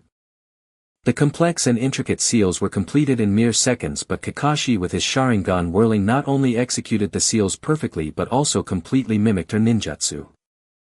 Two water dragons surged upwards and the waves produced by their collision were comparable to a tsunami, making it impossible for Sakura, Sasuke and the others on shore to stand steady as they had to cling to trees for support.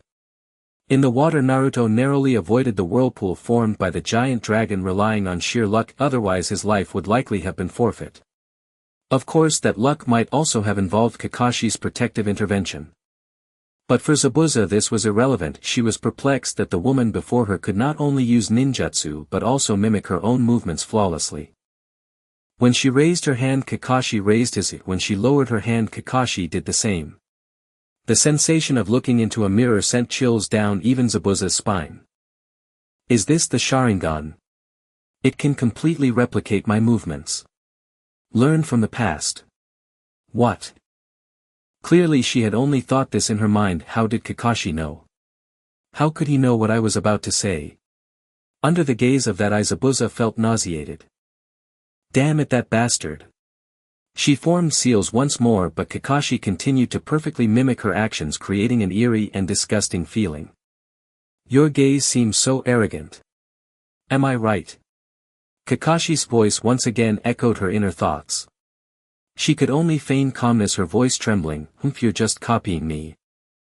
Cold sweat trickled down Zabuza's forehead, fear and confusion causing her to lose her composure. You can't win against me, you clown. This time Kakashi and Zabuza spoke in perfect unison, indicating that he could not only guess Zabuza's inner thoughts but had fully assimilated with her. I will make it so you can no longer imitate my speech. Zabuza, determined, completely emptied her mind and focused on forming seals. But at that moment a more astonishing fact appeared before her. Kakashi was actually faster than her in forming seals. In her eyes it felt as if she were the original while she was merely a clown that could only mimic.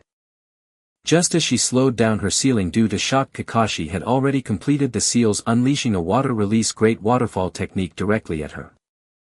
This is impossible. This was clearly the ninjutsu I intended to use on her. Why can't I keep up with her speed? The massive water vortex struck Zabuza with tremendous force, slamming her against the shore. The immense impact made her feel as if her insides were churning. No, perhaps they had shattered. It's over. Kakashi told the death knell for her fate. Why? Can you foresee the future? Facing imminent death, Zabuza remained unwilling as Kakashi raised the gleaming white short blade to deliver judgment. Indeed, your end is death. At that moment 2 ice spikes shot from the shadows, piercing through Zabuza's neck and claiming her head. A boy with a white mask bearing the Mist Village emblem slowly emerged from the concealed woods, his voice tinged with amusement. She really died. Though the masked boy appeared to be a mist ninja, his attire was in stark contrast to the previous exaggeratedly exposed individuals. Dressed in a loose short-sleeved kimono that covered him completely, a knitted scarf tied around his waist seemed to serve as a belt. Honestly, if it weren't for his height and that neatly cropped hair, it would be very difficult to determine his gender. Naruto finally hauled herself onto the riverbank, only to be met with Zabuza's lifeless form. It was the first time she had ever witnessed a living person die before her very eyes. There was no gory splatter of blood, no grotesque dismemberment reminiscent of great horror films. She simply lay there, her chest stilled, her heart silent, her gaze drained of all light. In an instant she had ceased to be a thinking, feeling being, and become nothing more than soulless flesh. Not a single trace of life lingered about her. Naruto could almost feel the warmth seeping from her body, vanishing into the chill air. Zabuza was dead. Truly irrevocably dead. What then is this emotion stirring within me? It is neither triumph nor fear, so what is it? Thank you, truly. I have long sought a definitive opportunity to kill Zabuza. The masked boy bowed deeply to Kakashi, who was still examining the corpse. Kakashi lifted his gaze, studying the youth with quiet intensity before saying, that mask. You're from the Mist Village's Hunter-nin division. Ha, ha, ha. Impressive. You actually know who I am. Though his voice held genuine surprise, his laughter carried an eerie, premeditated undertone, contradictory and unsettling. Hunter-nin division. Sakura voiced her confusion aloud. It was the first time she'd heard the term. As an ordinary rank-and-file shinobi, she had yet to gain access to classified records concerning the village's covert division, an elite unit tasked with surveillance, psychological profiling and the elimination of rogue or treasonous shinobi within their own ranks. Were such matters common knowledge, who would willingly become a shinobi? That would be sheer folly. Precisely. Its full title is the Mist Village Hunter-nin Pursuit Unit, self-explanatory. My duty is to track down and eliminate shinobi who have defected from Kirigakure. His voice rang clear and bright, laced faintly with youthful innocence. Judging by his build and timbre, he must be roughly Naruto's age, yet already a sanctioned Hunter-nin. Clearly this is no ordinary child. What nonsense are you spouting? Who are you really? Naruto's sharp interrogation broke Kakashi's train of thought. She glanced from Zabuza's freshly fallen unblinking corpse to the masked boy standing with unnerving calm, as if nothing extraordinary had occurred, and her eyes flickered between them, jaw-clenched, words failing her entirely. Calm down, Naruto. He's not our enemy. Kakashi, mistaking her agitation for fear, moved to soothe her, but she bristled. That's not what I mean. It's Zabuza himself, who he just killed. That fearsome warrior, cut down so effortlessly by a kid no older than me. Then were we fools all along? How can I possibly accept that? Yet even Naruto wasn't certain, was it truly indignation she felt? Her heart churned with a turmoil too profound for words, a disorienting ineffable storm. One moment Zabuza had stood before them fierce and vivid, recounting his tragic past, trading blows with razor-sharp precision, then in a breath he was gone. Yes, he had intended to kill them, but at its core this was merely a routine mission conflict. So why did both the masked boy before her and the lifeless figure at her feet treat murder with such chilling nonchalance? Must a mere brank assignment escalate to life-or-death combat? Has this world lost all reason? If taking a life bears no weight, if it is not sin, then why was she the nine-tailed fox sealed away? Why reviled, shunned, feared? Naruto's thoughts spun wildly, tangled beyond untangling, leaving her no choice but to lash out like a child. No, truth be told, she was still a child, one whose mind had not yet matured enough to articulate the chaos within. Kakashi's gaze seemed to pierce straight to the soul.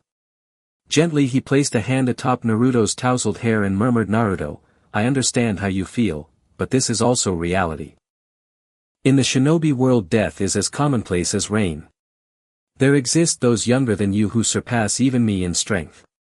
To walk beside the river is to risk getting one's feet wet. Zabuza's fate was merely the inevitable consequence of his own choices. To take another's life is to accept the certainty of your own death in return. That is what it means to be a shinobi. I never expected that our little Naruto could be so sentimental. Kakashi shifted the tone of the conversation, breaking the earlier heavy atmosphere with a light-hearted tease, using a tone reminiscent of coaxing a child. Naruto calmed down, recalling how he had just thrown a tantrum, feeling embarrassed and turning his head away without saying anything further.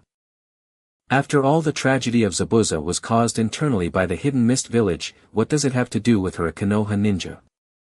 Anyway, I'm not even human, so it's probably normal not to understand these things. Have you all finished your discussion? Then I'll take the body away. After all, the bodies of ninjas hide too many secrets. I'll take my leave now. Seeing that masked boy turn around and leave after finishing his business was like tidying up after a cleanup. Kakashi lowered his forehead protector to cover his Sharingan and sighed in relief. Let's go, we need to hurry and bring Mr. Dazna back home. Let's get energized and set off. Ha ha ha, that was quite a performance, thank you so much. You can rest at my place. As soon as Dazna finished speaking, Kakashi collapsed straight down face first into the ground, which looked painful, startling the three little ones into rushing over. What's wrong? Kakashi-sensei. A cacophony of voices filled the air, but Kakashi didn't even have the strength to tell them to be quiet, and he passed out as darkness enveloped him. When he opened his eyes again, he found himself staring at an unfamiliar ceiling. What's happening to me? Teacher, you're awake. You can't move yet. Sasuke said you overused your Sharingan and need to lie down for a while. How long do I have to lie here? Sakura's head peeked in, blocking the view of the dilapidated ceiling. At least a week, I'd say. Sasuke's voice came from not far away, accompanied by the sound of a sharpening stone, indicating he was maintaining his weapons. What the heck? Although the Sharingan is indeed powerful, the burden it places on the body is too great. My Nine Tails power is still stronger. Naruto rolled over and pressed himself onto Kakashi, the weight of his affection making Kakashi feel a bit suffocated. Help, help. In the end, Sakura was the most reliable. Seeing Kakashi foaming at the mouth, she immediately grabbed Naruto by the scruff of her neck and pulled her aside, then rummaged through her backpack to throw a piece of jerky to her to chew on. After settling Naruto, she leaned in closer, her expression serious. Speaking of which, teacher, why did that masked guy take Zabuza's body away? Kakashi knew it was time for another tedious lecture. Being on the brink of death, he would still be dragged out to be the narrator. It was simply his fate.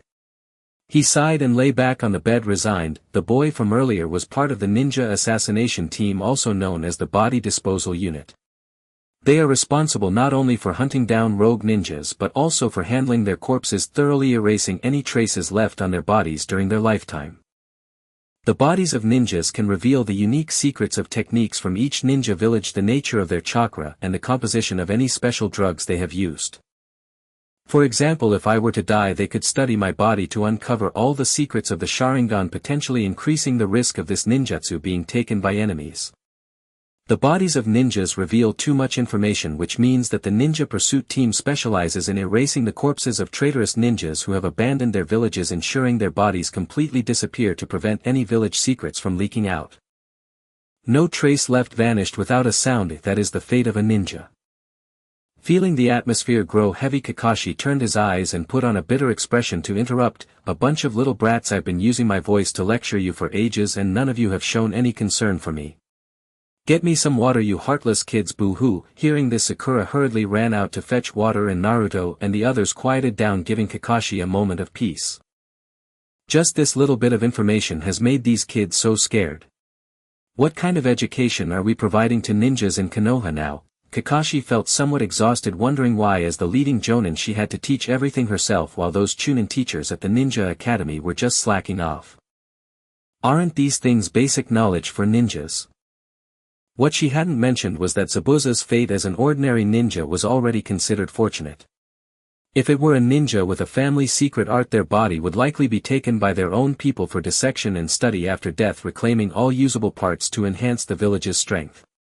Having served the village in life, they would also be drained of their last remnants of value in death. This is the true fate of a ninja. Is this concealment of the truth meant to package ninjas as some glorious heroic figures? What on earth is that old man Sarutobi trying to do? First, cut open the cloth covering her mouth so she can spit out the blood.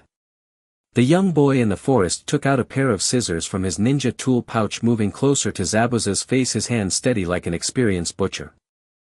But as the scissors inched closer, the boy suddenly shivered. No need for that, I'll do it myself. The body, which should have long been dead, surprisingly lifted its hand and firmly grasped the boy's outstretched hand. What's going on? Oddly enough, even in the face of a scene reminiscent of a horror movie, the boy was not surprised, looking as though he had expected it, with a hint of complaint in his tone. You should have said you were awake earlier. Zabuza ignored him, raised her hand to pull out the flying needle from her neck, and the wound only oozed a small amount of blood before stopping, clearly not hitting an artery. Still, she complained, really, you're too rough with your hands. Ah. Zabuza-san, don't do that, you'll really end up dead. The boy was startled by her actions, crying out. If she kept being so reckless, she could end up getting herself killed, but Zabuza wouldn't listen. Instead, she glared at him and said, how many times do I have to tell you?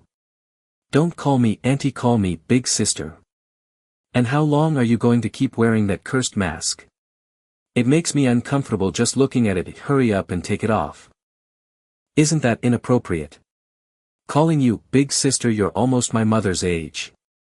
Besides, this mask is something I used to wear and it was useful in certain situations before, so. Although the boy protested, his body obediently reached up to take off the mask, revealing a face so exquisite that it was hard to distinguish between male and female. A bit softer would seem effeminate, a bit harder would seem crude. This beauty and heroism appeared harmoniously and perfectly on the boy's youthful face.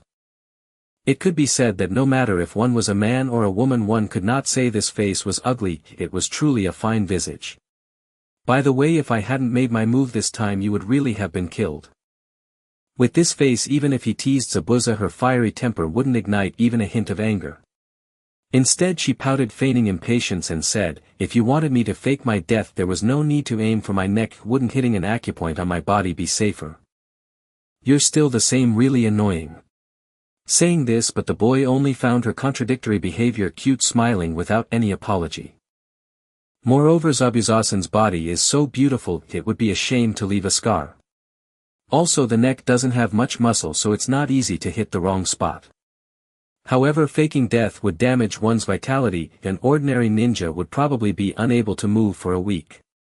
But if it's Zabuzasan, she would definitely be able to move immediately. Listening to his sincere flattery, Zabuza finally opened up a bit. You're really innocent. But I actually like this about you. Hee because I'm still young. The boy smiled, always good at playing cute. The sunlight filtered through the forest, casting light on their faces. Next time, will it really be okay? Don't worry, this time I've already seen through that Sharingan. But sensei. Just after offering her teacher a sip of water, Sakura could not suppress her words once more. What is it? Kakashi rolled his eyes, only to be stunned into wide-eyed silence by Sakura's next remark. Something feels off. Generally speaking, if you need to dispose of a corpse, wouldn't incinerating it on-site be more efficient? And if removal is absolutely necessary, dismemberment would certainly be far more practical than carrying away an entire adult corpse. After all, a drained corpse should weigh significantly less. This insight came from the boy's prior experience slaughtering snow hares. He had always possessed a keen eye for observation and learning. The masked youth's earlier behavior had left him with an indescribable sense of unease. He felt certain he had overlooked something profoundly important, especially now having just heard Kakashi-sensei explain the standard purpose of the Umbu Corps' corpse disposal protocol. That dissonance had sharpened into unmistakable clarity.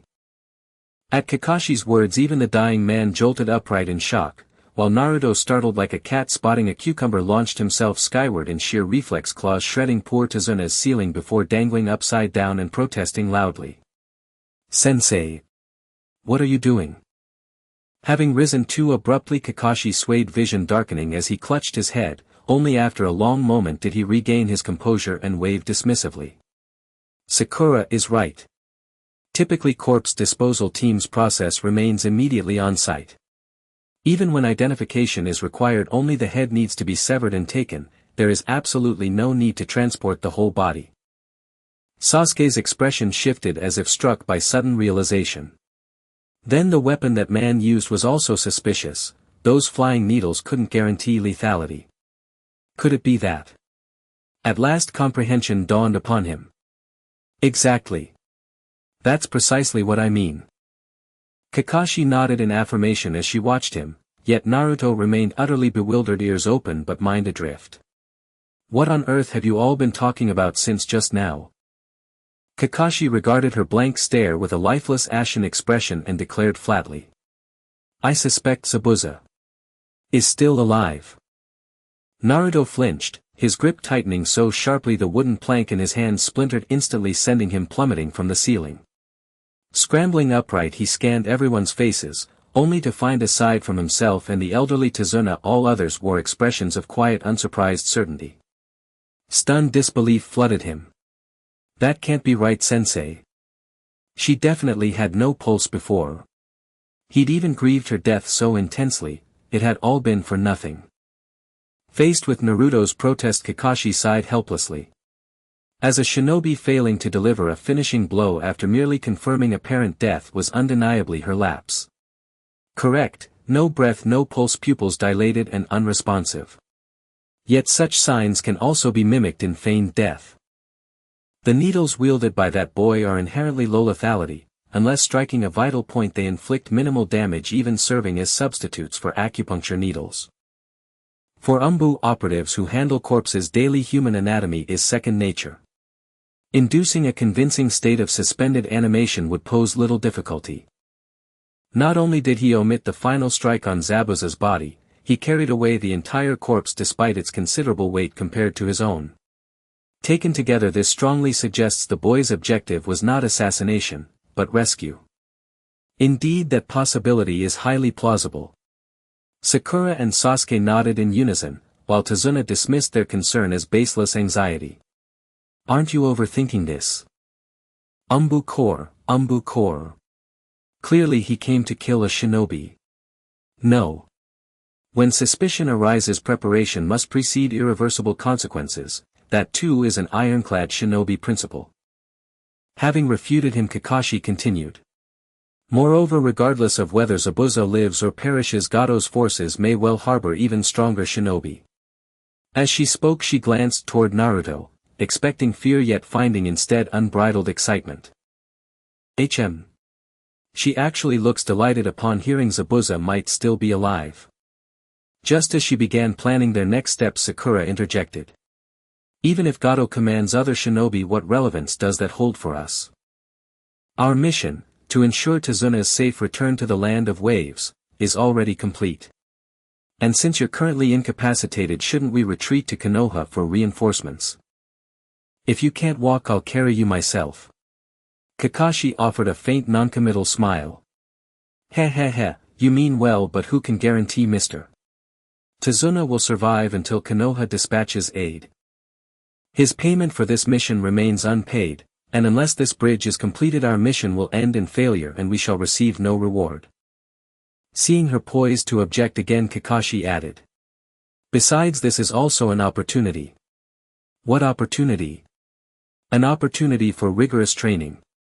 Training. Sensei, surely it's too late, we're facing someone who pushed even you, a Jonin, to the brink of defeat.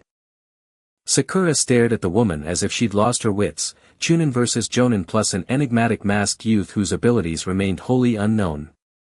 This wasn't strategy, it was suicide. Kakashi said nothing, simply turning with gentle paternal warmth toward Naruto. Sakura, don't forget who rescued me from that desperate battle. You are growing rapidly, especially you, Naruto. You've grown the most. Watching delight bloom across Naruto's face, Kakashi smiled faintly before turning back to Sakura. Only crisis breeds growth. A flower nurtured solely in the greenhouse cannot withstand the storm, yet you three are no fragile blossoms. You are towering trees of heaven itself. Do you understand, Sakura? Sakura. Sakura lowered her head under her gaze. Indeed. If I must speak plainly, the one who has remained stagnant all along, has been me alone. Watching his dejected expression, Kakashi wondered whether he had pushed this ordinary boy too hard. With a sigh he waved his hand and said, of course I never meant for you two alone to confront her. I only hope that in the battles ahead you can shoulder some of the burden for me. But Sensei, if Zabuza is still alive, she could launch an attack at any moment. How can we possibly train in peace until you recover? Even knowing that Naruto and Sasuke would one day rise as towering masters, Kakashi was acutely aware they were still tender saplings, unfledged, untested. And he himself. Merely a stray weed. With such a fragile configuration, Sakura could not bring herself to believe, even for a moment, that the three of them could withstand Zabuza's ambush. Kakashi, however, remained utterly unconcerned. With quiet confidence he declared, remember this, while a person in a feigned death state requires considerable time for the body to fully restore itself. This technique is neither sustainable nor repeatable, you must never attempt to imitate it. Yet this very limitation presents our opportunity, let us seize this time to train rigorously. Though much of his reasoning slipped past her at the word training, Naruto instantly lit up. She raised both hands and feet in fervent approval, yes. Now this is getting truly interesting. At that moment the door creaked open. A woman entered carrying trays, followed closely by a boy bearing a large rice pot. Oh my, whose child is this? So young yet already helping mother with chores. What a little hero. Sakura rushed forward, took the enormous rice pot from the boy's arms, nearly as tall as he was, and praised him warmly. Tazuna beamed as he lifted the boy into his lap and ruffled his hair while introducing them, these are my grandson and daughter, such good children. So good. Inari, such a good boy. The woman stepped forward and gently patted the boy's back. Inari, say hello properly, they're the ninja protecting grandfather. Only then did the boy, who had silently worked since entering, turn his gaze toward Team 7. His eyes held an unsettling somber haze. He pointed directly at them and said to his mother, they will die. What did you just say, brat? Naruto, who'd just begun to think the boy seemed polite, was instantly stunned, his face flushed crimson with indignation.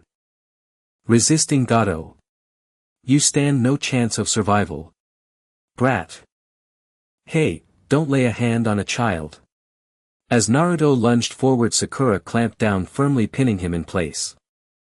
Still cradled in her grip, Naruto wriggled defiantly and thrust a clenched fist forward, voice booming with conviction. Listen carefully, Inari. I am destined to surpass the Hokage, the ultimate invincible hero. Whether it's Gato or some other fool, I couldn't care less. Hero. Heroes are fools, mere impossibilities. Not me. And certainly not you. With that he turned away amid Naruto's and Sakura's grasping hands and walked off, adding over his shoulder, if you wish to live, heed that older brother's words, and leave now. Sakura froze. Until now she had focused solely on safeguarding her comrades, yet overlooked the lives of Wave Country's people. In that boy's eyes, she must appear nothing more than a coward, craven and self-preserving. Inari, where are you going?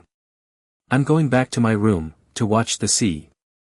Their brief exchange ended as the door swung shut once more, sealing out the boy's figure and closing the door to his heart. Damn it, where did that brat run off to? I'll teach him a lesson he won't forget. Seeing Sakura lost in thought, Naruto seized his chance, slipped free like a slippery catfish, wrenched the door open and dashed outside in pursuit. Sakura could only grit her teeth and give chase. Don't act rashly, Naruto, calm down. Thus the two burst forth in hot pursuit, one after the other, leaving Kakashi behind to offer repeated apologies to Tazuna and his daughter. Elsewhere, Naruto and Sakura searched every room on the ground floor, finding nothing. Just as they began ascending the stairs, muffled sobs drifted down the corridor from deep within. Shoo, be silent. Sakura turned to Naruto, who stood behind her, and whispered.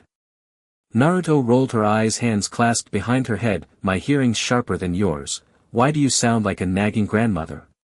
Before she could retort, Sakura clapped a hand over her mouth and guided them both stealthily to the door to eavesdrop. Unlike Sakura, who strained to catch only the boy's faint sorrowful murmurs about his father, Naruto's unique senses pierced deeper. She felt the raw anguish radiating from his heart, even discerning the soft hollow tap of tears striking the photo frame. Truth be told, she disliked human negativity. Whether it was the villagers' scorn she'd endured before, or now being forced to absorb this boy's sealed suffocating grief, the emotional resonance left her unsettled, her own spirit aching in sympathy. She didn't even know her own father, yet this profound empathy unsettled her deeply. It was strange. Uncomfortable. Effortlessly breaking free from Sakura's hold, Naruto's earlier fury had vanished. She tugged Sakura away, stopping her just as she reached for the door handle, and turned decisively down the hall. Then let's begin our training. Yes, sir. Too quiet. Yes, sir. In the dense forests of the Land of Waves, the trio's shout startled a flock of birds into flight. Kakashi, rubbing his ears as if they might shatter, nodded in satisfaction. Ahem, excellent. But before training begins, I must first explain a fundamental ninja ability, chakra. Wait a moment. What is chakra exactly? I think I've heard of it, yet somehow I haven't. Naruto suddenly interrupted, his face a portrait of utter bewilderment. Kakashi, leaning heavily on his cane, swayed precariously, then after a long pained pause sighed with profound existential exhaustion. You haven't even learned this. Are your academy instructors truly doing nothing? 6 whole years, and this is what they've taught you? Even during the peaceful era, the third Hokage couldn't possibly have neglected the foundational cultivation of the next generation so recklessly, could he? How had the quality of rookie shinobi deteriorated so drastically in just a few short years since she last led a team? Just as Kakashi was mentally composing an expletive-laden tribute to the third Hokage's maternal lineage, Sakura raised her hand, her expression dark with suppressed frustration. Kakashi-sensei, Sensei Irika is innocent. He's explained this hundreds of times in class, but... Her hesitation hung in the air. Naruto, sensing her unspoken reproach, scratched his head sheepishly and chuckled. Sorry. I've been napping through every theory lesson. Kakashi was utterly defeated, convinced that were he not bracing himself with his cane, Naruto's sheer unrelenting absurdity would have felled him on the spot. This simply won't do. Sakura, would you mind explaining it for us? Unwilling to expend breath on such rudimentary concepts, and eager to quietly assess the efficacy of Iruka's instruction, Kakashi smoothly passed the burden to Sakura, who'd been observing the scene with detached amusement. Me. Sakura glanced at her teacher's lethargic dead fish stare, and then at Naruto's earnest hopeful gaze, and sighed resignedly. Fine. Ahem, Naruto, listen closely. This is essential foundational knowledge, you mustn't let it slip in one ear and out the other. Got it. Naruto chirped enthusiastically, yet Sakura couldn't shake the feeling that her tone lacked sincerity. Really? I'm still not entirely convinced. But she pressed on without further delay, clearing her throat. In essence, chakra is the vital energy required for performing ninjutsu, and it can also be used purely to augment physical prowess, which is precisely why shinobi possess far greater bodily resilience than ordinary people. Since this energy is drawn from both cellular vitality and spiritual fortitude, our daily training fundamentally aims to expand chakra reserves by honing the body and tempering the will. When sufficient chakra accumulates within the body, we channel it along precise pathways through hand seals, thus enabling the activation of ninjutsu. Legend claims some ancient masters could manifest techniques without seals, but those tales belong to a distant, almost mythical past. Hearing Sakura articulate such complex theory with crystalline clarity, Kakashi was moved nearly to tears, and applauded fervently. Exactly. Precisely so. So Iruka has been teaching diligently after all. How profoundly heartening. Under their synchronized teasing, Naruto flushed crimson, turned away dismissively and scoffed. TCH, what's the big deal? Even without grasping these intricate principles, my body remembers what my mind forgets. I may well become the next legendary shinobi who wields ninjutsu sealless. Naruto's right, we can already perform ninjutsu. Sasuke added, nodding. Kakashi stared at the two incorrigible students, temples throbbing. No. You cannot yet control chakra with precision. Forget sealless techniques, you can't even reliably execute advanced jutsu using standard hand seals. What? The trio cried out in unison. Even Sakura, the very one who just delivered the explanation, had clearly never been briefed on these critical nuances. Kakashi's gaze went utterly lifeless. She sighed, accepting her fate as de facto lecturer. Listen carefully. As Sakura explained, activating ninjutsu requires both extracting sufficient chakra and guiding it with surgical precision. Though hand seals simplify learning by mapping chakra pathways, merely mimicking seals while ignoring the underlying chakra circuitry renders them useless. Each technique corresponds to a unique chakra circuitry pattern. Only the exact activation of all required circuits ensures successful jutsu execution. And right now, you are failing to utilize chakra effectively. Even if you generate vast quantities of chakra, allowing it to surge chaotically through your system is perilous. If such uncontrolled flow accidentally triggers all circuits, including extraneous ones, the jutsu may activate, but the excess chakra is wasted, distorts the technique's outcome, or worse, inflicts grievous harm upon your own body. For instance, the transformation technique fails to replicate the intended form, the clone technique yields lopsided, unstable copies, the replacement technique transports only the decoy object while leaving your body stranded, if fire release scorches you instead of your foe, earth release buries you alive. Ninjutsu is an art of exquisite precision, where a deviation of a hairbreadth cascades into catastrophic failure. At worst, reckless chakra manipulation can rupture meridians, incinerating your own vitality until you're left a hollow, crippled shell. That is precisely why the Academy teaches only the three basic techniques. They are the simplest, and safest, to master.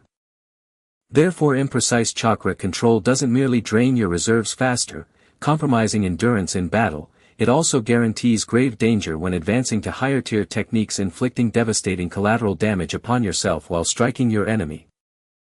So remember, sweat more in training, bleed less in combat. Understood? Kakashi rapped sharply on a blackboard that materialized from nowhere, his expression stern. The three genin snapped upright, shouting in unison. Understood, sir. Their shout once again sent birds scattering across the forest canopy. Another peaceful day in the land of waves. But speaking of which, how exactly are we supposed to train our control over chakra? Haruno Sakura glanced around the environment finding nothing particularly special. Just trees, nothing but trees. Kakashi smiled mysteriously at her words and led the three little ones to a tall sturdy tree which was thick enough for two people to embrace. After patting the trunk he said, "That is climbing trees. Climbing trees." Facing the shock of the three, Kakashi affirmed, "That's right, it's climbing trees." Sounds kind of boring. Naruto looked dejected. Can something like this really be considered training? Sakura asked in disbelief. Sasuke was speechless. Come on, just listen to the whole thing first. Kakashi waved his hand helplessly. This isn't just simple climbing, you can only use your feet, not your hands.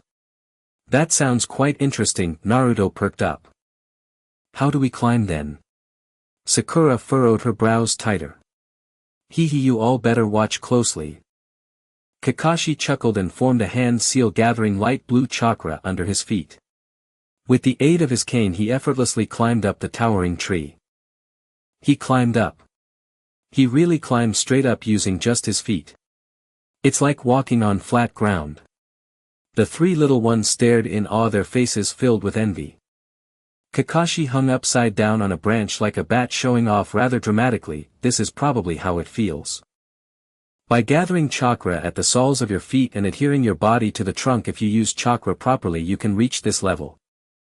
But what does this have to do with chakra control? Haruno Sakura shouted up at the tree. Good question. The difficulty of this training lies in the fact that you must concentrate just the right amount of extracted chakra at your feet. This is chakra guidance. The amount of chakra needed for climbing trees is very subtle, and the soles of the feet are the hardest part to gather chakra. In other words, this is the best technique for training chakra control and also the entry point for all advanced ninjutsu. So as long as you master the control technique you can learn any ninjutsu. Naruto looked excited, but Kakashi rolled his eyes and said, "There's still a gap between theory and reality." Additionally, one more thing to note is that if you want to keep your body stuck to the tree without falling you must maintain a stable output of chakra at your feet for a long time. This is training your chakra sustaining ability. When responding to the requirements of different ninjutsu it is very difficult to maintain both the precision and stability of chakra simultaneously. However, when a ninja needs to extract chakra they are almost always in the midst of a fierce battle where movement is unavoidable. Under such circumstances maintaining control and sustain of chakra can be extremely challenging. That's why I want you to train your chakra application through climbing trees. However, no matter how much I talk about it you won't learn unless you experience it yourself. As she spoke she threw 3 shurikens down to the 3 little ones which landed accurately in front of each of them without a single deviation. You need to use the shuriken to mark the limit of how high you can climb and then strive to surpass that limit and mark it again, repeating this process. At first this process might not go smoothly, but you must muster your courage and not overthink it. Just charge up and see how high you can go, don't hesitate, understand? Hearing this Naruto lifted his hand holding the shuriken and waved it, laughing brightly. This kind of training is incredibly easy for me. Because I'm the one who is growing the fastest right now. The other 3 looked at him with black lines on their faces. Of course, growing from the bottom means he would progress faster than Sakura and Sasuke, the 2 geniuses. They really didn't understand what was so proud about it. Kakashi felt helpless as well. Had he known he wouldn't have praised him. Alright, stop boasting. Just find a tree and start climbing. Okay, first gather the chakra at the soles of your feet. Naruto and the others imitated their teacher's earlier actions, forming hand signs as blue and red chakra gathered at their feet. Alright. Charge. Ouch. Mingren let out a sharp cry and arched backward, collapsing as if struck. The chakra clinging to her foot, flickering like a tongue of flame, met the trunk and snapped that sapling no thicker than a bowl in an instant. She went down with a heavy thud, striking the back of her skull and rolling across the ground, clutching her head. Goodness. On the other side, Chunai-ing, her chakra adhesion too weak, had scarcely taken a couple of steps before she tumbled, landing in a humiliating resounding fall. Tsk. Suizhu climbed the highest, leaping up about 5 meters before a misjudged step crushed a patch of bark and sent him sliding down. He still found the time to carve a mark on the tree with a backward stroke. Though first to complete the task 5 meters hardly satisfied him, Kakashi remained propped on her cane hanging in the tree and watching them all. Mingren, be careful, if your chakra is too strong you'll snap the tree. A tree that has grown that large did not do so for nothing. Chuanya, your force is far too weak, that trickle of chakra cannot produce adhesion, have you not eaten? Suiju, well done. Keep it up. Kakashi smiled and began to answer their questions one by one, though privately she could not help but marvel at the gulf between genius and the ordinary. Before long she felt a light pat on her back and a voice asked, like this. Turning she found Chunying behind her, a radiant smile on a young spirited face. His chakra was not plentiful, he could not hang upside down for 2 full seconds, but he quickly flipped and sat astride the branch. Climbing isn't as hard as I imagined, he chirped. The others were astonished that he had reached that height after only 2 attempts.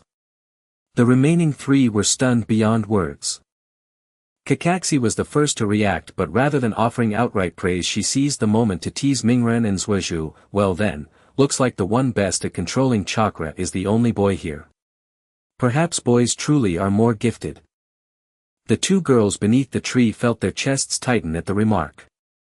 Not only does he possess ample knowledge of chakra, but his control and endurance are impressive as well. From where I stand, the one closest to the Hokage is Chunying, perhaps. Quite unlike someone who only talks big. Mingren's eye twitched.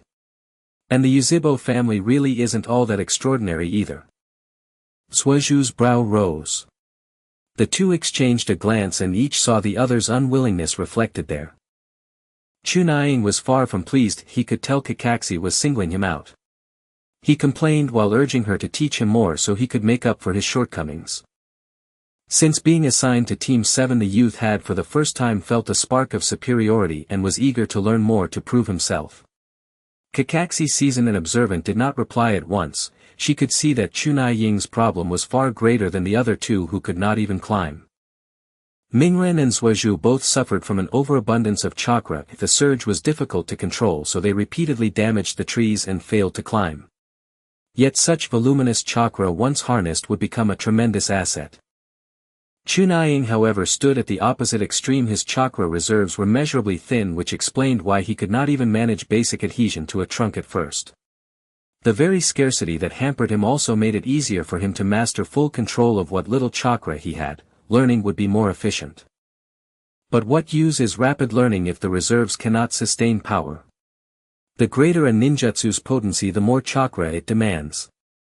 With Chunying's low chakra ceiling, high-tier techniques were beyond support. To learn swiftly yet be unable to employ such techniques is a crueler fate for a gifted shinobi than almost anything else. Kakashi gazed at the eager boy and found herself unable to tell him that harsh truth.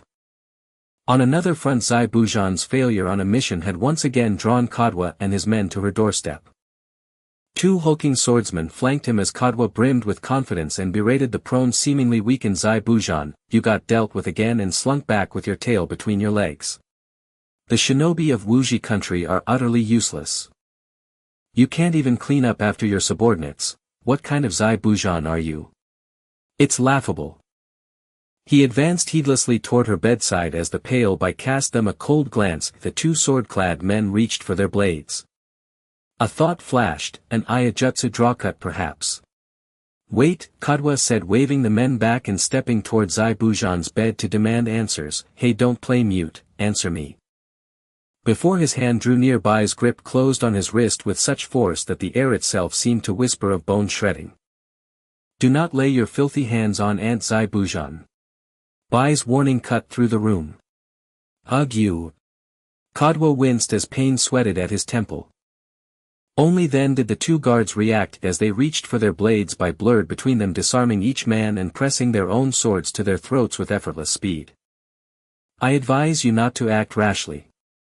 I am angry now. Bai's frosty voice chilled their spines. He had been at least 2 meters away a moment before. How can this be? He moved in an instant. This man is a monster. Kadwa could only swallow and concede. Defeated, he spat out one last warning. I'll give you one more chance. Fail again and you will have no place left to hide here. With that he turned and stormed out, slamming the door behind his useless escorts.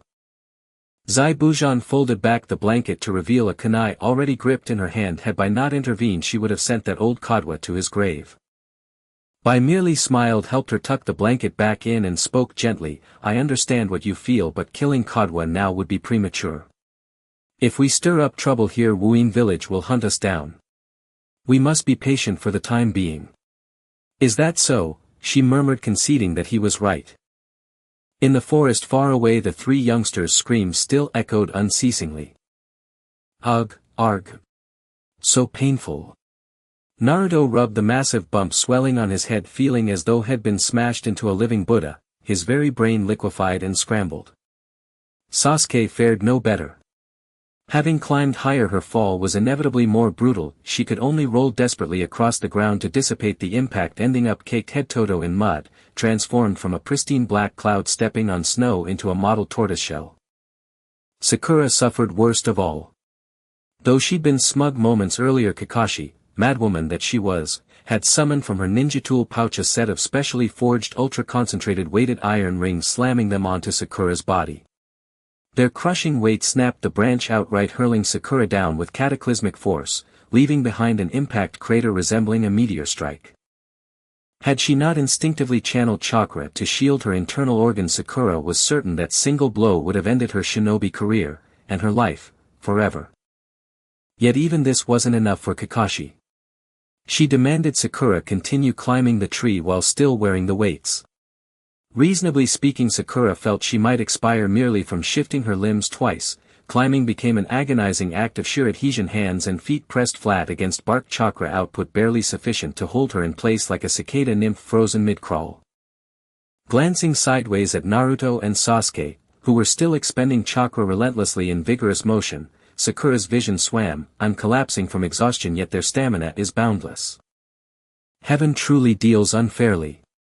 Still, Naruto hasn't improved a bit. She'll probably give up soon and come whining to me, though admittedly I'm scarcely better off myself. Damn it." Sure enough, Naruto erupted into a skyward roar of fury, only for Sakura to be stunned when in her rage Naruto stamped the ground so hard that a colossal crater exploded beneath her feet, gouged deep by raw chakra. Whoa! Does this girl possess inexhaustible chakra? Sakura trembled violently, clinging tight to the trunk, mute with terror. But then Naruto, the human chakra monolith, strode over, scowling fiercely. Fear ignited within Sakura, a surge of unprecedented strength. 3 frantic leaps shot him 3 meters upward, only for his foot to slip, sending him plummeting straight down onto Naruto. Guh! Naruto wailed, pinned helplessly beneath him. "I only came to ask if you had any secret techniques. I'd have accepted silence. Why do this to me?" Sakura stammered incoherently, hastily divulging the hard-won technique before tumbling off Naruto and flinging himself skyward in despair. "Kakashi-sensei is a demon, aaaaa." Kakashi had just rushed over intending to apply healing ointment, only to have her eardrums pierced by that shriek. Enraged, she delivered a sharp kick squarely to Sakura's backside. "Ungrateful brat. I'd have better luck teaching Char-Sue." "Ugh, aaa." A rare discordant cry pierced the otherwise steady rhythm of the sea bridge construction site. "Too noisy. Are you even capable? And you call yourself a shinobi?" Tazuna grumbled, hoisting a steel frame with one hand while glaring at Sakura. "Just look, what you carry versus what I carry." Sakura already bore Kakashi's weighted gear. Now 10 steel rods, bound with cement, lay stacked upon his back, reducing him to a sweat-drenched, foam-flecked ant laboring beyond endurance. Objectively though, his work was loud and chaotic. Sakura's output rivaled 10 laborers combined, a feat that deeply impressed Tazuna. Yet the old man's temperament remained as stubborn and foul as a toilet stone. Praise from his lips was rarer than rain in drought. Where did that blonde girl and that brooding kid vanish to? Bringing those 2 girls to work would shave at least 1/3 off the bridge's timeline. Tazuna mused silently. Sakura, overhearing, turned and shot him a withering glare. "They're still training. Seriously? You haven't exhausted my labor quota yet?" No, not at all. Just checking in. Besides, if they're training, why are you here? Shouldn't you be training too? Tazuna, caught red-handed, frantically waved his hands to disavow intent. Sakura scoffed, her eye roll verging on Hyuga-level intensity. Do I look untrained? My situation differs from theirs. Sensei assigned me to protect you, and this labor is my training. As he spoke, he shifted the mountain of construction materials slung across his back, so great that the bridge itself seemed to shudder in sympathy. Of course this was mere hyperbole. Should the bridge truly tremble, so Tazuna, the famed bridge builder, might as well feed his reputation to stray dogs. Even so, gazing upon Sakura's staggering burden, Tazuna felt a quiet suffocation. You truly are pitiful. I prefer the term exceptional. Honestly, we're incompatible conversationalists. Though bickering neither paused their labor. Nearby workers merely shrugged. This was routine. May I interrupt? Tazuna. A voice cut through their quarrel. Tazuna had just delivered his steel beam. Setting it down, he dismissed Sakura with a wave before turning to the newcomer. What is it? Kichi. Kichi wore standard labor attire, but had removed his safety helmet, the crew's unmistakable insignia. An old-timer like him shouldn't commit such a basic lapse during work. As Tazuna pondered, Kichi continued solemnly, I've thought long and hard about building this bridge. May I withdraw? Why?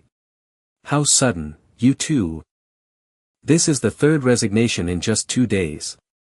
At this rate we won't finish the bridge, we'll dissolve the entire crew.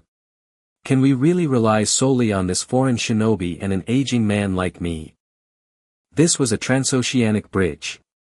Even if the two of them worked themselves to death, completion remained impossible.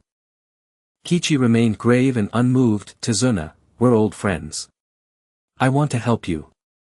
But if we proceed, Kado will target us all. And if you die, that sacrifice gains us nothing. So I must step away. Let this bridge remain unbuilt. No, that bridge belongs to us. It will bring logistics and transit to our destitute land of waves. That is precisely why we must build it, together. Tazuna pleaded gently, but Kichi held firm. If we die first, everything vanishes. Seeing persuasion futile, Tazuna turned away, calling Sakura, who just hauled the final bundle of bricks. It's noon. We'll halt for today. Kichi, don't return tomorrow. He yielded at last. What choice remained? The market of the land of waves is a chaotic place where theft and robbery are common occurrences, and it is not unusual to see people starving by the roadside. Many individuals sit on the ground with signs that read willing to do any job, but when Haruno Sakura approached to ask if they wanted to help build a bridge, she was met with nothing but indifference. Dazna was used to this, and he pulled Sakura away while she was still trying to persuade people here. Forget those guys, let's hurry up and buy the groceries and go home. What do you want to eat? Do you have money to treat me? Don't just get some rotten vegetable leaves to fool me. I did the work of 10 people. As soon as the topic of food came up, Sakura's growling stomach wouldn't allow him to think of anything else. Dazna scoffed at her, saying, you still want to eat vegetables? How about some stinky fish and rotten shrimp? Don't ask for too much. Fish and shrimp. When did you become so generous, you stingy old man? Sakura, being from an inland country, considered seafood a luxury. She had mostly eaten highly processed and easily stored salted fish and fish cakes. Fresh seafood which dies shortly after being caught is a delicacy only for the upper echelons like those in the Hokage's circle. Ordinary citizens like them had no means to eat fresh seafood. In contrast, Dazna's country, the land of waves, is a typical island nation with mostly saline and alkaline land unsuitable for cultivation. The frequent heavy rains led to many crops being drowned even if they sprouted, making even rotten vegetable leaves expensive. They had to rely on fishing to survive. Sakura's obvious lack of common sense elicited a dumbfounded expression from Dazna. Do you think eating seafood every day is enjoyable? You can see the consequences of a long-term lack of vegetables and grains by looking at that little boy over there. He then raised his hand to point at a child slumped on the roadside. Following his finger, Sakura looked over and saw the boy's skin was waxy yellow, his limbs so thin they seemed to consist of nothing but skin, while his belly was surprisingly large, resembling that of a pregnant woman. This. Living in the bountiful fire country, Sakura had never witnessed such a scene. She was immediately frightened and stepped back, mumbling, how could a person become like this? He is still just a child. What on earth is going on in this country? Just then a hand tugged at the hem of his clothes from behind, startling him into jumping up as if he had seen a ghost. When he turned around he realized it was just a hungry child. The child was a ragged little girl, her hands clasped together with a pleading expression, her stomach growling audibly.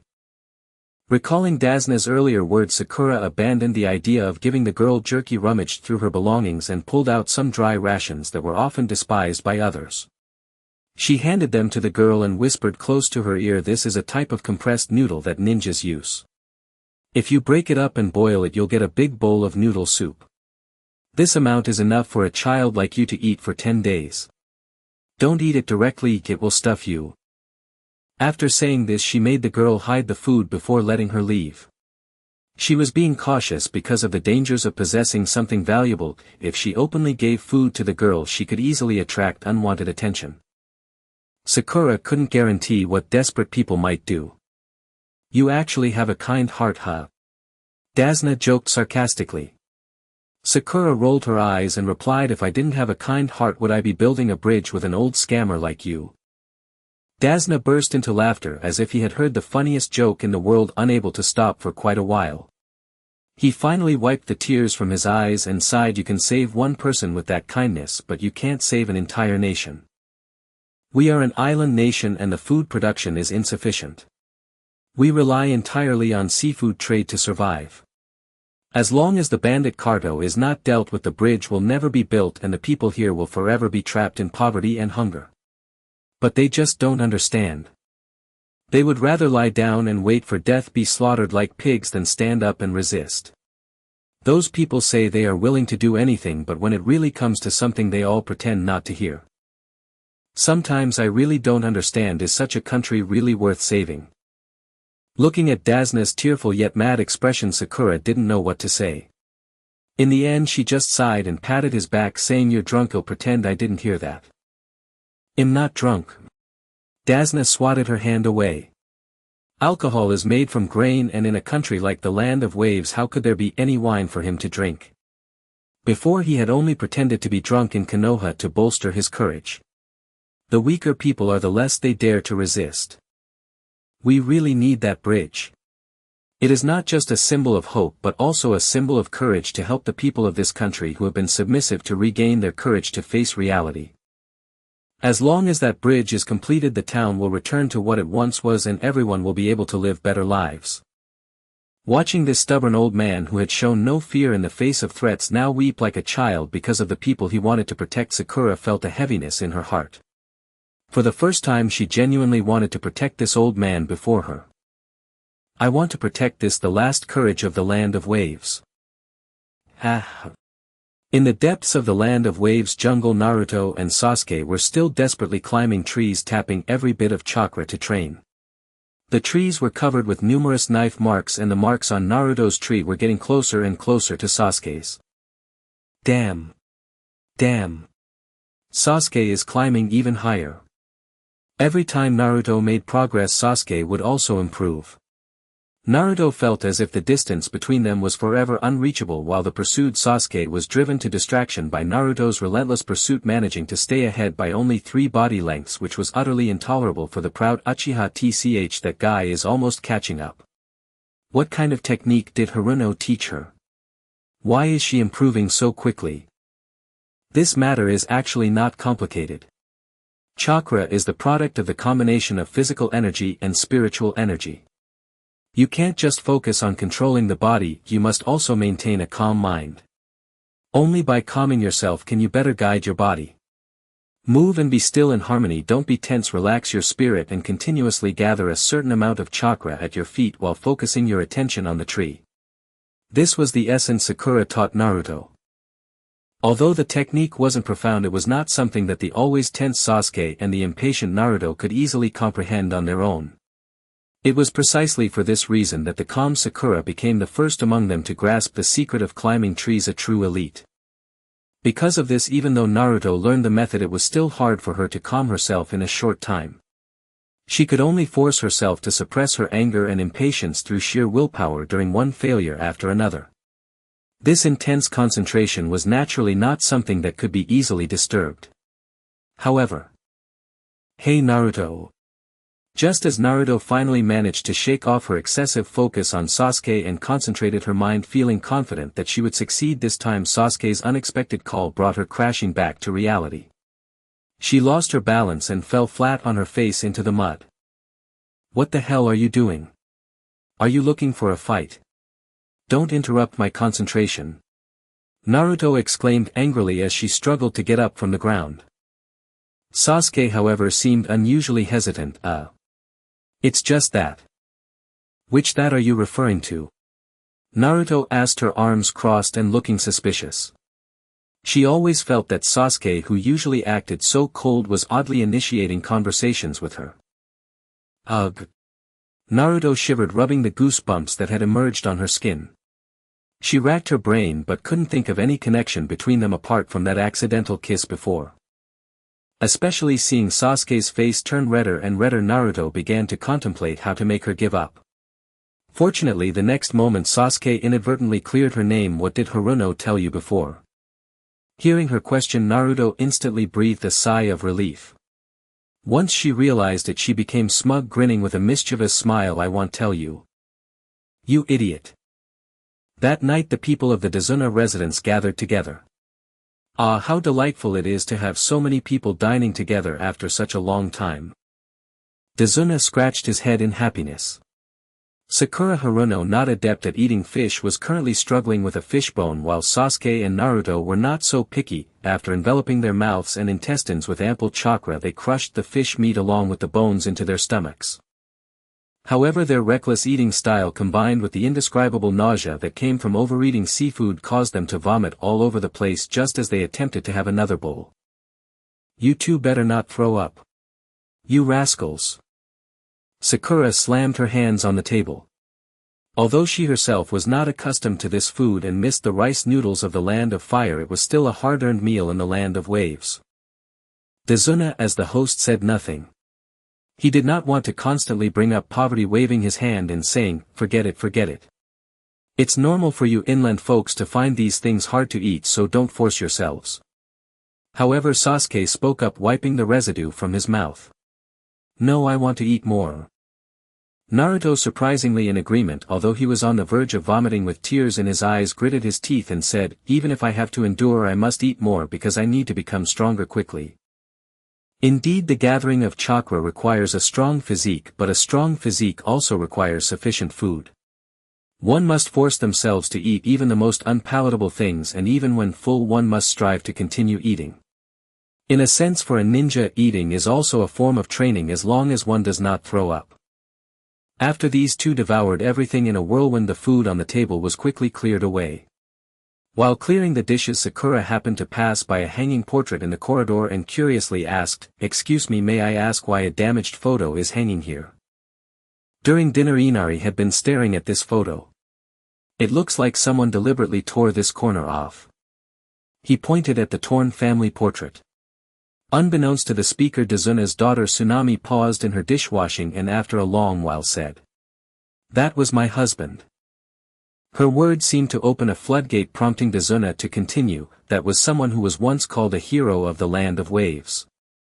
Upon hearing this, the gloomy boy silently put down his teacup and left the table without a word, as if silently protesting their discussion of the topic. "Inari. Where are you going? Inari." Tsunami called out endlessly, unable to persuade her son to return. She could not blame the unaware Sakura and the others, so she turned her frustration onto her father. "Dazuna, father. Did I not tell you not to mention that person in front of Inari? You never listen." With that, she followed her son out, slamming the door. Sakura was left bewildered, feeling as if she had said something wrong, yet she understood nothing. "What happened to Inari? It seems there's some reason behind this." Kakashi also showed some interest. With this inquiry Dazuna found it hard to hide the truth. However, every time he discussed this topic his heart ached. After a long pause he finally managed to gather his emotions and spoke with difficulty. This is a long story. I must start with Inari's stepfather, the man named Kaiza, arriving on the island. My son-in-law passed away early, and as a result Inari became a fatherless child. The world of children is cruel, and the tragic absence of a father became a reason for others to mock and bully him. Without peers to play with, Inari could only keep company with a small dog. They had a great bond, but because of this the group of bullies who tormented him also bullied the dog. That was 3 years ago. Pochi. Inari was held down by 2 boys who were clearly much taller than him, unable to escape their grip. He could only shout at the boy in front of him who had forcibly taken his dog Pochi. The boy replied smugly, "No way. Its name is Shooting Star, and from today on it's my dog." "It's not Shooting Star. It's my Pochi. Give it back. Pochi is my good friend and I will never give him to you." Inari's voice was filled with sorrow as he argued for his friend, but he unexpectedly enraged the boy. Some people are born with a malicious nature. If they cannot have something they destroy it. With a sneer the boy threw the small dog mercilessly into the sea. The small dog was clearly still a puppy and had never learned to swim, struggling and splashing in the water while crying out pitifully. The boy laughed, saying, "He who told you not to obediently give it to me? I don't want such a stupid dog. Why are you doing this? Do you want to kill Pochi? Why do this?" The boy's smile widened at his words. He had taken the dog not out of affection but simply to see Inari kneeling and begging him. Since this guy was so stubborn and even dared to retort, he decided he didn't want the dog anymore. He had something even more entertaining. "Hey, let Inari go. That dog is very important to you, right? Hurry up and save it." Inari, who had just been righteous, suddenly froze. "What's wrong? Quickly look, do you not care if Pochi dies?" Upon hearing this, Inari trembled as he watched Pochi struggling to survive in the water, yet he did not dare to move a step. "How could I not care? He is my only friend." But. "I'm sorry Pochi, I can't swim." The bad boy was delighted to see this. He knew that this timid kid, despite saying friend actually did not dare to jump in and save it. "You jerk, if it's your dog then jump in and save it." With that he kicked Inari into the water. "Thighs isn't right, big brother. What if this fellow can't swim?" Inari flailed in the water. The boy who had pinned him down felt pity, but the ringleader remained unmoved and coldly threatened his one somewhat conscience-stricken underling, "Don't bother with him. If you care so much, go save him yourself." At that moment the little dog at last relied on its instinctual dog paddle. Ignoring its drowning former master, it trembled toward the shore. The ruffians, seeing this, abandoned Inari and fled. "He's just a fatherless brat. If he dies it eases the burden on his widow mother," they said, convinced they had done themselves and the town a favor. Deserted by everyone, Inari choked on water. His struggling limbs grew heavier and heavier until darkness swallowed him. When he came to, a man stood over him. "Kid, you're awake. I taught those ruffians a lesson. Take this and eat." He handed Inari a perfectly roasted fish, smiling gently. By the light of the campfire he seemed both noble and almost sacred. "Is he a god?" Inari stared at the man in stunned awe, briefly thinking he must have died and met divinity. The dull ache in his chest from choking, however, reminded him that he was still alive. "Uncle, did you save me?" Inari asked. You were bullied terribly," the man replied softly. "No wonder even the dog abandoned you." "Dogs back in my homeland were fiercely loyal," he continued. "But you betrayed that trust first, so you cannot blame the little creature for turning away." After Inari finished telling his story, the man spoke lightly. Inari stopped eating and tears came to his eyes. I was too scared to move. I truly wanted to save it, but I had no courage," he sobbed. The man said nothing reproachful, he only ruffled Inari's hair in comfort. "Of course you were afraid. Anyone your age would be. But listen, boy. Remember this: if you would become a grown man, live in a way you will not regret. What truly matters is worth fighting for, be it through pain or sorrow. Strive to the end even if life is the price, protect it with your own hands. So that even in death there remains an enduring legend, evidence that one truly lived. Do you understand? Inali was still young and could not fully comprehend such words, but he etched them deep into his heart. That man was Kaisha. At the time Bo country was a thriving port city full of opportunity and prosperity, and Kaisha had come to chase his dream as a fisherman. From then on Inali clung to him and they grew close like father and son. He became a lively, cheerful child, and before long we welcomed him as one of our own. Dazina smiled faintly as she spoke. Mingren was moved. Although she had no parents, Kaisha reminded her of her old master Yaluka. So this is what family feels like, bonds formed without blood, a strange and wondrous human connection. Mingren did not dislike that feeling. She listened as Dazina continued recounting Kaisha's sense of duty and courage. It was a long rainy season, a once-in-a-century storm that unleashed mountain floods and tore away riverbanks. Kaisha, we have a major flood. If this keeps up, D district will be submerged. By then Kaisha had gained some renown in the village and led the Fishermen's Association, but he was still only a fisherman. Flood relief was the domain of the emergency services, not his concern, yet he seized a rope and rushed to the front lines without hesitation. It won't hold unless you can loop the rope around the washed-out embankment, one cried. How on earth will you get the rope there? Another shouted. Jumping into that torrent will get people killed. Everyone fretted that doing nothing would doom D district, but none dared act. Kaisha was not the cleverest man, yet he was the only one who stepped forward despite the warnings. Amid the chorus of "Don't be a fool," and "People will die," he bent down, ruffled Yanala's hair and left him a smile and these words. Don't worry, I'm invincible. I love towns with Inali in them. Then he leapt into the raging flood without looking back. He lived those words. What mattered most he defended with his hands, even at the risk of his life. He looped the rope around the broken embankment and accomplished the impossible, guiding everyone through the peril. Afterwards the people hailed Kaisha as a hero. To Inali he was the father he could be proud of. He became indispensable to our city. But the good times were not to last. When Kadwa arrived in the country, he outlawed private trade and seized all control of imports and exports. Bo country was leached dry by his parasitism, its economy collapsed, and the once dreamlike metropolis became a dead city shunned by merchants. Hunger spread until people could scarcely feed themselves. Again Kaisha stepped forward, but this time he was framed by Kadwa, accused and bound to the execution rack. Hear me, the prosecutor declared. This terrorist seeks to use violence to oppose the Kadwa consortium's policies and to disrupt our nation's order. I have arrested him and shall execute him here and now. I sincerely hope such foolishness never occurs again. Carry out the sentence. With that command Kaisha was publicly executed before everyone, before Inali. Against tyranny and brute force the man who had vowed to protect all ultimately fell silent. After that Inali became a different person. Jinai Mei and the villagers changed too. The crowd muttered, heroes are like fools, they cannot exist. Yanala's words and sobs still echoed in the air. Mingren could not remain seated. She rose to leave, but strength failed her and she collapsed.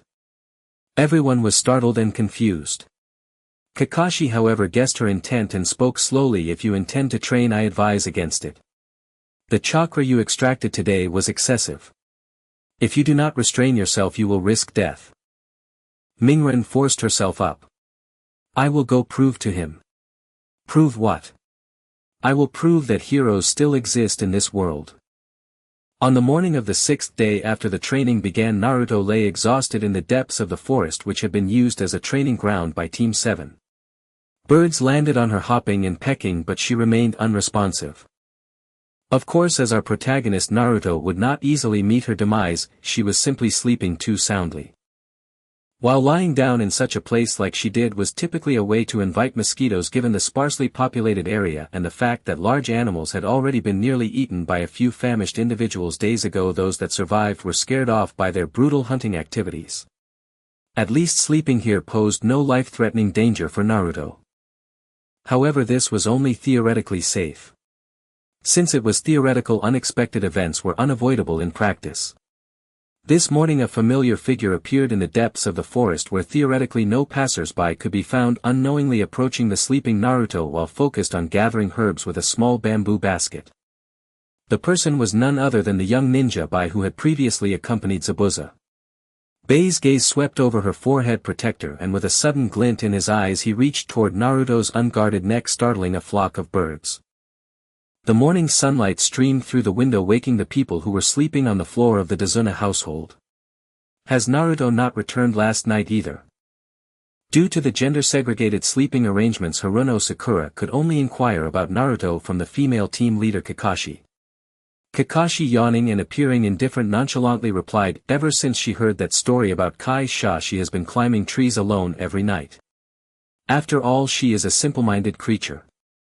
As for why she hasn't come back yet, I suspect she overused her chakra and fainted somewhere." "No way. That idiot!" Haruno Sakura exclaimed, quickly putting on her clothes and rushing out. "This is too exaggerated. Naruto is not a child anymore." Clearly Kakashi belonged to the type of laid-back parent who thought everything was fine as long as the child was alive. He did not see any problem with allowing an underage child to stay out all night, and instead felt that Sakura was overly concerned. Sasuke could no longer bear to watch and muttered, "Really? Both of them are idiots."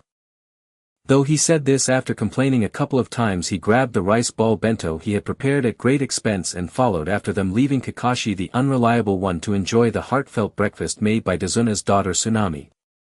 To be fair, this housewife's cooking was quite good. The seafood miso soup was delicious when hot, and he did not want to miss it. Meanwhile, Bei's hand crept closer and had already rested on Naruto's body. "Sleeping here will give you a cold." His gentle voice awakened Naruto, who had been lost in dreams. Rubbing her eyes sleepily, she blinked and asked, "Who are you?" At this moment Bai had removed his mask, yet Naruto, being the little scatterbrain she was, failed to recognize him as the masked ninja who had taken Zabuza's life with a single strike. In a way this could be considered a stroke of luck for Bai, otherwise who knew if he would have been compelled to eliminate Naruto if his identity were uncovered. However, since Naruto did not see through his identity, Bai also had no intention of revealing it. He was not a bloodthirsty person, so he simply decided to play along, claiming to be a herbalist in the mountains seeking herbs to cure ailments. Naruto, being kind-hearted, offered to help upon hearing that he needed herbs. I've got it. This herb, right?" Not long after, Naruto held up a small red and white flower before Bai. She recognized it as a good medicine for promoting blood circulation and healing bruises. Although she often failed, her cultural classes living alone had taught her some basic knowledge of herbal medicine, and she was familiar with a few simple herbs and wild vegetables. Bai smiled and nodded, accepting the herb. He had not expected that although Naruto seemed foolish, she actually possessed such skills. Watching her casually pluck a fresh tiger cane and begin to peel it before eating it made him think that her previous life had probably not been very luxurious. People from such backgrounds typically become colder because they have never received help from others. However, she was an exception. Despite being exhausted and hungry, she had voluntarily offered to help him gather herbs, which made Bei's heart soften with affection. But why would such a kind and warm-hearted child want to become a ninja, a profession so dirty? Thinking of this, Bai immediately asked, "By the way, little sister, you are a ninja, right?" Naruto was taken aback and exclaimed, "Do I look like a ninja?" Really? Really? Yes. I am a ninja." Yes, little sister, your forehead protector clearly shows you are a powerful ninja." Her delighted expression left Bai somewhat puzzled, but he complied and continued, "But why do you want to be a ninja?" Naruto chuckled softly and replied, "Because I want to become stronger." But you already seem quite strong." No, I want to become even stronger." Naruto's response made Bei's expression grow serious. Was this child yet another cruel ninja obsessed with power? He felt somewhat unwilling and pressed further. "Then once you truly become strong and possess extraordinary power, what do you want to do?" Naruto replied without hesitation, "Of course I want to become the strongest ninja in the village and have everyone acknowledge my power. And I want to become a hero." A hero. Although the first two answers did not sound very good, the last response was at least acceptable. Bai finally smiled again and asked, "Are you doing this for someone? Or just for yourself?" Seeing her tilt her head in confusion, Bai chuckled softly and asked, "Do you have someone important that you want to protect?" When a person has something important they wish to protect, they can truly become very strong. These words were not only a reflection of Bai's own experiences but also a summary of the lessons Naruto had learned during her time as a ninja from her teachers and the story of Kaisha. She finally understood the young man's meaning and smiled in response, "That's right. I know that very well." Bai smiled gently as before, picked up the bamboo basket filled with herbs and stood up to leave. "You will become stronger. Let's meet again if fate allows it." "Safe travels, big brother." Naruto waved her hand in response. Once she saw him off she would continue her training. However, this phrase made Bai stop in his tracks. After a moment of silence he turned away and said in a muffled voice, "Actually, I'm a girl." With that she walked away with a disappointed expression swaying from side to side.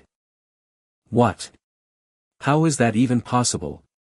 She's even more dashing than Sakura." Naruto recoiled in shock, her features twisted grotesquely, shadows crawling across her face, silent screams contorting her expression as if utterly shattered. Only then did Sakura release the kunai she had been gripping tightly. Stepping forward she landed a sharp punch on Naruto's head and snapped, "Since when does looking more dashing than me automatically make someone male? That girl may have short hair but she clearly lacks an Adam's apple, surely you noticed." Naruto clutched her head dramatically, though it didn't hurt at all, playing the pitiful victim when suddenly a rice ball came flying straight toward her face. Though it looked fierce, such an attack was child's play for a shinobi. Naruto simply opened her jaws wide and swallowed the entire rice ball in one triumphant thunderous chomp. Ugh, bamboo shoot flavor. After two gleeful chews of long-missed carbohydrates she gagged at the dry stubborn strips of bamboo shoot embedded in the rice. Spitting it out felt like sacrilege, swallowing it whole was agony. Gritting her teeth she forced it down without chewing, grunting, gulping, choking it past her throat, until finally freed to bare her fangs and snarl at Sasuke who just tossed the rice ball. "You. Why would you stuff bamboo shoots into a rice ball? It's completely incongruous. Did you do it on purpose?" Sasuke deliberately took a bite of his own rice ball, filled with Naruto's favorite rolled omelette, and held it up for her to see. With a derisive snort he smirked, "What does someone who eats plain rice get to be picky? You." Enraged Naruto leapt up and charged straight at Sasuke. "You two idiots, stop squabbling already." In the end Sakura ended the chaos with a sharp rap on each of their foreheads. How strange, it was she who was youngest among the three, yet somehow she'd unwittingly become their stern scolding mother. The next morning, the 7th day since training began. "Honestly, breakfast time's here and where's Naruto gone off to now? Miss Tsunade won't even let me eat unless everyone's present." Kakashi scratched his perpetually unruly silver hair, his mouth curled downward so sharply it was visible even through his mask, a picture of utter reluctance as he grumbled while walking through the forest. Beside him Sakura's temples throbbed visibly, clenching her fists she forced a brittle smile and replied, "Shouldn't you be answering that question? My dear Sensei Kakashi, I distinctly instructed you yesterday that outsiders had been spotted near the training ground and that Naruto must not be allowed to wander off alone."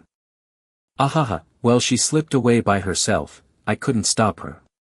And Sasuke said he was going for a walk and never came back. I assume they're together, so technically she's not alone." Kakashi offered two awkward chuckles in defense, though clearly he only dug himself deeper. Sigh. You really are something. As a jonin, Kakashi could certainly sense Naruto's chakra signature. Sakura knew full well he simply chose not to intervene. Still, he was her teacher. She bit her tongue, until a kunai suddenly shot from the trees and slammed between them. They looked up, and there perched precariously on a branch at least 20 meters above ground. Naruto grinned mischievously down at them. Has Naruto really climbed that high already? Incredible. That height surpassed even the demonstration Kakashi had given earlier. Sakura believed she could reach it now, if she removed her custom chakra-weighted gear, but she doubted she'd land unscathed. Naruto however possessed no such caution. Fearless she boasted from her perch, "How's this? How's this? I can climb this high now."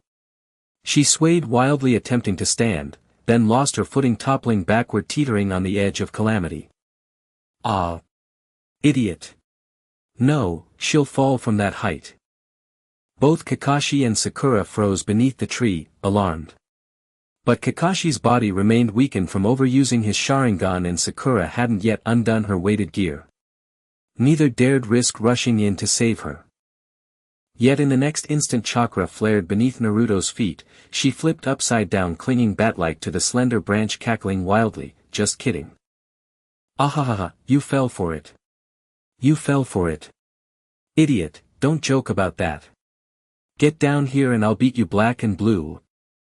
Sakura roared, and the sheer force of her shout startled Naruto causing her chakra control to falter.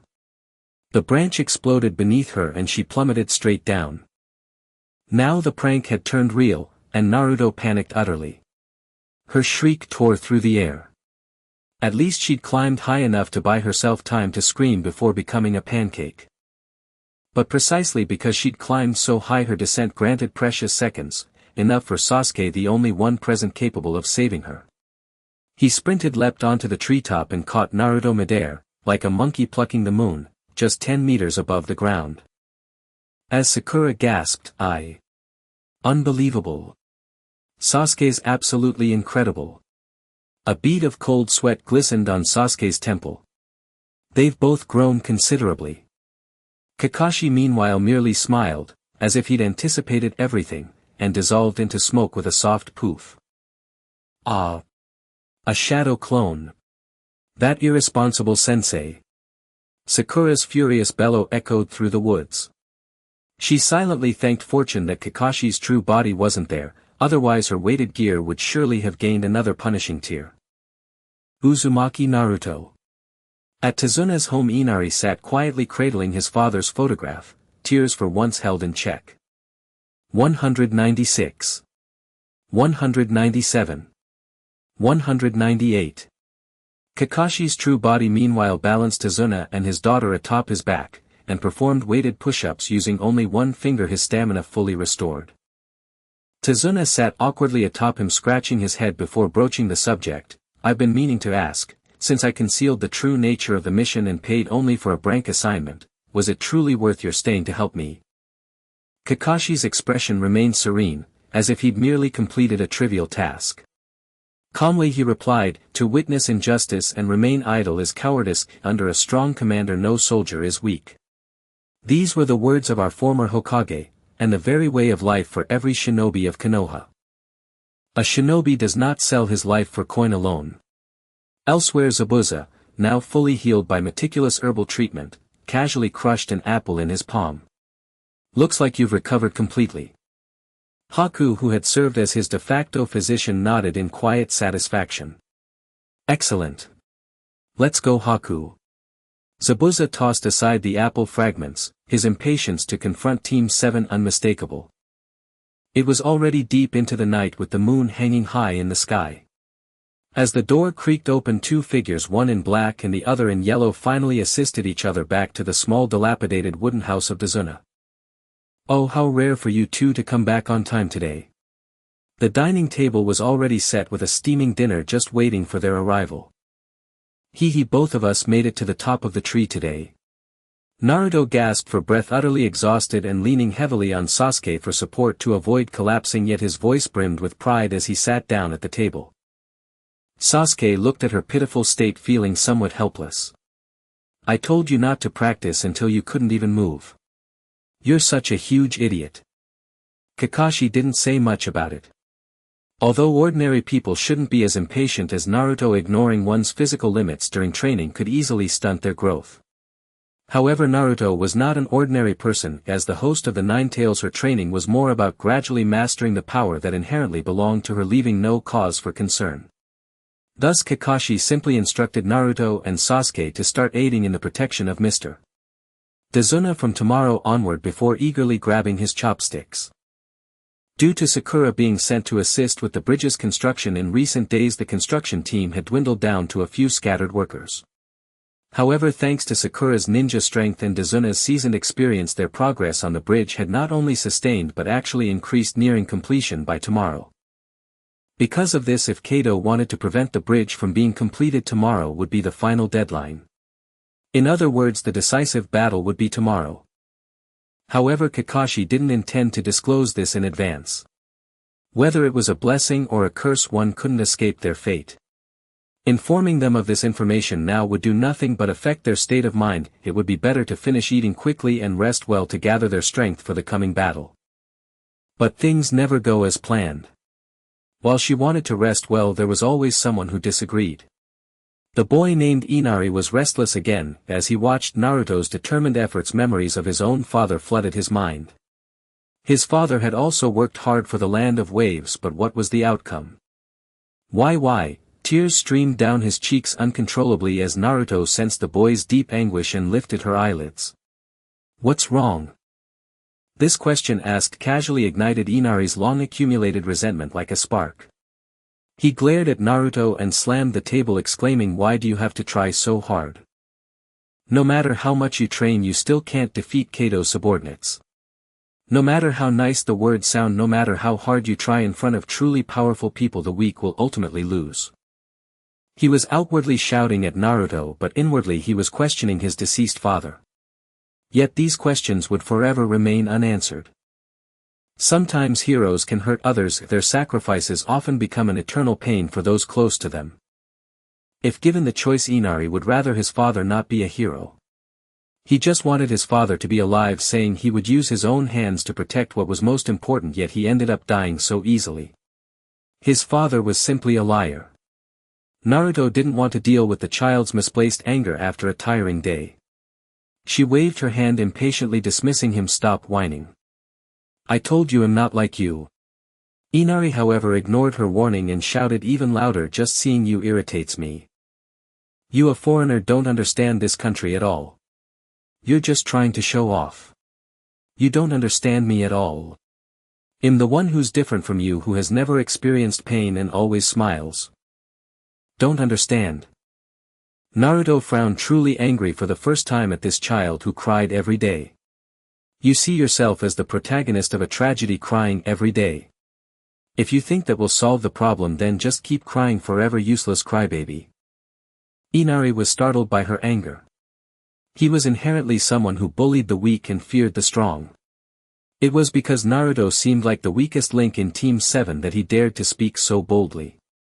But when Naruto truly got angry, he didn't dare to utter a word.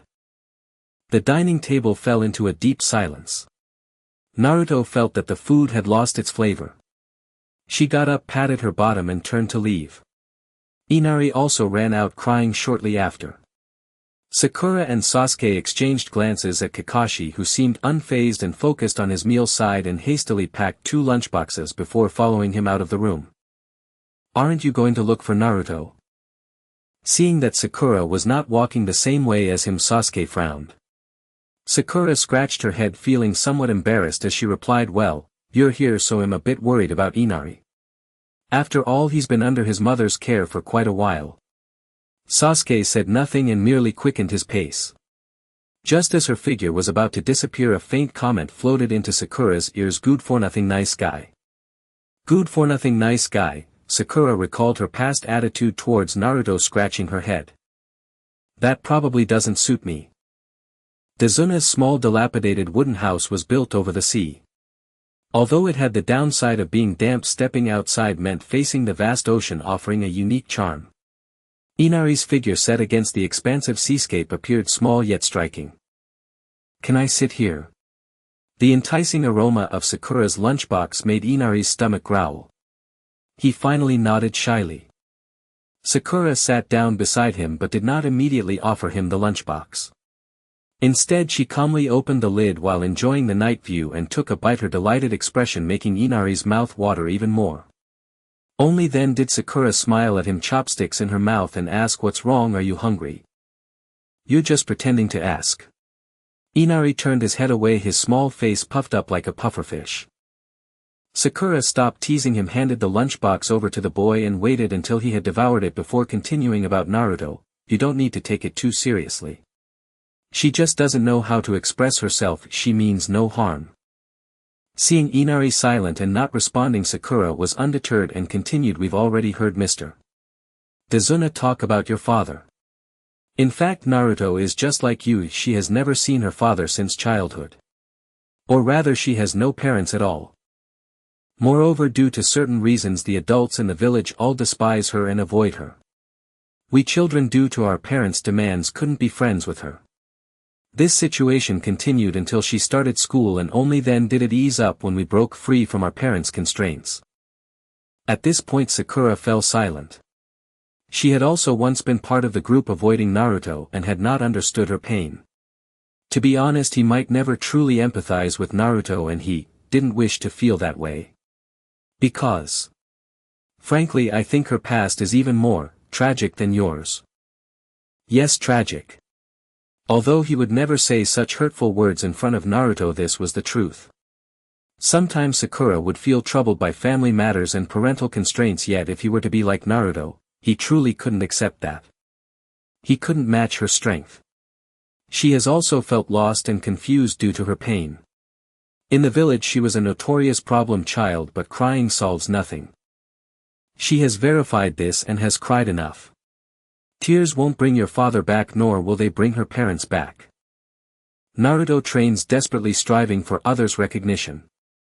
In fact, this mission was a gamble of her life, which is why we agreed to continue. She knows what true strength is, just like your father. Perhaps the one who understands you the most is her. At this point Sakura paused, gently patting Inari's head, who was so shocked by her words that he couldn't speak. She smiled and said, that girl seems to have no way of leaving you alone. Then I leave it to you, Naruto. She pushed herself beyond her limits during training yesterday, and I think she probably can't move today. The sun rose in the east, signaling the time to confront the Kado forces, but Naruto was still sound asleep. Considering her current battle power, without unleashing the Ninetales would likely just be a liability, and with Kakashi unsure if he could control her potential outburst, he decided to take advantage of her slumber.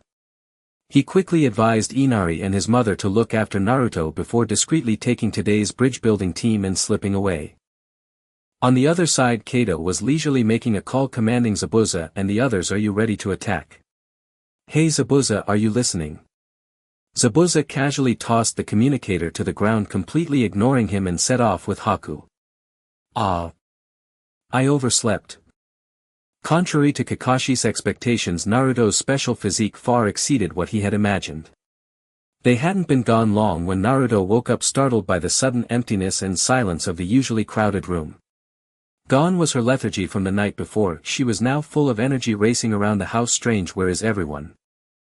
Tsunami was teaching her son how to knit and instinctively replied, Naruto, you're awake. Your teacher said you should rest today. I knew it. I knew those guys would ditch me and run off. Without even having breakfast, Naruto hurriedly changed her clothes and rushed out, leaving only a shout him heading out. Is this what they call being unable to move from too much training? Tsunami looked at the suddenly empty corridor, speechless.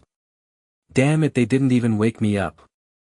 Naruto scampered through the forest, her movements growing even more agile after learning how to climb trees, resembling an orange spirit cat. However, a peculiar scent drifting through the woods suddenly made her stop in her tracks. Strange. The smell of blood. What is going on here? Meanwhile, on the bridge of the land of waves, things were also far from peaceful. The few workers scattered across the ground, and Tazuna quickly lifted one of them, who was bleeding but still moaning, and anxiously asked what happened. GIs. What on earth happened here? There are monsters. Gis, barely conscious, managed to utter this last sentence before completely fainting. Kakashi's heart sank. It seems my guess from yesterday was right. Kado has indeed made his move. Meanwhile, Inari and his mother were still leisurely doing household chores, completely unaware that danger had already arrived. Inari, come help your mom with the laundry. Okay, I'll come after I'm done in the bathroom.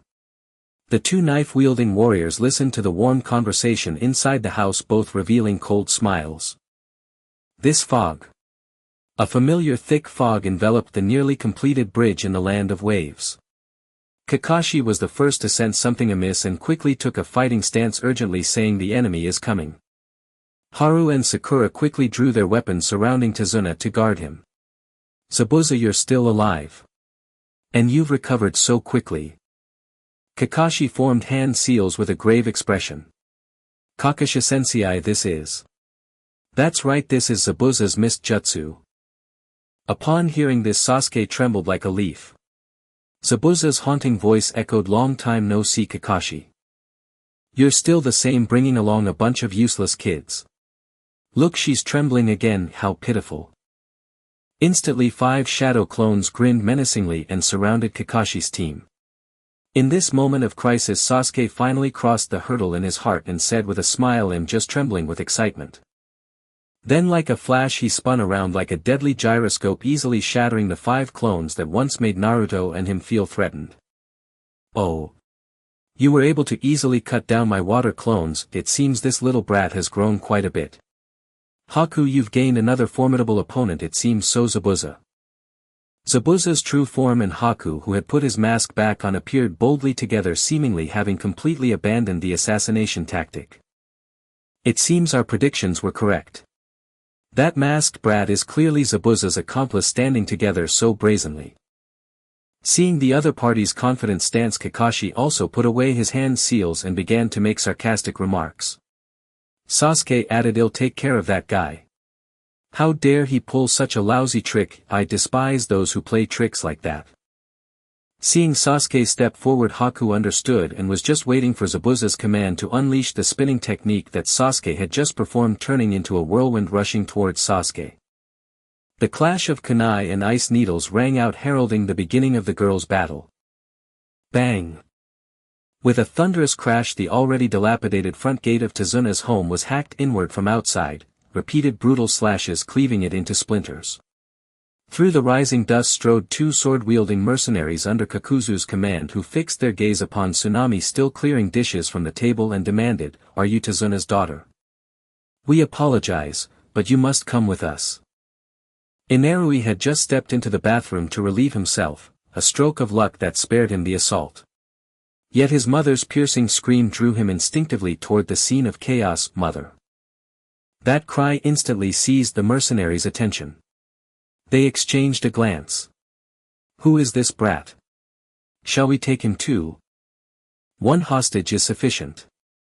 After a terse exchange, the scarred one-eyed bare-chested brute sneered and drew his blade, ready to strike. In that desperate instant, Tsunami summoned sudden clarity and flung herself between her son and death, confronting the 2 ruthless warriors. Wait. If you harm my son, I will bite off my own tongue, right now. You want a hostage, don't you? Such is maternal love. Even at the cost of her life she would shield her foolish, helpless boy. The mercenary leader, impeccably dressed, arrogant, clearly the higher ranked of the 2, watched Tsunami's unflinching resolve with visible exasperation. With a weary sigh he turned to the petrified Inerui. Humph. Boy, you owe your mother your life. Hearing his elder brother's concession, the bare-chested brute scowled in disappointment. TCH, I really wanted something to chop. Don't overstep. You tested your blade just moments ago. Enough delays. Take her, now. Just like that, in 3 curt sentences, their fates were sealed. Inerui lacked even the courage to rush forward and protect his mother. He collapsed to the floor, paralyzed by terror, reduced to nothing but tears, just as he had been when facing his beloved dog Pochi. Wah! Mother, I'm sorry, so sorry, I'm just a child, useless. I couldn't protect you. And I don't want to die, I'm terrified. This was his nature, bullying the gentle, cowering before the cruel. When confronted with true evil, or life and death choice, he could not utter even a whimper. He was a worthless crybaby. And suddenly Inerui realized Naruto's words held no falsehood. A boy who only wept changed nothing. Inerui, run, run quickly. His mother's faint voice reached him, and for a heartbeat he nearly fled. But, this was not like Pochi. His mother could not resolve this crisis alone. If he ran now he would never see her again, ever. Then no matter how desperately he wept he could never bring her back. Son, remember this well: what truly matters must be protected with your bare hands, even at the cost of your life. Choose a path that leaves no regret. Kakashi's words echoed in his ears. To flee now would condemn him to eternal remorse. But to act bravely, even once, might yet turn the tide. Then even if I perish I shall leave behind an everlasting legend, the proof that I lived. Right, father? The timid boy finally wiped away his tears, clenched his fists, and took his first step into maturity. He conquered fear.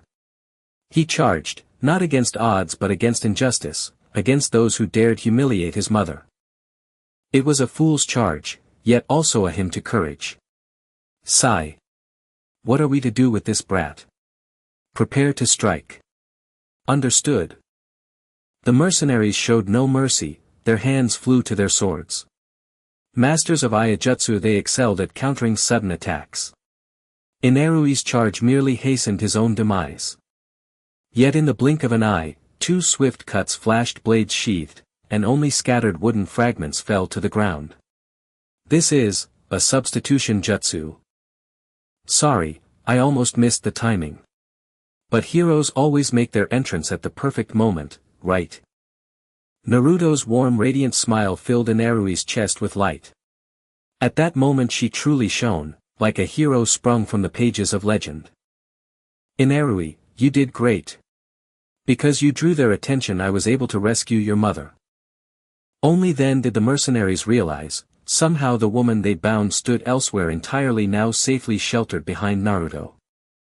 Such speed lay beyond their comprehension, mere mortals ignorant of chakra, relying solely on brute force. Unaware, unafraid, and further deceived by Naruto's diminutive frame, the impeccably dressed mercenary pointed and sneered, "Ah. So it's just Tazuna's pitiful hired ninja. Return our hostage, now." The bare-chested brute licked his blade with grotesque glee. Ha, ha, ha. I adore testing new blades on children, boys and girls. Can't wait to carve you up. Though no longer paralyzed by fear, Inarui still voiced his concern. Naruto-san, are you truly all right? Of course. Naruto casually tossed two miniature shuriken, only for the mercenaries to scoff and duck with contempt. Humph. Such toys won't land a scratch. Yet that feint shattered their vigilance, completely diverting their attention from the truth. The shuriken had already transformed into Naruto's shadow clones. Triple bloom, that was Naruto's signature, the shadow clone shuriken technique. As the original cried out, "Fools, you've fallen for it." The two clones lunged, each delivering a full-force kick to either mercenary's face, left and right. Mere mortals unversed in chakra could not withstand a shinobi's might. Blood spurted, teeth shattered, and both collapsed unconscious, utterly defeated. Once the threat was neutralized, Naruto gestured for Inarui to help secure the villains with rope. Quick-witted Inarui retrieved his grandfather's steel construction cables, binding the pair tightly like mummified parcels, then added two sharp kicks for good measure before wiping his brow and asking, "Thank goodness you arrived in time, Naruto-san, but how did you know they'd come here?" Naruto struck a pose, hands on hips, grinning proudly. "Who am I? The peerless omniscient Hirosama." Before Inarui could retort, she caught herself, awkwardly scratching her head, her confidence deflating by a third, slipping back into her usual easygoing grin. "Well, actually I spotted a wild boar slaughtered by sword in the forest, and nearby trees bore deep gashes. Their footprints weren't even concealed, they led straight here. Zero stealth awareness. Even a fool could tell something was wrong." Inarui's eyes twinkled mischievously. "So Naruto-san means she's the fool?" "I was speaking hypothetically, you knucklehead." Naruto's brow twitched. This kid really couldn't resist needling her, could he? Still, seeing him so lively, so far from the weeping boy of yesterday, warmed her heart. She felt compelled to say something, especially seeing his newfound brightness, and finally offered the long-overdue apology. "Inarui, yesterday, I'm truly sorry. About calling you a crybaby. Let's pretend I never said it." Naruto fumbled awkwardly, scratching her head, cheeks flushed. but ended with a bright genuine smile as she ruffled his hair. "Inarui, you're incredibly strong." Yet no joyful leap followed. He stood frozen for 2 seconds, then tears welled anew. Some things like tears simply obey no will. Damn it. I swore I'd never cry again, from today onward. I refuse to be a crybaby anymore. Frantically wiping his eyes until they burned crimson, he reminded Naruto of her own first moment of recognition, when tears unstoppable and pure had streamed down her face. So she threw her arms wide, flashing her trademark cheerful grin. "Dummy, when you're happy it's perfectly okay to cry. However, since this place has been attacked, the other side of the bridge must be dangerous as well. Can I leave this to you without any issues?" Naruto briefly instructed Inari before continuing on his journey. It seems that being a hero is indeed quite exhausting. As the weapons clashed, Bai was startled by Sasuke's extraordinary eyesight. Although her speed was superior, the opponent could pinpoint the shortest and most efficient trajectory, accurately striking at her weak points with minimal effort, achieving the effect of using 4 ounces to displace 1,000 pounds. Sasuke. Seeing Sasuke faintly being suppressed, Haruno Sakura wanted to step forward but was firmly rejected. "Don't come over. Protect Mr. Dasna, this person is mine." Upon hearing this, a light chuckle escaped from beneath Bai's mask. "Although I don't wish to kill you, the fact that you still have the leisure to chat surprises me." "Don't wish to kill me?" Zabuza's expression paused, yet he said nothing. Sasuke however scoffed disdainfully and retorted, "If you don't want to kill me, why have you set up so much water in advance?" Sasuke sensed something was off as soon as he arrived at the bridge. There had been no rain for the past 2 days, so how could there be so much water on the construction site of the bridge? Was he planning to use water clones, or was he going to dive into the water like the previous Ghost Brothers and launch a sneak attack? But it doesn't matter. Fortunately, this fool has come to engage in close combat. Now that both her hands are occupied, she naturally cannot use any ninjutsu. "You are eager to kill me, yet didn't expect to have your hands tied, did you? How does it feel to have your previous setup fail?" "Hey, it's merely that I can't form seals right." "What? No way. Could it be that this guy—" As Sasuke was about to retreat, Bai stepped forward, lightly laughed and said, "Secret technique 1000 kill ice feathers." In an instant the water on the ground soared into the air, transforming into feather-like ice crystals, beautiful yet deadly, surrounding the two. Quickly recall those training sessions. Refine the chakra in one breath and concentrate it in your legs. Sasuke focused, channeling chakra, and a sudden explosion of chakra beneath her feet generated immense propulsion, launching her into the sky. This was previously the reason for her repeated failures when climbing trees, yet now it transformed into experience and was utilized against her. There are no poor techniques, only ninjas who cannot use them. At this moment Sasuke completely embodied this principle. The countless ice feathers had just completed their attack, but it was too late. The area was already devoid of her presence. With the support of chakra, Sasuke's speed even surpassed Bai's vision. Only when the attack had missed did Bai realize her mistake. "Is this all you've got? Then it's my turn next." Sasuke's figure transformed into an afterimage like a ghost pressing against Bai's back. The kunai in her hand struck swiftly and fiercely, akin to a hawk's claw, aiming directly at her. Bai could only crouch to evade, but at that moment Sasuke's kick followed closely, landing a blow on her chin as she crouched down. "My speed is actually slower than hers." She was kicked back 5 meters, and as she landed she rolled to steady herself and sat up. "It seems we're the ones who have it easy. You keep calling me a little brat, but underestimating my subordinates could lead to trouble, you know." Kakashi, seeing this, also relaxed and pressed on. "Sasuke is our first genius among the newcomers of Konoha village. Although Haruno Sakura hasn't been of much use yet, she can still buy you some time. You can't just bypass both him and me to attack Dasna, besides we still have a hidden trump card yet to make an appearance." Haruno Sakura, upon hearing such an evaluation of herself, felt a wave of embarrassment, while a certain trump card on its way also sneezed without any grace, feeling as though someone was talking about them. Zabuza, upon hearing this, chuckled coldly and finally glared at Bai, yelling sternly, "What are you still playing at? Bai, do you really want to die? Get serious." At this the masked girl finally got up from the ground. Despite having just sustained a heavy blow to her chin, she should have been feeling dizzy from a concussion. However, she seemed completely unaffected, showing no fear, and it was as if she felt no pain at all, behaving like an unyielding combat machine. A silvery white chakra surrounded her and an intense chill enveloped the entire area. You really care about me? Zabuzasen. With a thought, her chakra erupted instantly, enveloping Sasuke, condensing into layers of dozens of mirror-like cages that trapped her tightly within.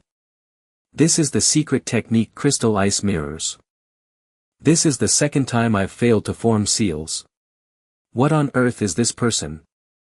Sasuke gritted her teeth, watching as the masked girl casually strolled into the thin ice mirror less than half a centimeter thick.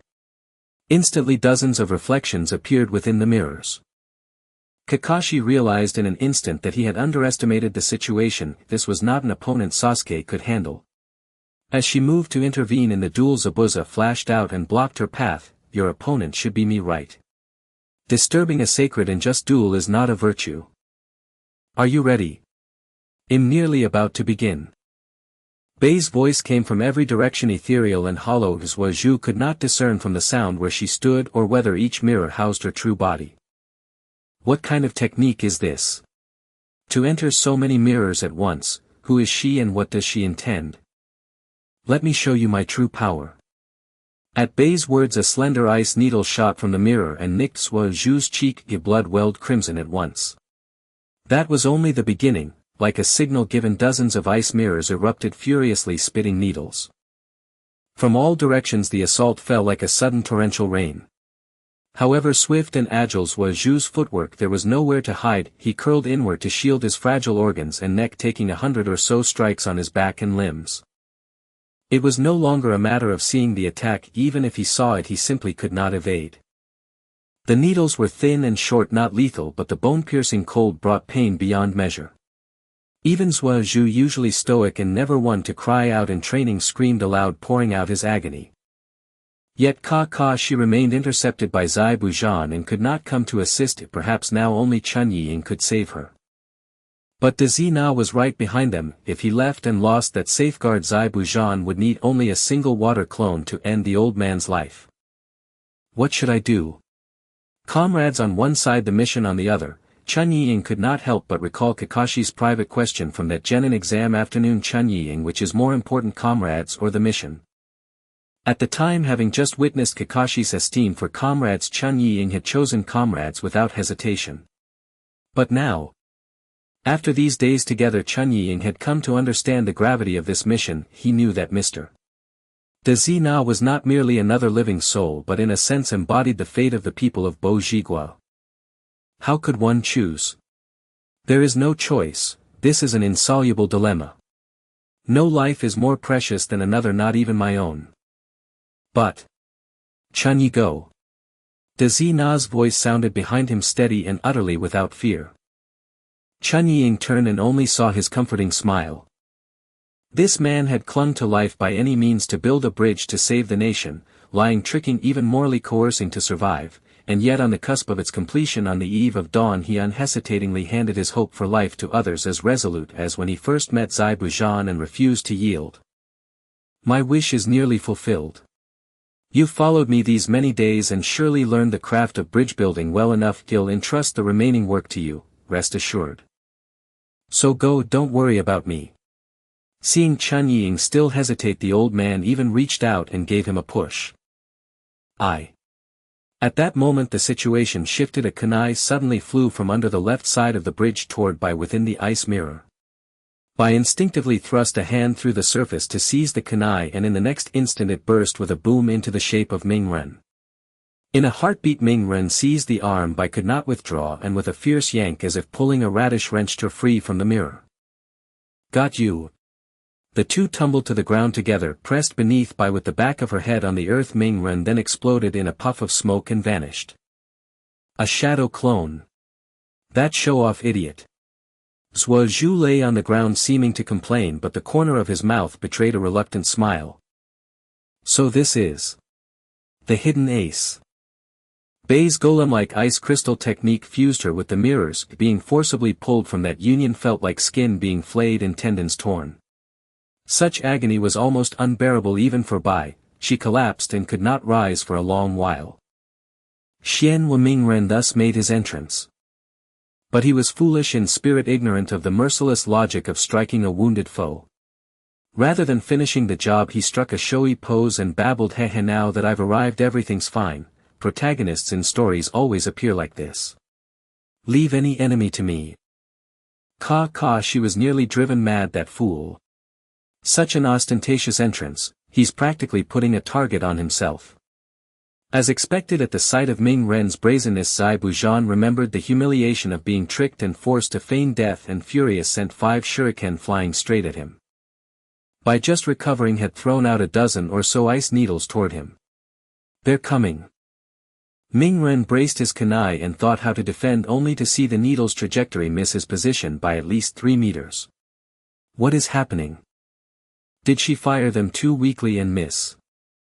Yet that served them well. Just as Ming Ren prepared to turn and counter the incoming shuriken, he noticed that the misfired ice needles had with uncanny precision intercepted every one of Zai Bujan's shuriken, knocking them harmlessly to the ground.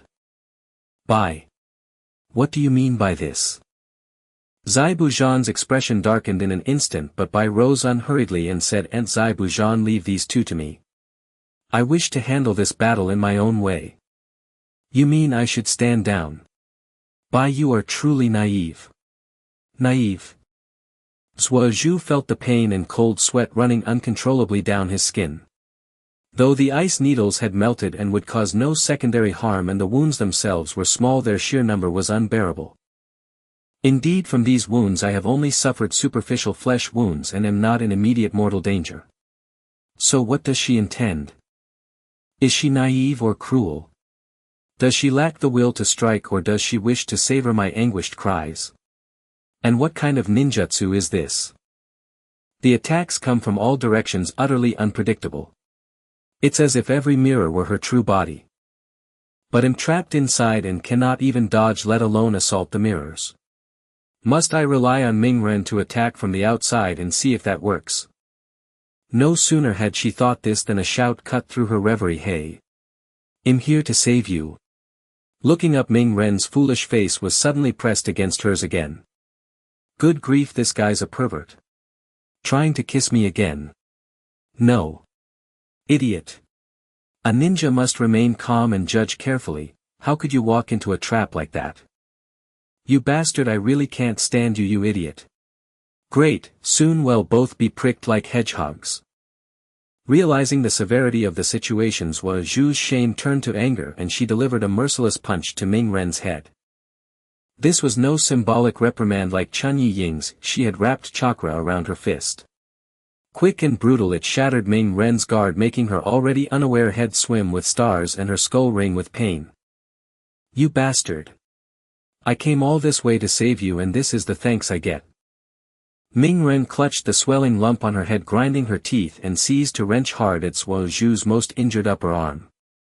The pain made her wince and gasp sharply. Well then, before Bai could act against them, they had begun fighting among themselves. "Pfft, this is your hidden ace." Seeing this, Zai Bujan in unusually good humor teased Kakashi. Kakashi blushed and fumbled for words, unsure what to say. This was truly a humiliation beyond measure. The girl's playful flirtatious banter did not last long. Bai showed no intention of sitting idly by to watch the duel unfold. Instead, she rose and entered the frame in one fluid motion, her ghostly figure once again filling the mirrored prison. Seeing her approach, neither Naruto nor Sasuke flinched with fear. Instead, they exchanged a knowing glance and smiled, a smile of triumph, as if their plan had just borne fruit. In an instant they turned face-to-face and embraced tightly, pressing their soft abdomens together while using each other's backs as shields against Bai's assault. Thus at last Sasuke freed his hands to form hand seals for counterattack. Demonic ice mirrors, demonic ice mirrors. If it is ice, then fire shall shatter it. Snake, goat, monkey, boar, horse, tiger.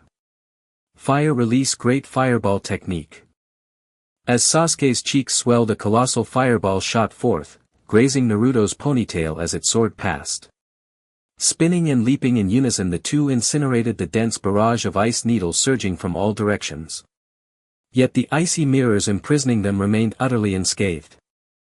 How is this possible? This is completely useless. And Sasuke, you'd better compensate me for my beautiful hair.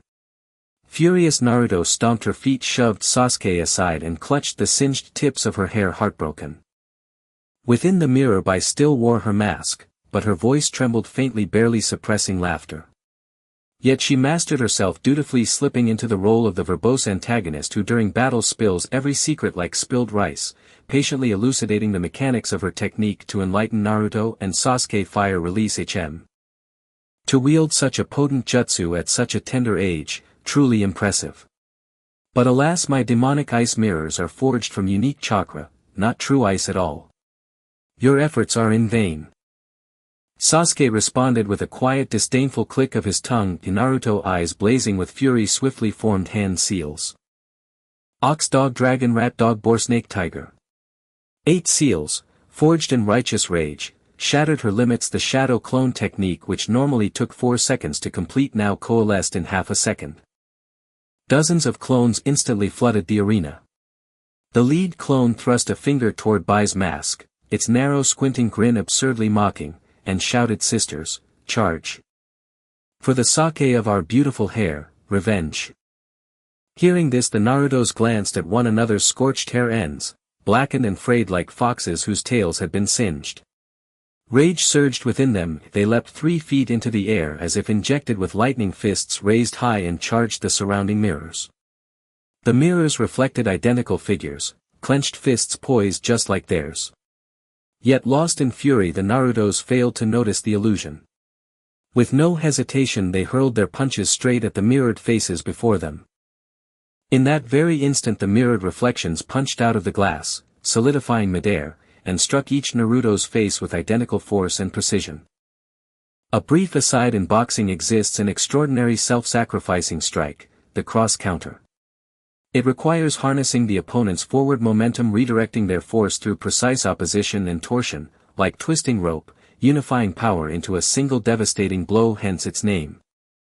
Though it inflicts grievous harm upon both attacker and defender, it is famed for its explosive power and lethal certainty, a knockout technique of breathtaking spectacle.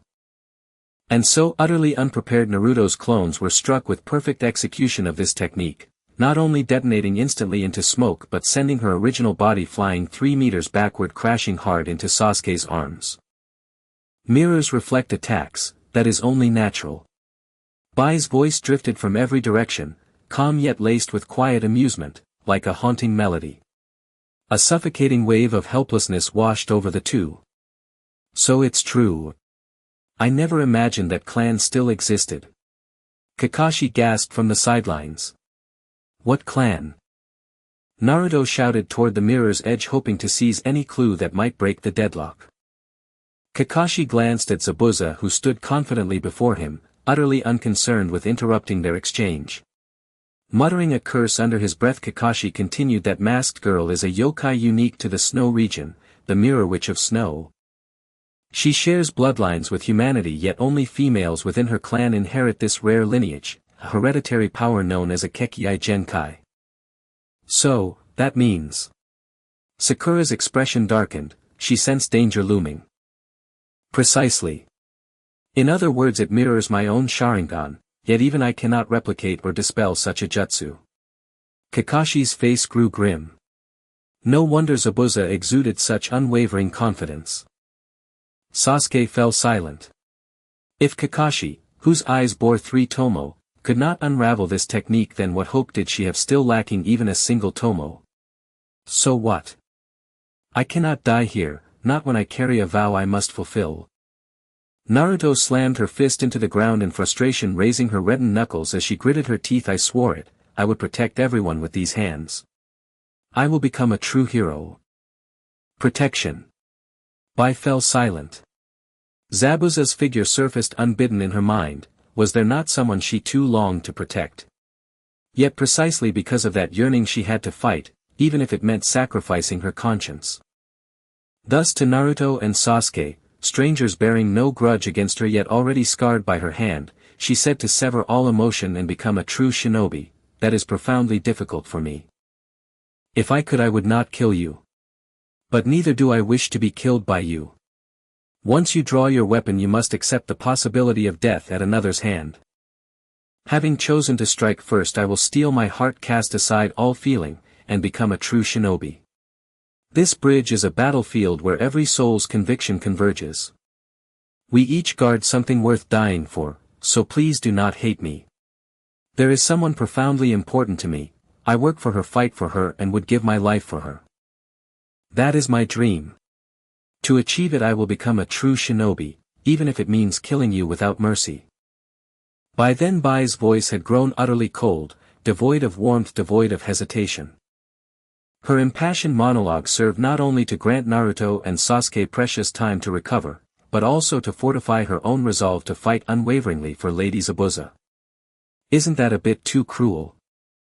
Sakura Haruno couldn't help but murmur to herself, while Zabuza Momochi sneered disdainfully, that's why your peaceful ninja village can't train true ninjas. You kids simply cannot accumulate the most crucial experience in killing during battles.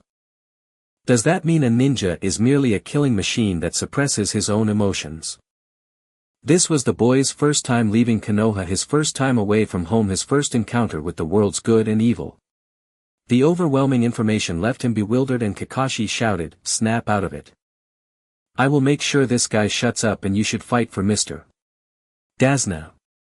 That's your duty, right? That's right, I'm not fighting to kill, I fight to protect."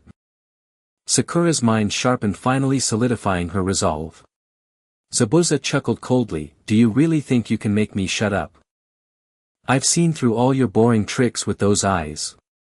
Saying this, he quickly formed hand seals, and the air around them suddenly stagnated, transforming into thick mist. "Is it the mist jutsu again? You really never learned, do you, Zabuza?"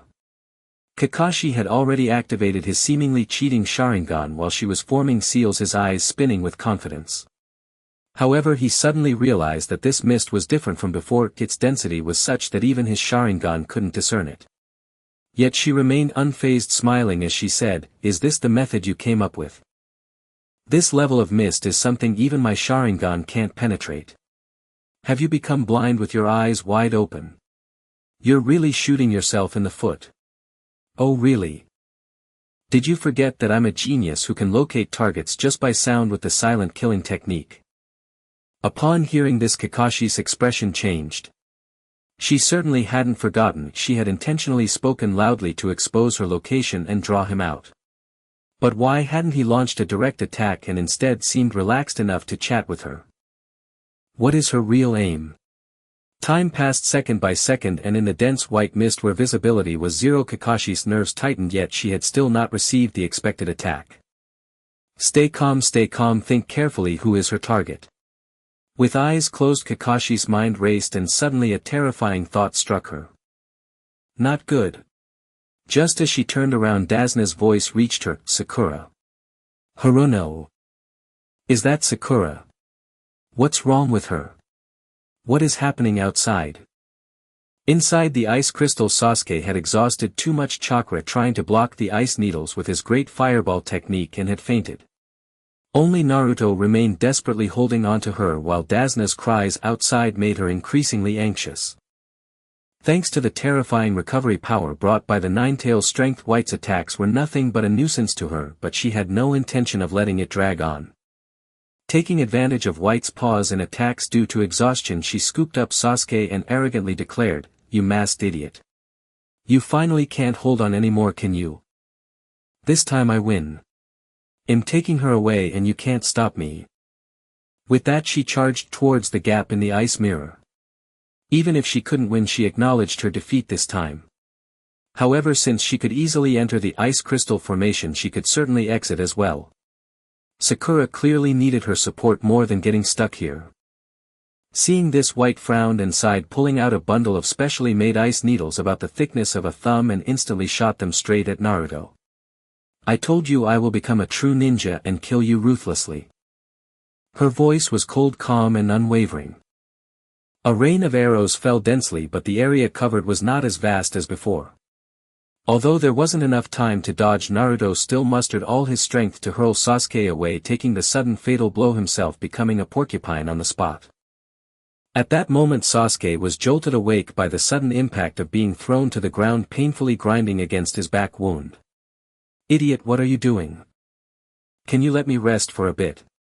She instinctively thought it was Naruto causing trouble again, but the moment she opened her eyes, the sight of Naruto, now a living porcupine, greeted her. Her abdomen, neck and even chest were all pierced through. As the most talented newcomer in Konoha, Sasuke understood what this meant, leaving her momentarily speechless from the shock. "Hey, it's time to wake up, you fool, Sasuke." Naruto no longer had the strength to argue and his words became intermittent. "Fortunately. This is... You might die." At this moment she felt only relief, but then a wave of weakness washed over her. She leaned to the side and collapsed in Sasuke's embrace. "I wonder. How is Sakura doing?" Until she completely fell into unconsciousness, she still thought about her companion, slowly closing her eyes. "Naruto. Naruto, you won't die, will you? You're the fox spirit, Naruto. Get up." The Thailander.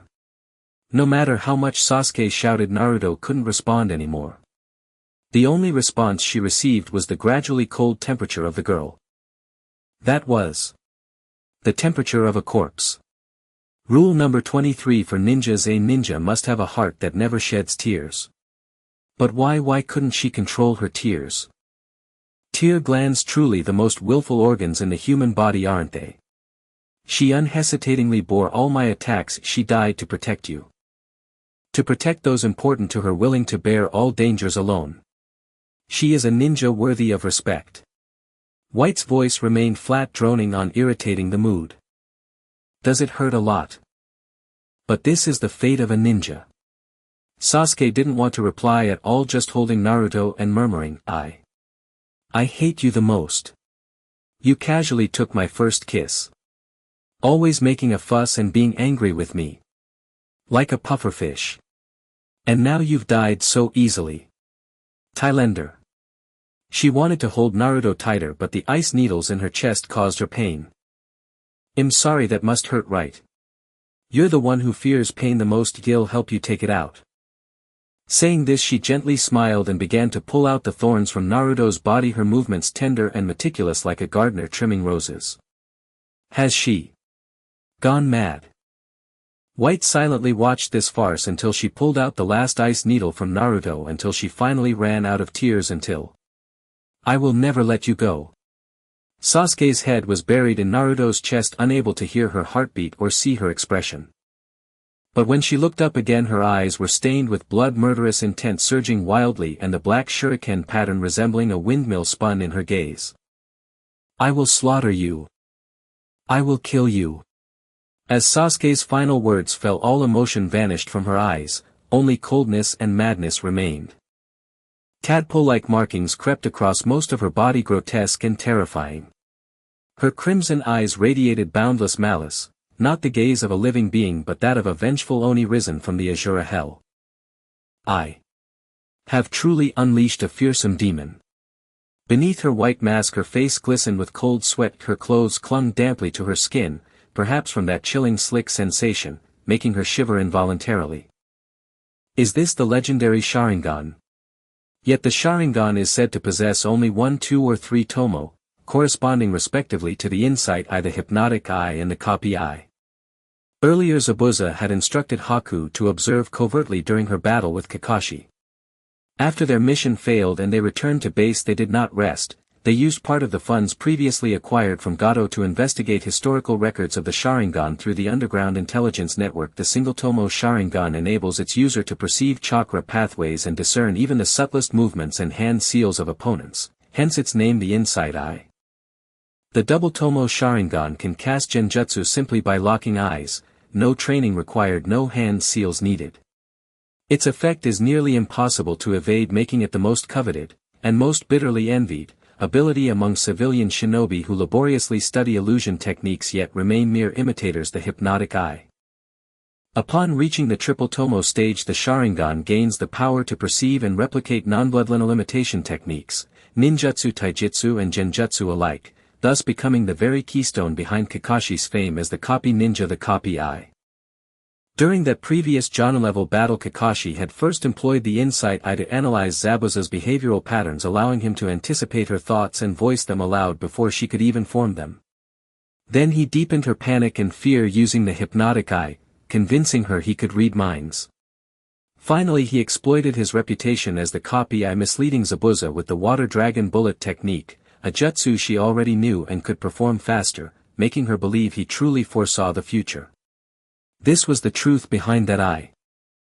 Having understood their opponent's abilities, Haku and Zabuza naturally devised countermeasures: avoid eye contact to evade hypnosis, obscure vision with dense mist or dust to impair the Sharingan's observational capacity, rendering it incapable even of observation, let alone replication.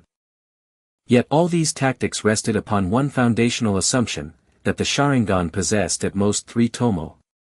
So then, what in the world was this pattern now before her, where 3 tomo interlocked into the shape of a shuriken within Sasuke's eyes?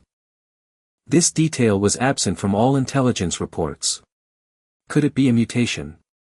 Or some hidden secret of the Uchiha clan? Regardless, speculation alone would never unveil the truth.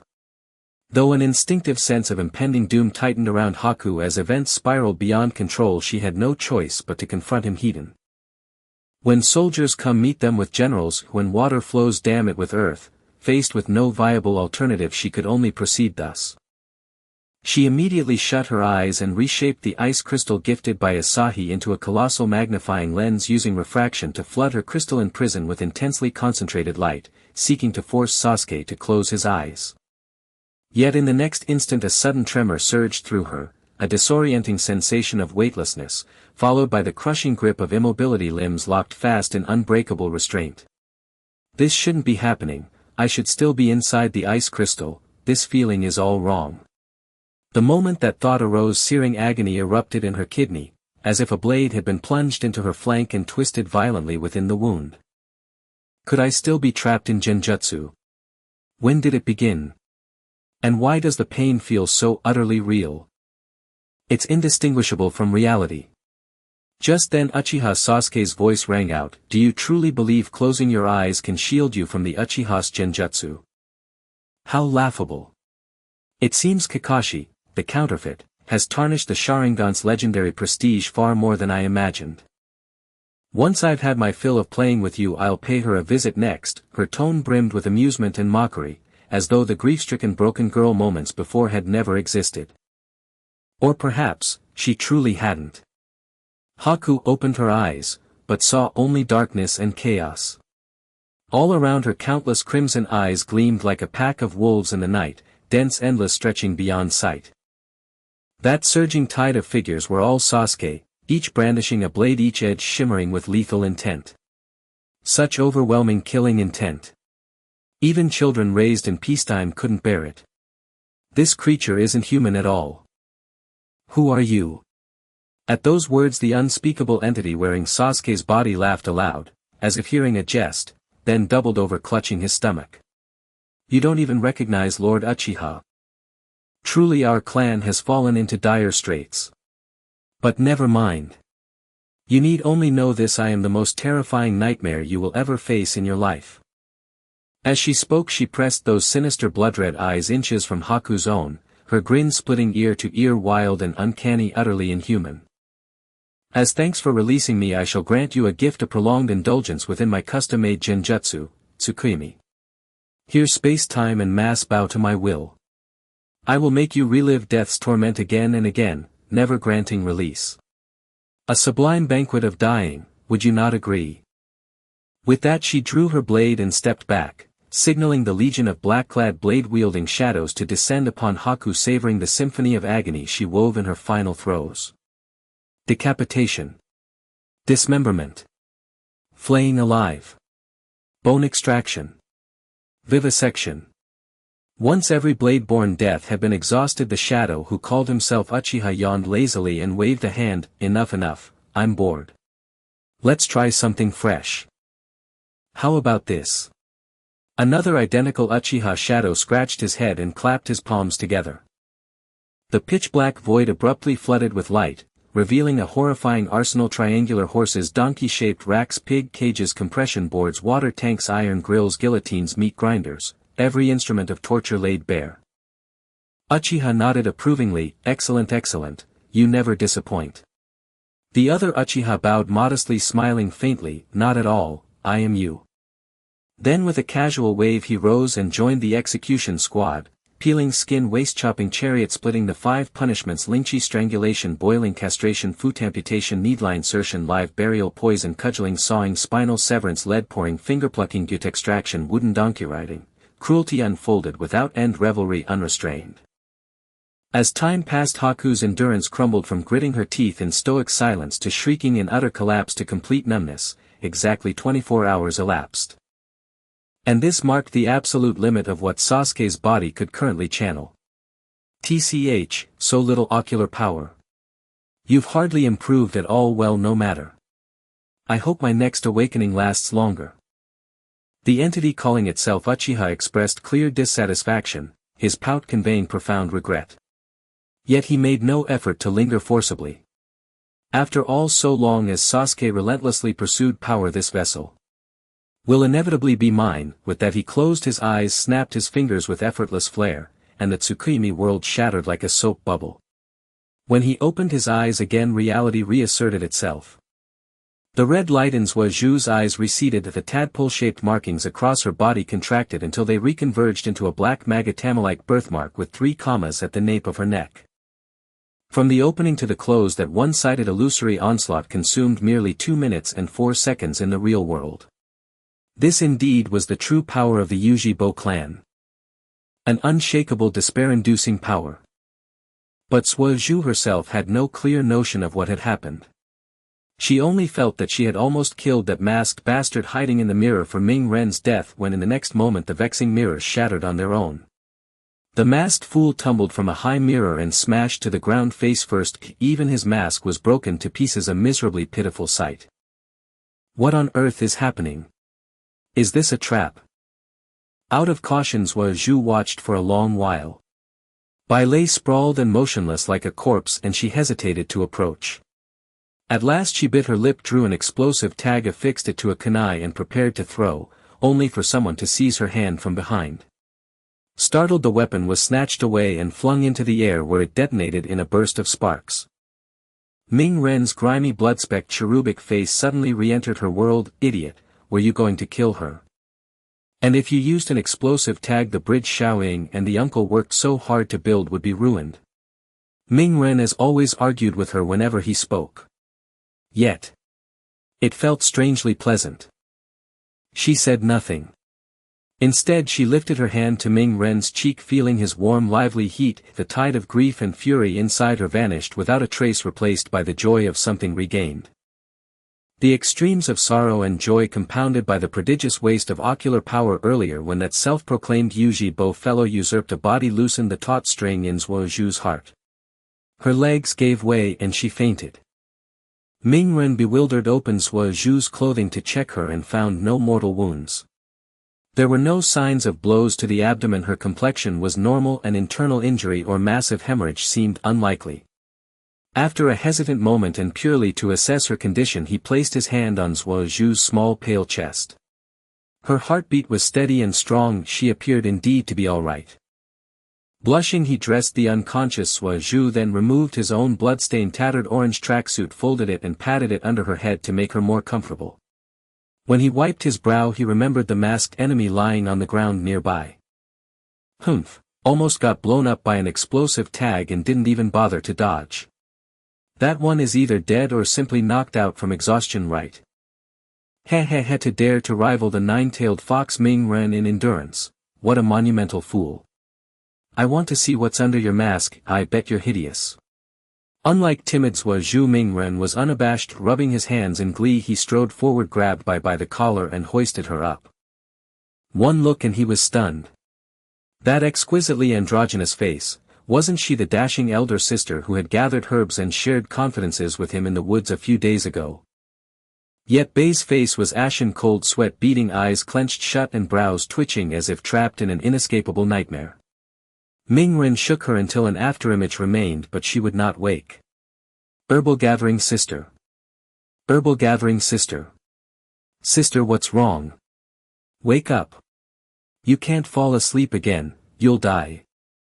Ming Ren's cries were not idle mockery. As time passed, Bei's breathing and pulse became ever more frantic, as if her lungs might burst, as though the nightmare in her mind might literally frighten her to death in the next instant. With no other option, Ming Ren gritted his teeth and took harsher measures, 10 or so sharp slaps across that exquisitely beautiful, almost celestial face. Bai gasped and snapped awake, shoved Ming Ren away and cried out, "Don't touch me." She curled into a ball, arms shielding her head. The terror on her face showed she had been terrified out of her wits. The slightest sound set her trembling. In such a state she could scarcely continue as a ninja. Her career was effectively over.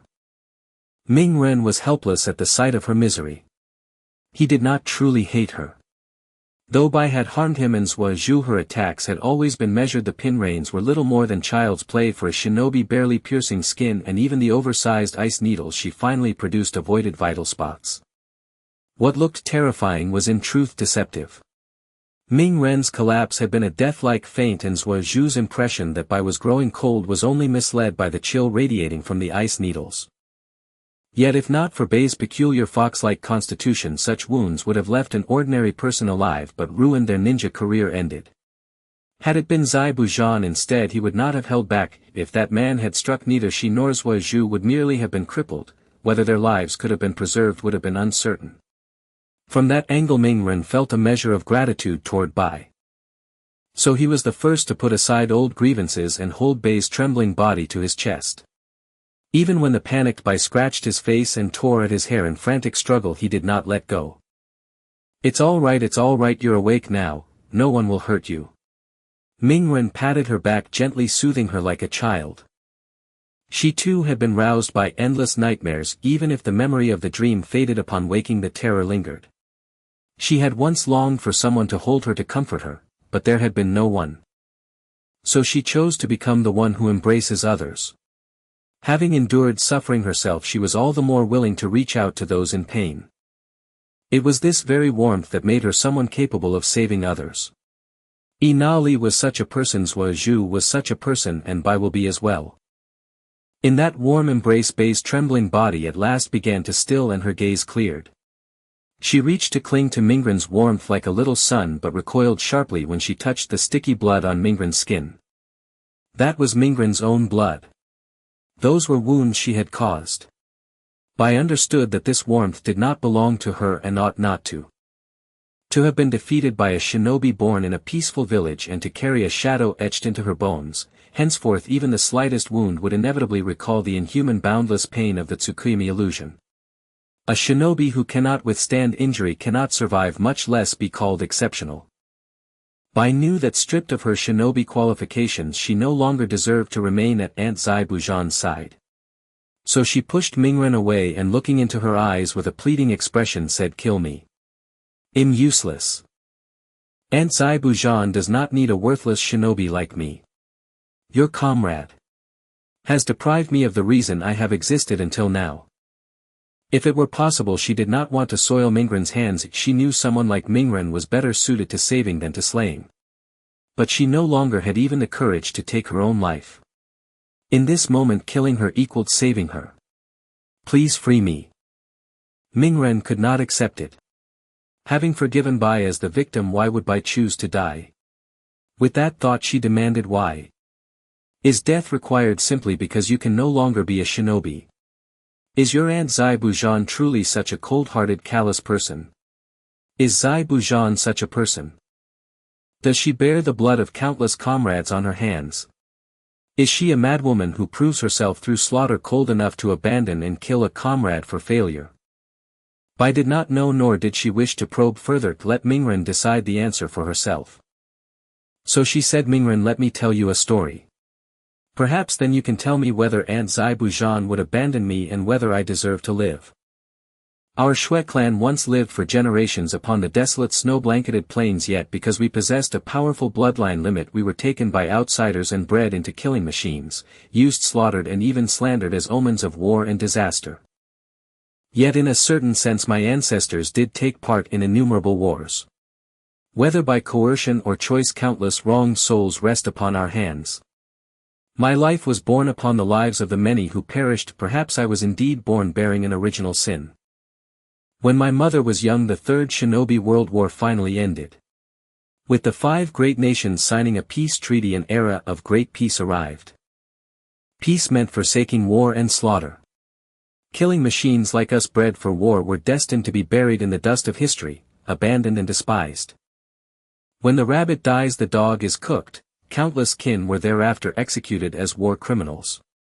The history of enslavement and oppression dragged forth to be vilified vanished forever with their deaths. Our people were henceforth given a new name, Jingyao Xuenu. We were no longer regarded as human, we were monsters, calamities, sinners. We had no right to live. So my mother lived in hiding, changing her name and fleeing from place to place. When at last she returned to the fabled snow plains of our Shui clan, she found even that frigid inhospitable land already occupied by outsiders. We had already lost our home. That snowy village no longer belonged to us. In the end, to continue our line, my mother bore me with an outsider man. But I was too young to control my power. When I was 6, my father discovered something amiss and killed my mother in the night, and her last words were to tell me to run. When I came to, my father was dead. I still cannot be certain whether my mother killed him or whether I did. But that hardly mattered, for soon my hands were stained with the blood of villagers who came to hunt me down. After enough people had been killed, whether among them was my father's life ceased to be anything special. Eventually there were simply too many dead. The villagers grew wiser and hired a shinobi to deal with me. That person was Aunt Zai Bujan. The first time I saw her I thought she must be mad, dressed scantily in 40 or 50 degrees below zero, as if her mind were not right. Yet this very woman easily subdued me, who was then still a child. I fought with all my strength and could not beat her. I only slashed her face and cut the corner of her mouth. Come to think of it, Aunt Zai Bujan was oddly vain, wrapping her mouth with bandages every day to hide the scar on her face. Yet this woman, so protective of her appearance, did not kill me, the supposed culprit. Instead she took me under her wing and sheltered me. She said it would be a shame for such a precious bloodline to die. You cannot imagine how elated I felt when that blood long scorned as a monster and a sin was cherished by her as a treasure. No, I know. Mingren watched Bei's cheeks flush with the excitement of memory. She knew that feeling well, when she first revealed her demonic fox power before Xiaoying and Zuizhu, and was not reviled but instead envied by that fellow Chunya, the sensation of being recognized for the first time, of feeling proud of one's power and existence. That feeling was exquisite. But Bei's voice suddenly dropped a few degrees after Aunt Zai Bujan took me in. She trained me relentlessly, taught me every skill, so that even though I was discriminated against for my bloodline and forced to do the dirtiest work in the Umbu, I quickly became Wuyin village's youngest and most outstanding shinobi. I should have been happy. But sometimes I wondered whether Aunt Zai Bujan's kindness was merely her desire to obtain my power. Did she truly accept me as a person? Did she love me? But I could never bring myself to ask those questions aloud. I feared the truth might not be what I hoped. After all, as a supposed sinner I should have died by her hand, yet she took me in and taught me. I felt unworthy. What right did I have to ask for more? So when Aunt Zai Bujan was forced to defect from Wuyin, I only begged her to take me with her. I did not care if I would be hunted as a traitor by my peers. No one had ever truly accepted me anyway. I only wanted to remain by Aunt Zai Bujan's side, even if only as a tool. I believed that as long as I was useful, as long as I could be her most reliable blade, she would never abandon me. She simply could not. It is absurd. The very power I once loathed, which cost me my lineage, had become my greatest confidence and support. But now I have failed. Bai clenched her fist and then let it fall. Her eyes shimmered with a light that was perhaps reluctance, perhaps relief, or some mingling of both. Your comrade, that little girl of the Yuziba clan, is truly formidable. She looked towards Wazhu lying nearby as serenely as a sleeping beauty and smiled with bitter irony. Thanks to her I will never be a shinobi in this life. It was an irony. Wazhu who also bore a bloodline limit and would sooner or later, or perhaps already, lose everything because of it might yet endure, while she herself could only rely on killing and that very power to survive. So kill me please, do not force me to face the truth. Do not let Aunt Zaibu Zhan herself abandon me. I'm begging you Mingren. Let us set aside Naruto's choice for now and instead rewind the timeline to the moment Zabuza bypassed Kakashi to launch a surprise assault on Tazuna and Sakura. At that very instant Zabuza raised high her massive executioner's blade, resembling a guillotine, and brought it down with unstoppable force, cleaving mercilessly into Sakura Haruno's chest. The blade withdrew and Sakura collapsed instantly, limp as lifeless clay. She had intended to strike the old bridge builder Tazuna, but this overconfident child had foolishly thrown herself into the path of the blade. With a contemptuous sneer she muttered inwardly, "Tch, dying was her own doing. Now I'll have to waste precious effort striking again." Then turning toward Kakashi, his face livid at having been outmaneuvered, she taunted with mocking glee. "Kakashi, you're still one step too slow. This brat has already fallen beneath my executioner's blade. Oh. Are you angry? Oh, how terribly frightened I am." Her laughter rang out while Kakashi watched his comrade collapse unconscious and bleeding. His natural black right eye burned crimson, not with the Sharingan's chakra but with raw seething fury. He believed her claim of having discovered a way to counter the Sharingan, a lie meant to lure him into thinking she sought fair unknown combat to reclaim her pride. Instead she had seized the opening to assassinate Tazuna. Damn it! I misjudged her completely. Yet at that very moment she noticed Sakura's supposedly lifeless hand twitch, ever so slightly. To anyone else at that distance it might have seemed like mere post-mortem spasms. But Kakashi. She was no ordinary shinobi. She was Kakashi, the wielder of the Sharingan, and instantly perceived something deeply amiss. That's. He, what a splendid expression. As a token of appreciation I'll hasten your reunion with her in the afterlife. There you may weep bitterly over your own inadequacy, and beg her forgiveness until your voice breaks. Zabuza savored the sight of Kakashi frozen in place, eyes locked upon her fallen subordinate, stunned, speechless, utterly dazed, and felt deeply satisfied. Yet in her triumph she failed to notice that Sakura's motionless body had vanished, without a trace. Thick mist obscured vision, blood masked scent, and from the battlefield's far edge Haku's agonized scream, triggered by a genjutsu, distracted all attention. Under such perfect convergence of time, terrain and circumstance Sakura, a mere genin, had slipped past Zabuza's legendary senses honed by her mastery of silent killing technique and seized her from behind in an unyielding embrace. "Sensei Kakashi, now." Her voice tore through the air, a deafening roar that pierced Zabuza's eardrums and sent blinding pain lancing through her skull. After all, Zabuza's reputation as a genius of silent killing rested upon her extraordinary hearing, innately sharper than any ordinary shinobi's, able to detect even the faintest breath in dense fog. Yet what granted her power also rendered her vulnerable. Extreme sensitivity bred extreme fragility. Sakura had targeted precisely that weakness, pressing her lips tightly against Zabuza's hyperacute ear and unleashing a scream of maximum decibel, shattering her focus and freezing her in place, paralyzed by searing pain. Kakashi seized the moment, sealing hand signs in an instant, activating the custom chakra-weighted armor embedded within Sakura's attire, crushing both Sakura and Zabuza to the ground under overwhelming inescapable pressure. Thank goodness for Sensei's chakraloi-weighted vest, I truly owe my life to it, though it is unbearably heavy. You dare fight me wearing weights? Do you think so little of me? Zabuza raged, but could not break free. Her strength lay not in taijutsu but in ninjutsu and assassination. That cumbersome executioner's blade was rarely drawn for combat, more often it hung across her back as a shield. And thus she was Zabuza of the land of waves, unmatched, untouchable until now. I hold no contempt for you. On the contrary, I observe that you only draw your blade when certain of a killing blow, and each swing carries a subtle hesitation. That told me your physical strength is comparatively modest, so I devised this strategy: overwhelm you with sheer weight. And without this armored plating, how could I endure your strike and convince you I was dead? It seems you've trained a fine student, Kakashi. Zabuza conceded defeat. Yes, once again she had fallen to underestimation. But, don't celebrate yet. Even if you've bested me, you'll never defeat Haku. From her earliest days I entrusted her with my entire repertoire. In life or death trials she performs flawlessly, cold, ruthless, a flawless killing machine forged solely to survive. And with her unique Kekkei Genkai she has long surpassed me. Unlike your clever but fragile subordinates, I possess a weapon of exceptional utility.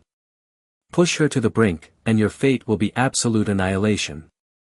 Even pinned beneath Sakura, even humbled to the dust, Zabuza's bearing remained proud.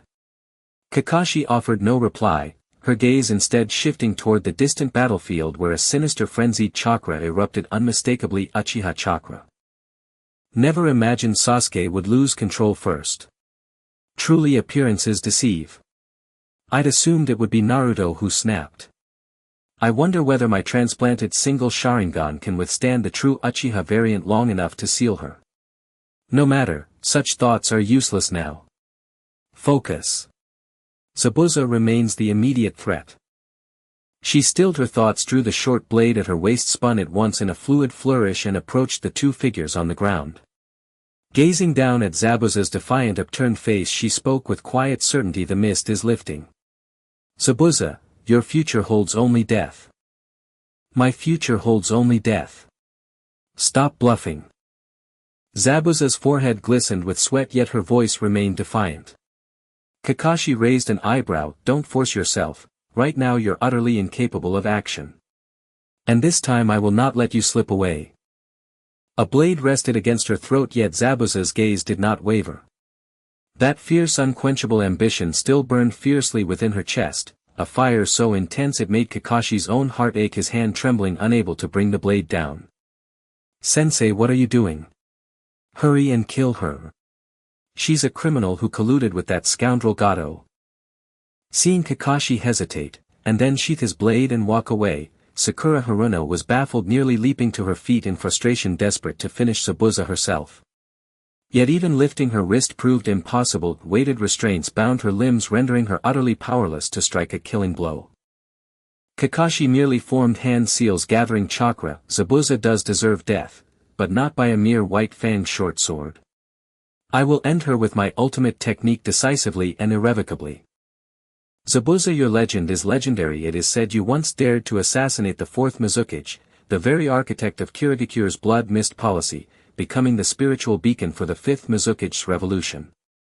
Even as a shinobi of Konoha I once held you in profound admiration.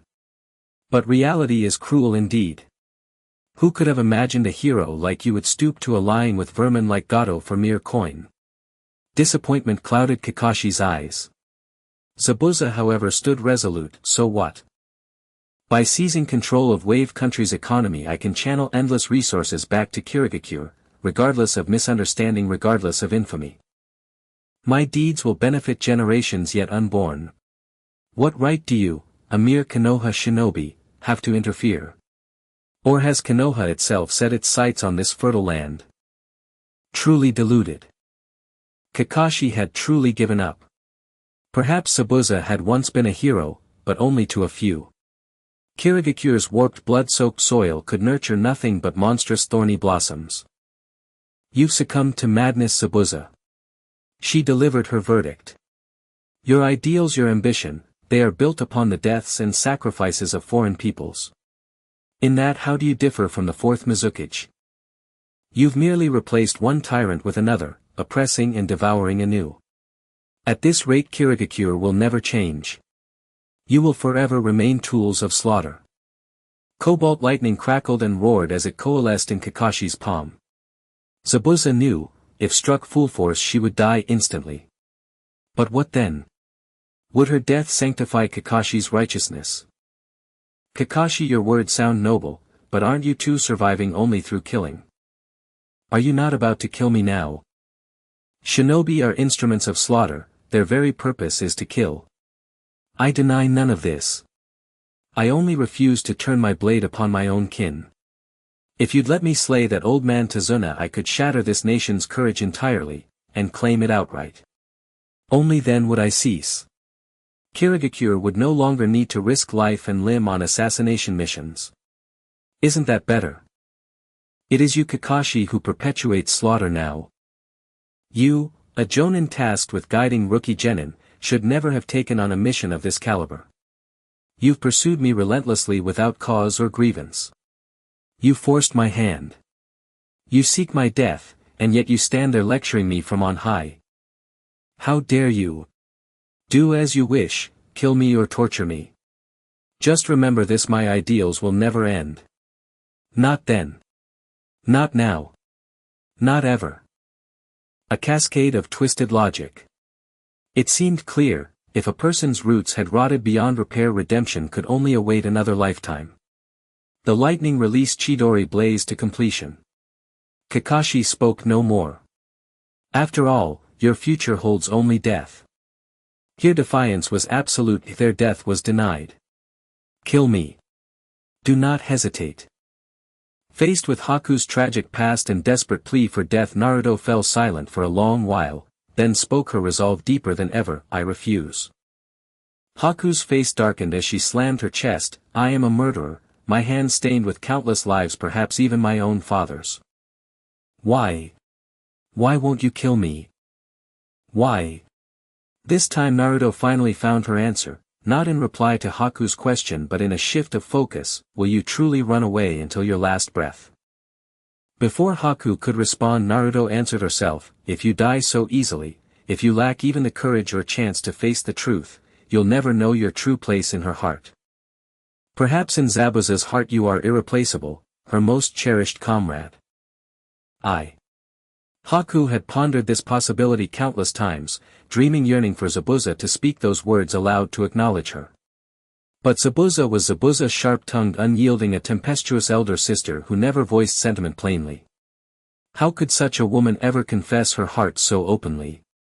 Her heart was always left for Haku to decipher, yet no one could tell her whether the answers she wrested from doubt were truth, or merely wishful fantasy. Seeing Haku still hesitating, Naruto sighed.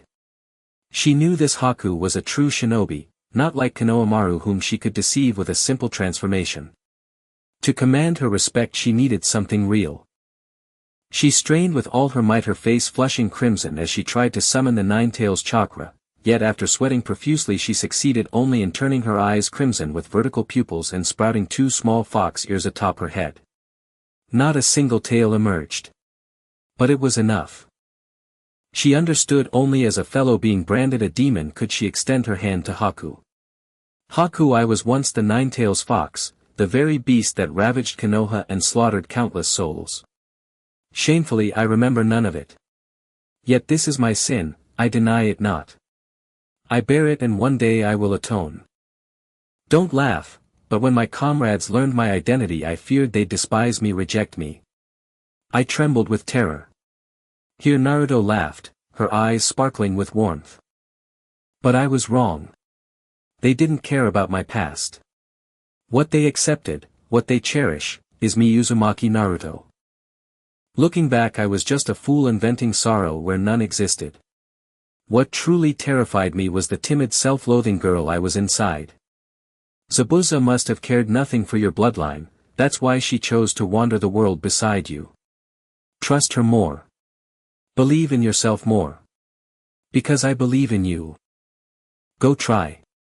Whether you succeed or fail, whether the truth wounds or heals, I vow someone will always recognize your worth. That will never change, unless I am dead. Naruto's words rang with unwavering strength, her smile was gentle yet carried ironclad conviction. Thank you. Bai reached to take Mingren's hand, but the thunder's hum made her pause. She formed a hand seal and whispered, I'm sorry, Mingren. This time. I may fail you. What? Mingren asked, bewildered, but no one could answer. In less than a heartbeat, Bai's figure had vanished, leaving only a drifting white mist. Kakashi charged with a run, lightning dancing about his hand, a murderous aura propelling him straight at Zaibujan, clearly aiming for a single fatal strike. A palm pierced the girl's chest, blood spattered across Chunai Ying's face. But the one who had been impaled was Bai, who had rushed in to take the blow. Kakashi, stunned and briefly drained after unleashing his Raikiri lightning cutter, faltered for an instant, leaving Chunai to bear a heavy impact. Zai Bujan seized that moment to explode into action. Bai's blood gushed like a waterfall, the iron tang of it filling the air. The still warm spray struck the girl's face, carrying a strange lingering heat. Zai Bujan fell silent for a moment, then said with a trace of ru, "My future holds only death." Kakashi, you were wrong again. Today the Buji country was fated to be anything but peaceful. Beyond the fierce clashes on the sea bridge, every doorstep was restless. A small boy pounded at locked doors and shouted, "Open up. Hurry, open the door. The my ninjas are fighting for our country now. Are you really going to stay cowardly forever?" he cried. From behind a door came only whispers, "Why resist? Do you want to die like your father did? We want to live. We do not want to lose what matters to us. We do not want regrets." That murmured reply was the best he could hope for. The larger men simply cowered inside in silence, either tacitly consenting or too afraid of trouble to act. Inali had always known this place. He knew how poor and backward Buji country was, how little a single life meant here. At a tender age he had nearly been drowned by the local bullies. This was a land that preyed on the weak and feared the strong, a place where fists were only swung at those weaker still. But we must make a change. He understood, he too had once been among them. Yet at least now, at least today, he had found the courage to resist. It was not yet too late. Heroes like my father and Mingren's sister will not always be here to save us. If we forever rely on outsiders, so what if by luck they beat Kando this time? There will be more, Jin Duo in Duo. If we do not stand and change things with our own hands, there will be nothing left to protect. The boy's resolute voice echoed before each locked door, but it met only silence. No one answered and no door opened. "Fine. If you will not go, I will." Inali clenched his teeth and strode off. Remain a bunch of crying cowards forever. After he left, a faint click sounded. The click was like the prelude to a performance. More metallic beats followed one after another. "Mother, please watch those two foolish warriors. I'm going and I'll be back soon." Inali wore an iron pot as a helmet and took the crossbow and arrows his father Kaisha had made, preparing to go. Jin Nai could not bear the thought of her son going to the bridge alone. Her husband and her father had already given too much for this country. Was she to lose her son as well? Inali only smiled and did not halt. "Sorry, mother. Who told you I'm my father's child?" Alone and weak though he was, if he did not act there would truly be no hope left for this country. The boy was prepared for death as a declaration, but sorrow still tugged at his heart. When he pushed the door open, figures filled the street. "Sister Bai, where did she go?" Mingren looked about and noticed the mist had begun to thin. A short distance away several figures approached. She ran over and all she saw was crimson. Bai lay dead in the hands of her own teacher. Zai Bujan was silent for a long while before letting out a small laugh. "Well done, Bai." That rare candid praise could no longer reach the girl. She was gone. She had died before the truth, and in her final moments she had given the last of her strength for the one she had loved more than anything. Zai Bujan's gaze hardened. He lifted his blade as if to hack Bai's corpse and Kakashi into pieces. Bai's last promise echoed in memory, "I will obey. Treat me as a tool, let me follow at your side." It had been her anchor to the end. "What a marvelous find," he crowed. "Even at the last moment she contrived such a perfect opening for me. If she were merely a tool, then there would be no pain, no sorrow." Yet when Kakashi cradled Bai's body to his chest, why did Zai Bujan's blade falter by a fraction? Bai's sacrifice has truly given me new life," he shouted. Zai Bujan ranted and raved, and Mingren ground her teeth in fury. "Bai, was this what you guarded your life for, this garbage? I'm sorry. I will never forgive him." Rage gathered around her like a living thing. Boric markings split across her cheeks like whiskers and her teeth sharpened into a beast's. Kakashi meanwhile quietly closed Bei's unseeing eyes and said coldly, Mingren, do not interfere. This fight is mine. He then kicked the unhinged blind-swinging Zai Bujan, sending him flying. Mingren was forced to remain where she was, staring at Bei's still form in the distance and unable to approach. She did not know how to face her. Would Bai hate Kakashi? Or would she be grateful that Kakashi had killed her? Mingren did not know. She understood nothing and could do nothing. She could only watch as Bai had sacrificed herself to protect Zai Bujan while her teacher crippled his hands, both of them seemingly heading toward death together, a pair of doomed lovers. She felt bewildered and furious, yet she did not know where this anger began nor how it might end. At that moment the measured tap of a cane on the ground drew every eye. You lose in such a pitiful way. Truly disappointing, Zai Bujan. You are truly disappointing. Zabuza, now wizened old man in a western suit, smirked cunningly, flanked by hundreds of ragtag ronin, armed with swords, spears and halberds, who surged forward to bolster his presence. Kato. Why have you come here? And what do those men behind you intend? Zabuza glared at him while Kakashi's expression hardened. This man. And unfazed by the piercing gazes of two elite jonin, exhausted from their fierce struggle, Kato laughed mockingly and, haha. I've slightly altered my plan, or rather this was my intention all along. Zabuza, I mean for you to die here. What did you say then? Zabuza's eyes swept over Kato's entourage, a motley band of insignificant vermin. Had his hands not been crippled, a single water dragon bullet would have eradicated them all. There was no place here for such a petty clown to strut and sneer. Kato only laughed louder at the icy fury in her gaze, pointing straight at her nose and declaring brazenly, that's right, I've decided I won't pay you another coin. Isn't monopolizing Wave Country far more enticing? Did I lose my mind to split this cake with you? You were merely a pawn in my game. I'd planned to eliminate you the moment you'd finished off those Leaf Village shinobi, but I never imagined you would be the one defeated instead. Demon of the Hidden Mist. More like a pitiful jester who inspires nothing but ridicule. No matter, it's irrelevant now. You've already bled each other dry. We'll finish both of you off without delay. Not this. His gang of thugs roared with laughter, a cowardly rabble seizing advantage amid others' ruin, now brimming with arrogant bravado. Zabuza sighed deeply at the sight. Kakashi, our battle ends here. Since I have no reason left to harm Tazuna, I likewise have no reason to continue fighting you. You're right. Moments earlier locked in mortal combat, the two now stood side by side, an unspoken alliance forged in shared enmity. Such seasoned pragmatists felt no dissonance in this sudden shift, yet Naruto, young and unyielding in her black and white worldview, felt a tightness rise in her chest. This isn't right. What do you mean? Ends here, but she, still a low-ranking genin, had no voice in this moment. Kato strode forward with swaggering confidence, flanked by his thugs, only halting when White's lifeless body blocked his path. Come to think of it, I hold a grudge against this one too. He even dared break my hand.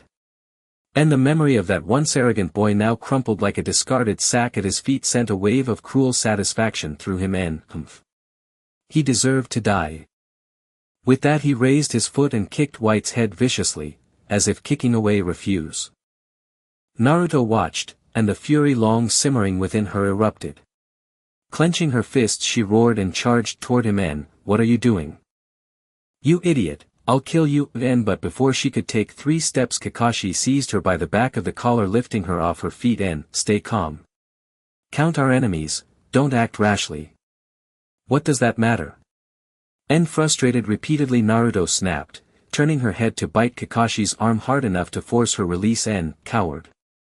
Free at last, she whirled around and shouted at Zabuza. And you, what do you mean no reason to fight? We killed your comrade. That bastard is still mocking her.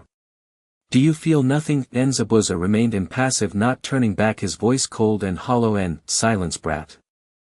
White is dead. Just as Kato used me, I used White, nothing more. In the shinobi world there is only killing and being killed. We shinobi are tools, nothing else. I sought her bloodline, not her person. I feel. No attachment whatsoever. Are you speaking seriously? Naruto leapt onto her back, gripping her collar and wrenching her head around to meet her blazing gaze. That fool loved you. Do you truly regard her as nothing at all? And do you have someone precious to you? And she gave her life for you. I have someone infinitely precious, I work for her, fight for her, and would give my life for her. So. You truly see her only as a tool, and yet sometimes. I wonder, does her kindness toward me stem only from desire for my strength? And does she truly acknowledge me? Does she love me? It wasn't worth it, White. It wasn't worth it. And tears spilled from Naruto's eyes onto Zabuza's, then welled and overflowed as though she too wept. That woman whose heart had long turned to ice, had finally wept. Brat. Say no more. And even a child who'd met White only thrice understood her devotion. Zabuza, who'd lived beside her for years, how could she not recognize those quiet accumulated moments? And she simply refused to yield. To what else could she cling? And missed chances remain missed. A wrong path once taken cannot be undone. And her hands stained with the blood of countless comrades, how could she ever reach out to touch that snow-pure girl? Not ignorance, but impossibility. And no wonder she defied my orders for your sake.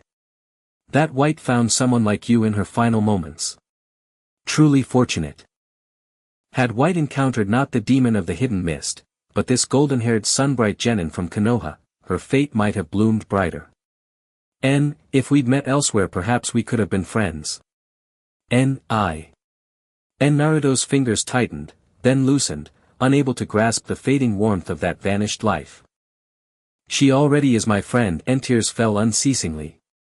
Her heart ached unbearably. And whose sorrow was this, her own? Or Zabuza's?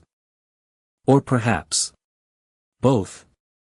Naruto had once hated this strange empathic ability, because it forced a child to perceive the deceit beneath smiles, the hollow pretense behind words.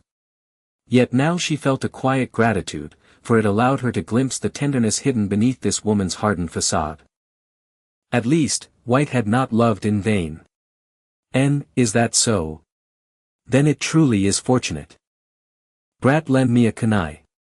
Ha! Naruto glanced at Zabuza, whose arms hung limp and lifeless, his nerves severed by Kakashi's precise strike, and hesitated, doubt flickering in her eyes. Are you certain? Zabuza's eyelid twitched. Don't force me to beat you. Seeing her resolve was unshakable, Naruto said no more. She had already sensed the quiet death wish blooming in Zabuza's heart, the same desolate stillness she'd once felt in Haku.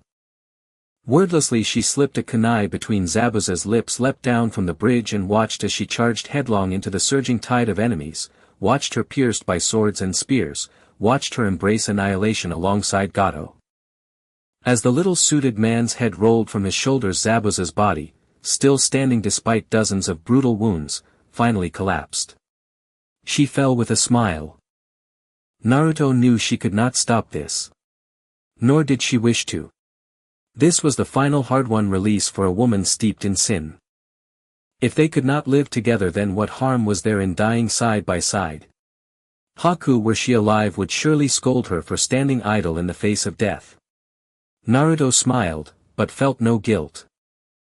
Even if Zabuza had wished to live, Naruto would have slain her herself, then turned and slaughtered Gato. She honored Haku. She understood Haku. But she would never endorse Haku's path.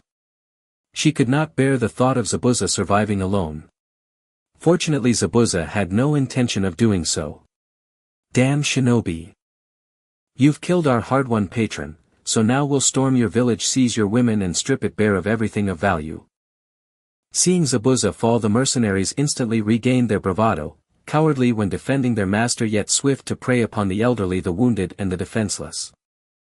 Naruto scanned the battlefield. Sasuke lay unconscious, chakra utterly spent, Sakura bled heavily, fading into unconsciousness. Tazuna was useless in combat, even Kakashi, drained of chakra, stood crippled. So, it seemed she was the only one left standing. Yet she felt no fear. So what if they outnumbered her? Naruto Uzumaki feared no battle of numbers. Just as she raised her hands to form the seals, a sudden arrow streaked forth, embedding itself deep in the chest of the lead bandit. As the bandit chief clutched his chest and crumpled, an unexpected tide of villagers surged onto the bridge, armed with kitchen knives, wooden staves and crude weapons.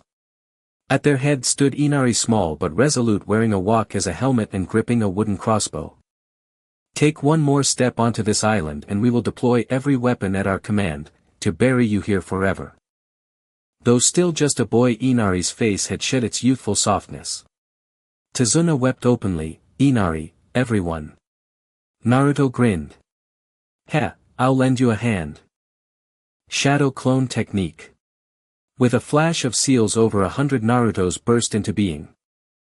"TCH, seems restoring my body cost more chakra than I thought, only this many clones." True enough, the bandits, seeing only a swarm of short grinning children, didn't flinch, not a trace of retreat in their eyes. Naruto merely smirked. In perfect unison, the 100 clones formed the hand seal Ashitora. The transformation technique struck. Suddenly the field bristled with Zabuzas, each identical to the fearsome killer who had butchered men like demons. The bandits shrieked, sobbing for mothers and fathers as they fled in blind panic, while the villagers' cheers soared skyward. Yet amid such jubilation, snow began to fall over the land of waves, a phenomenon nearly impossible in this tropical archipelago. It was as if even heaven mourned the passing of the Snow Clan girl. While southern villagers, many seeing snow for the first time, danced with giddy delight, Team 7 stood apart in solemn quiet silence.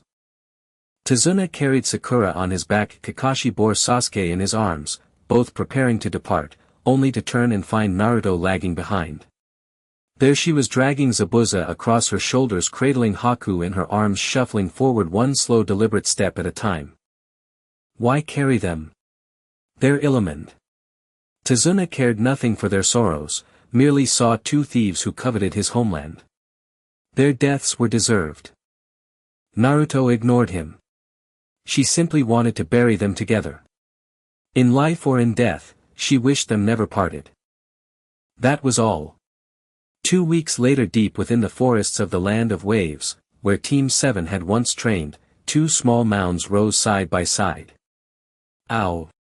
Sakura swatted away Naruto's mischievous hand, reaching for the offering. "Idiot, how can you do something like that? You'll invite divine retribution." Naruto shrugged, utterly unbothered. "So what? I dug their graves, I think they owe me a snack." "You." Sakura sighed, massaging her temples. Who knew why Naruto held such deep affection for these merciless killers? Yet. Tell me, Sensei Kakashi, does a shinobi's existence truly mean only being a tool for slaughter as they claimed? Precisely because Sakura despised them, she refused to become them. Naruto listened intently. Though she loved Haku, she could not accept her way of life, living perpetually as a weapon, without dreams, without courage to voice even love itself. Wasn't that suffocating beyond endurance? Kakashi, seemingly oblivious to their unease, replied with calm precision. Konoha is a nation devoted to peace, unlike Kirigakure, which knows only bloodshed. Sakura exhaled in relief, until Kakashi shifted tone. Yet they spoke one truth: a shinobi is a tool. We do not seek justification for our existence, we obey orders. That is our purpose. Even in Konoha this remains unchanged. Silence settled like frost. Then Naruto broke it. I refuse. If that is the shinobi path laid down by others, I will forge my own. Besides, I'm a rebellious fox spirit after all. Though the others voiced no such declaration, their expressions betrayed quiet agreement. Kakashi said nothing more, only watched them, his gaze warm with quiet pride. Shinobi are born into anguish, bound to irreversible farewells, tested by conscience, living lives dictated by forces beyond their control, until finally they surrender to fate. Such torment is inevitable for those who walk beside slaughter, unless one resolves from the very beginning to stand apart from the world's corruption. For once blood stains your hands, withdrawal becomes near impossible. That his students, so young, had already awakened to such clarity, how could this not be a cause for profound joy? Having bid farewell to Zabuza and Haku, and to Tazuna's family, Team 7 finally set out for home, concluding their month-long mission in the Land of Waves. They left behind courage, hope, and a bridge destined to become legendary, the Great Naruto Bridge.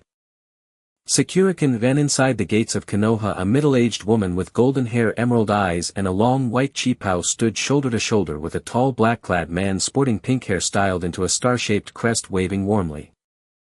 When Haruno Sakura saw them, especially that man with his unmistakably eccentric hairstyle, her cheeks flushed crimson as she stammered awkwardly, "Dad. Mom. What are you doing here? Oh my. Isn't this Sakura's very first mission outside the village? Poor thing, you must have suffered terribly. Look how sun-darkened you've become," and the kippa-clad woman rushed forward and enveloped her daughter in a tight embrace, gently pinching the firm jet-black muscles Sakura had developed under Kakashi's grueling physical training, her expression softening with maternal concern. Meanwhile, the pink-haired man with the star-shaped crest clapped Sakura's newly defined back with hearty vigor. The recoil numbed his palm, and the dense wall-like solidity of her musculature made him chuckle aloud. "You don't understand, dear. A man ought to be dark and sturdy. This boy used to be all fluster and fuss, weak as silk.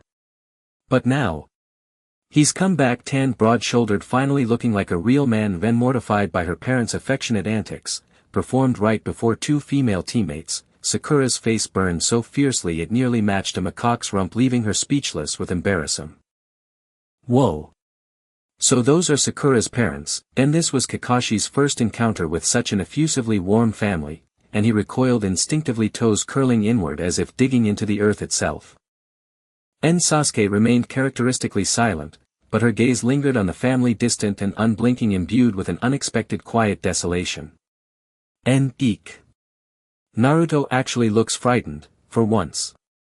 He crouched low, shrinking behind Kakashi like a startled cat trying to slip unnoticed into the village, while muttering under his breath, "She can't see me. She can't see me." Yet the sharp-featured woman in the chipao seized him by the collar, yanking him forward with a stern frown. "You haven't been eating properly again, have you? How is it that you haven't grown even 1 centimeter? And your hair, look at it. Frizzy, tangled, split at the ends." And the woman launched into a torrent of scolding, and Naruto, too timid to flee, shot Sakura a desperate plea for rescue, only to receive a helpless shrug and a sorrowful sigh in return. In the end, tears welled in his eyes as he clasped his hands together, begging frantically, "Ouch. Auntie, please stop pulling my ears. It wasn't neglect, I accidentally set my hair on fire. It's not like I don't take care of it. And my height, I haven't grown an inch in years. Honestly, it's not because I skip meals, please just let me go." And watching his wife lay hands on the village's most notorious hazard, the Ninetales, her husband shuddered and whispered urgently to their son, "Can't you rein her in? That's the Ninetales we're talking about, if something goes wrong." And before he could finish, his son slapped a hand over his mouth with an exasperated glare. "So what if it's the Ninetales? I treat Naruto like my little sister, and you'd better not say otherwise." "Brat. I'm your father." "Little sister indeed. More like beloved sister, you're always siding with outsiders." Then, hearing this, Sakura flushed with mortification and indignation, and without hesitation yanked a tuft of her father's beard. Instantly father and daughter tumbled into playful combat, laughter echoing through the gate. Sasuke watched the joyful family scene with a pang of alienation, feeling utterly out of place. Just as she turned to retreat home for training, Kakashi stepped in front of her. Expecting a moment of rare mentor-student intimacy, a flicker of quiet hope stirred within her, only to freeze solid beneath Kakashi's grave expression. In a hushed voice, Kakashi asked, "Sasuke, be honest with me. During your recent mission, when you fought that bloodline limit user, did you lose consciousness? And afterward, did you feel drained, your vision blurred?" "Yes." "How did you know?" Sasuke's heart skipped a beat. Ever since her battle with Haku, she'd sensed something amiss with her eyes, like chronic exhaustion, as if every face she saw were softened by a haze. Yet she'd never spoken of it to anyone. How then had Kakashi deduced it? Kakashi sighed deeply, then dropped his bombshell, "Ah. So it's confirmed. And Sasuke, you won't be taking missions for the foreseeable future." "What? Why?" And stunned and furious, Sasuke recoiled. No missions. Then how would she grow stronger? And without strength, how could she ever exact vengeance? Kakashi spoke calmly deliberately, your Sharingan has awakened, and judging by the signs it's likely the Mangekyo Sharingan. Awakened. This time. The Mangekyo. Something felt off in Kakashi's words. First, how could she not have known her own Sharingan had awakened? And why say this time? Had it awakened before? And, the Mangekyo. What is that? A far more advanced ocular technique than the three-tomo Sharingan, one attainable only by Uchiha bearing immense ocular chakra who endures suffering beyond imagination. It demands unparalleled talent, power and fate, none may be lacking. Suffering. Sasuke recalled the crushing despair of Naruto dying in her arms. Crimson light flickered faintly in her eyes, and deep within her something vast and slumbering stirred straining to break free. Her vision drowned in the memory of her parents' slaughter, blood surging crimson tide overwhelming all else. Wake up, now. Kakashi's voice cracked like thunder, jolting Sasuke back to reality. Only then did she realize her fingers were locked around Kakashi's throat. With a gasp she wrenched her hands away in horror. Wah! I didn't mean to, and she stood there head bowed twisting her fingers nervously. Kakashi rubbed his neck and sighed, it's not your fault Sasuke. The Sharingan is a cursed power, it grants abilities surpassing mortal limits yet inexorably draws its wielder toward darkness, and just like your brother. Kakashi left the words unspoken, but Sasuke understood instantly. Still she declared fiercely, I won't. I'll never become like him. Fists clenched, her eyes blazing with stubborn resolve. Kakashi merely sighed again, that's not for you to decide. Once the Sharingan ascends to the Mangekyo level, descent into darkness is inevitable. Just now, you had no awareness of your murderous impulse. How then can you possibly control it? Sasuke, if you wish to remain master of these eyes, seal them now. Or better yet, destroy them entirely. With Konoha's medical expertise I'll secure you the finest ocular transplant available. Your status as a shinobi will remain intact. Kakashi's tone was sincere, but Sasuke knew full well that any transplant would inevitably impair her vision. And without her extraordinary eyesight her entire repertoire of precision projectile techniques would be rendered useless. Moreover, recalling how effortlessly the newly awakened Mangekyo had crushed the masked shinobi who'd once dominated her, this power, and how could she possibly relinquish it? There's something I must do. Let me keep these eyes, are you certain? Sealing is excruciating, and unstable. Seeing Sasuke's unwavering resolve Kakashi knew further persuasion was futile. He spread his hands in resignation, fine. If that's your choice. Alright, it will be over soon. Just bear with it a little longer. In the dark dungeon Sasuke sat at the center of a hexagram formation woven from Kakashi's blood with intricate scriptures surrounding him like a net tightly binding him. This technique is known as the sealing evil technique. Kakashi expended a great deal of his own blood to set up such a formation, and now having lost too much blood his eyes were darkened and he felt a bit dizzy, yet he still focused his spirit to form a seal and pressed his palm onto Sasuke's tomo. As the technique activated, the densely packed scriptures that formed a circular hexagram on the ground bizarrely crawled up Sasuke's spine, shrinking progressively until they formed a small ring that locked onto the 3 tomo behind his neck. The entire process felt like 10,000 ants gnawing at his heart, as if all his strength was being forcibly drained. Despite the excruciating pain causing his veins to bulge, Sasuke did not call for it to stop until Kakashi withdrew his hand and said, very well, the next time you wish to activate your Mangekyo, the power of this sealing evil technique will suppress it, reducing it to the level of the 3 tomo or even to a single tomo. But this sealing technique is based on your will. You must believe in your own strength and never be tempted by power, or you will become a puppet of power with no chance of rising again. Struggling to listen to the precautions, she finally felt relieved, but her vision darkened and she fainted. At that moment a cold voice echoed from behind Kakashi, are you really planning to just use the sealing evil technique to brush this off? Kakashi. A man with deep narrow snake-like eyes and a cold demeanor approached.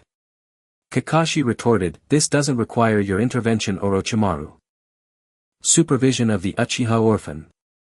This is the duty assigned to me by the third Hokage. I have the right to decide how to handle her." The man named Orochimaru shook his head, looking rather troubled, and said helplessly, "If you ask me, handing that little brat over to me for research would be the best choice. That old man is just too soft-hearted. Konoha will eventually be destroyed by him. That is not something a Hokage candidate should say." Kakashi frowned, but Orochimaru seemed oblivious to her displeasure, pointing at her left eye covered by her forehead protector and asking, "Are you still comfortable using that eye? You should understand that science is the future. Some sacrifices are entirely normal. Being overly kind is merely whitewashing the situation, isn't it?" Kakashi remained silent, but Orochimaru didn't mind shrugging and saying, "In any case, if you don't want me to intervene, keep a close eye on those two little brats under your command, or their lives may be in danger." He didn't say more, merely made a gesture across his throat before turning to leave. The moment's murderous aura enveloped Kakashi like a tangible force, making even the battle-hardened Jonin envision her own decapitated fate. Such is the overwhelming gap in strength. This guy isn't joking around. Cold sweat dripped from Kakashi's forehead, soon soaking her mask. The next morning Naruto woke up from his soft single bed, enjoying the long-lost sweet milk along with a ceremoniously fried crispy fragrant egg bacon toast. Locking the door, he revved up his energy and raced towards the meeting point. "Great. Today I'm going to work hard on my mission. 5 Mach speed charge." It seemed our little Naruto was full of energy today as well. "What? No missions today? Why?" Today Kakashi, that perennial slacker, surprisingly did not arrive late. However, her opening words were grim, shocking Naruto into clutching his head in despair, but Kakashi merely rubbed her swollen ears from the noise and yawned while staring at him with her dead fish eyes, saying, "To clarify, it's not that we aren't on missions today, but for a long while Team 7 will not be accepting any rank missions or above." "Why? What's the difference from not having missions? I'm a super rookie who has completed a rank mission. Shouldn't I be more active and showcase my skills?" Fed up with her incessant complaints, Kakashi finally lost her temper. She slammed her fist down hard on Naruto's head, causing a huge bump, and angrily said, "Don't treat rank missions lightly. A ninja is like a brick, they just need to be moved wherever they are needed. It's currently the busy farming season, so go and work your ass off with shadow clones. Otherwise, if the harvest is bad this year, I'll hold you accountable." Naruto rubbed the large bump on his head, shrinking his neck and daring not to say a word. He mumbled a few sounds and left, swaying as he walked. Sakura, wanting to follow, was yanked back by Kakashi, who grabbed her by the collar. "Where do you think you're going? That's Naruto's mission. What are you making a fuss about? Your task today is to help the Konoha construction team move bricks. You're not allowed to eat until you finish moving 2,000 bricks." "What the hell?" Sakura was about to protest, but was scared into retreat by Kakashi's intimidating fist, instantly covering her head and running away in a hurry. After those two left, Sasuke waited for a long time but still didn't receive his mission. Confused, he looked up at Kakashi and asked, "What does this mean?" "I don't need special treatment, it's just a rank mission. I can handle it." Kakashi knew he had misunderstood and lightly shook his head, saying, "No, I'm not treating you differently. Naruto's advantage is his vast chakra reserve. Frequently using shadow clones can maximize his chakra drainage, allowing him to gradually adapt and activate his physical potential, producing more chakra continuously. As for Sakura, her chakra is thin and she is inherently unsuitable for the path of ninjutsu. Sending her to move bricks will not only strengthen her physical power but also improve her agility, laying a solid foundation for future enhancements in physical techniques. As for you..." Kakashi's single eye scanned Sasuke like a precise electronic instrument, making her feel uneasy and shiver. She glared back and Kakashi finally withdrew her gaze and patted Sasuke's head, saying, "You are not like Naruto, who can forcibly squeeze out too much chakra, which will only damage your foundation. Unlike Sakura, who has little talent and can only work hard, I know your Uchiha clan has its own inherited ninjutsu and physical techniques. If you want to cultivate by yourself, I will grant you freedom. If you still acknowledge me as your teacher, I will teach you my secret techniques as a way of repaying the gifts your Uchiha clan once bestowed.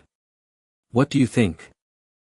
Sasuke pointed at her covered eye, knowing that even if she chose to cultivate alone, Kakashi would definitely choose to monitor her to prevent her from being consumed by power. Since she would be watched either way, it was better to follow Kakashi for training.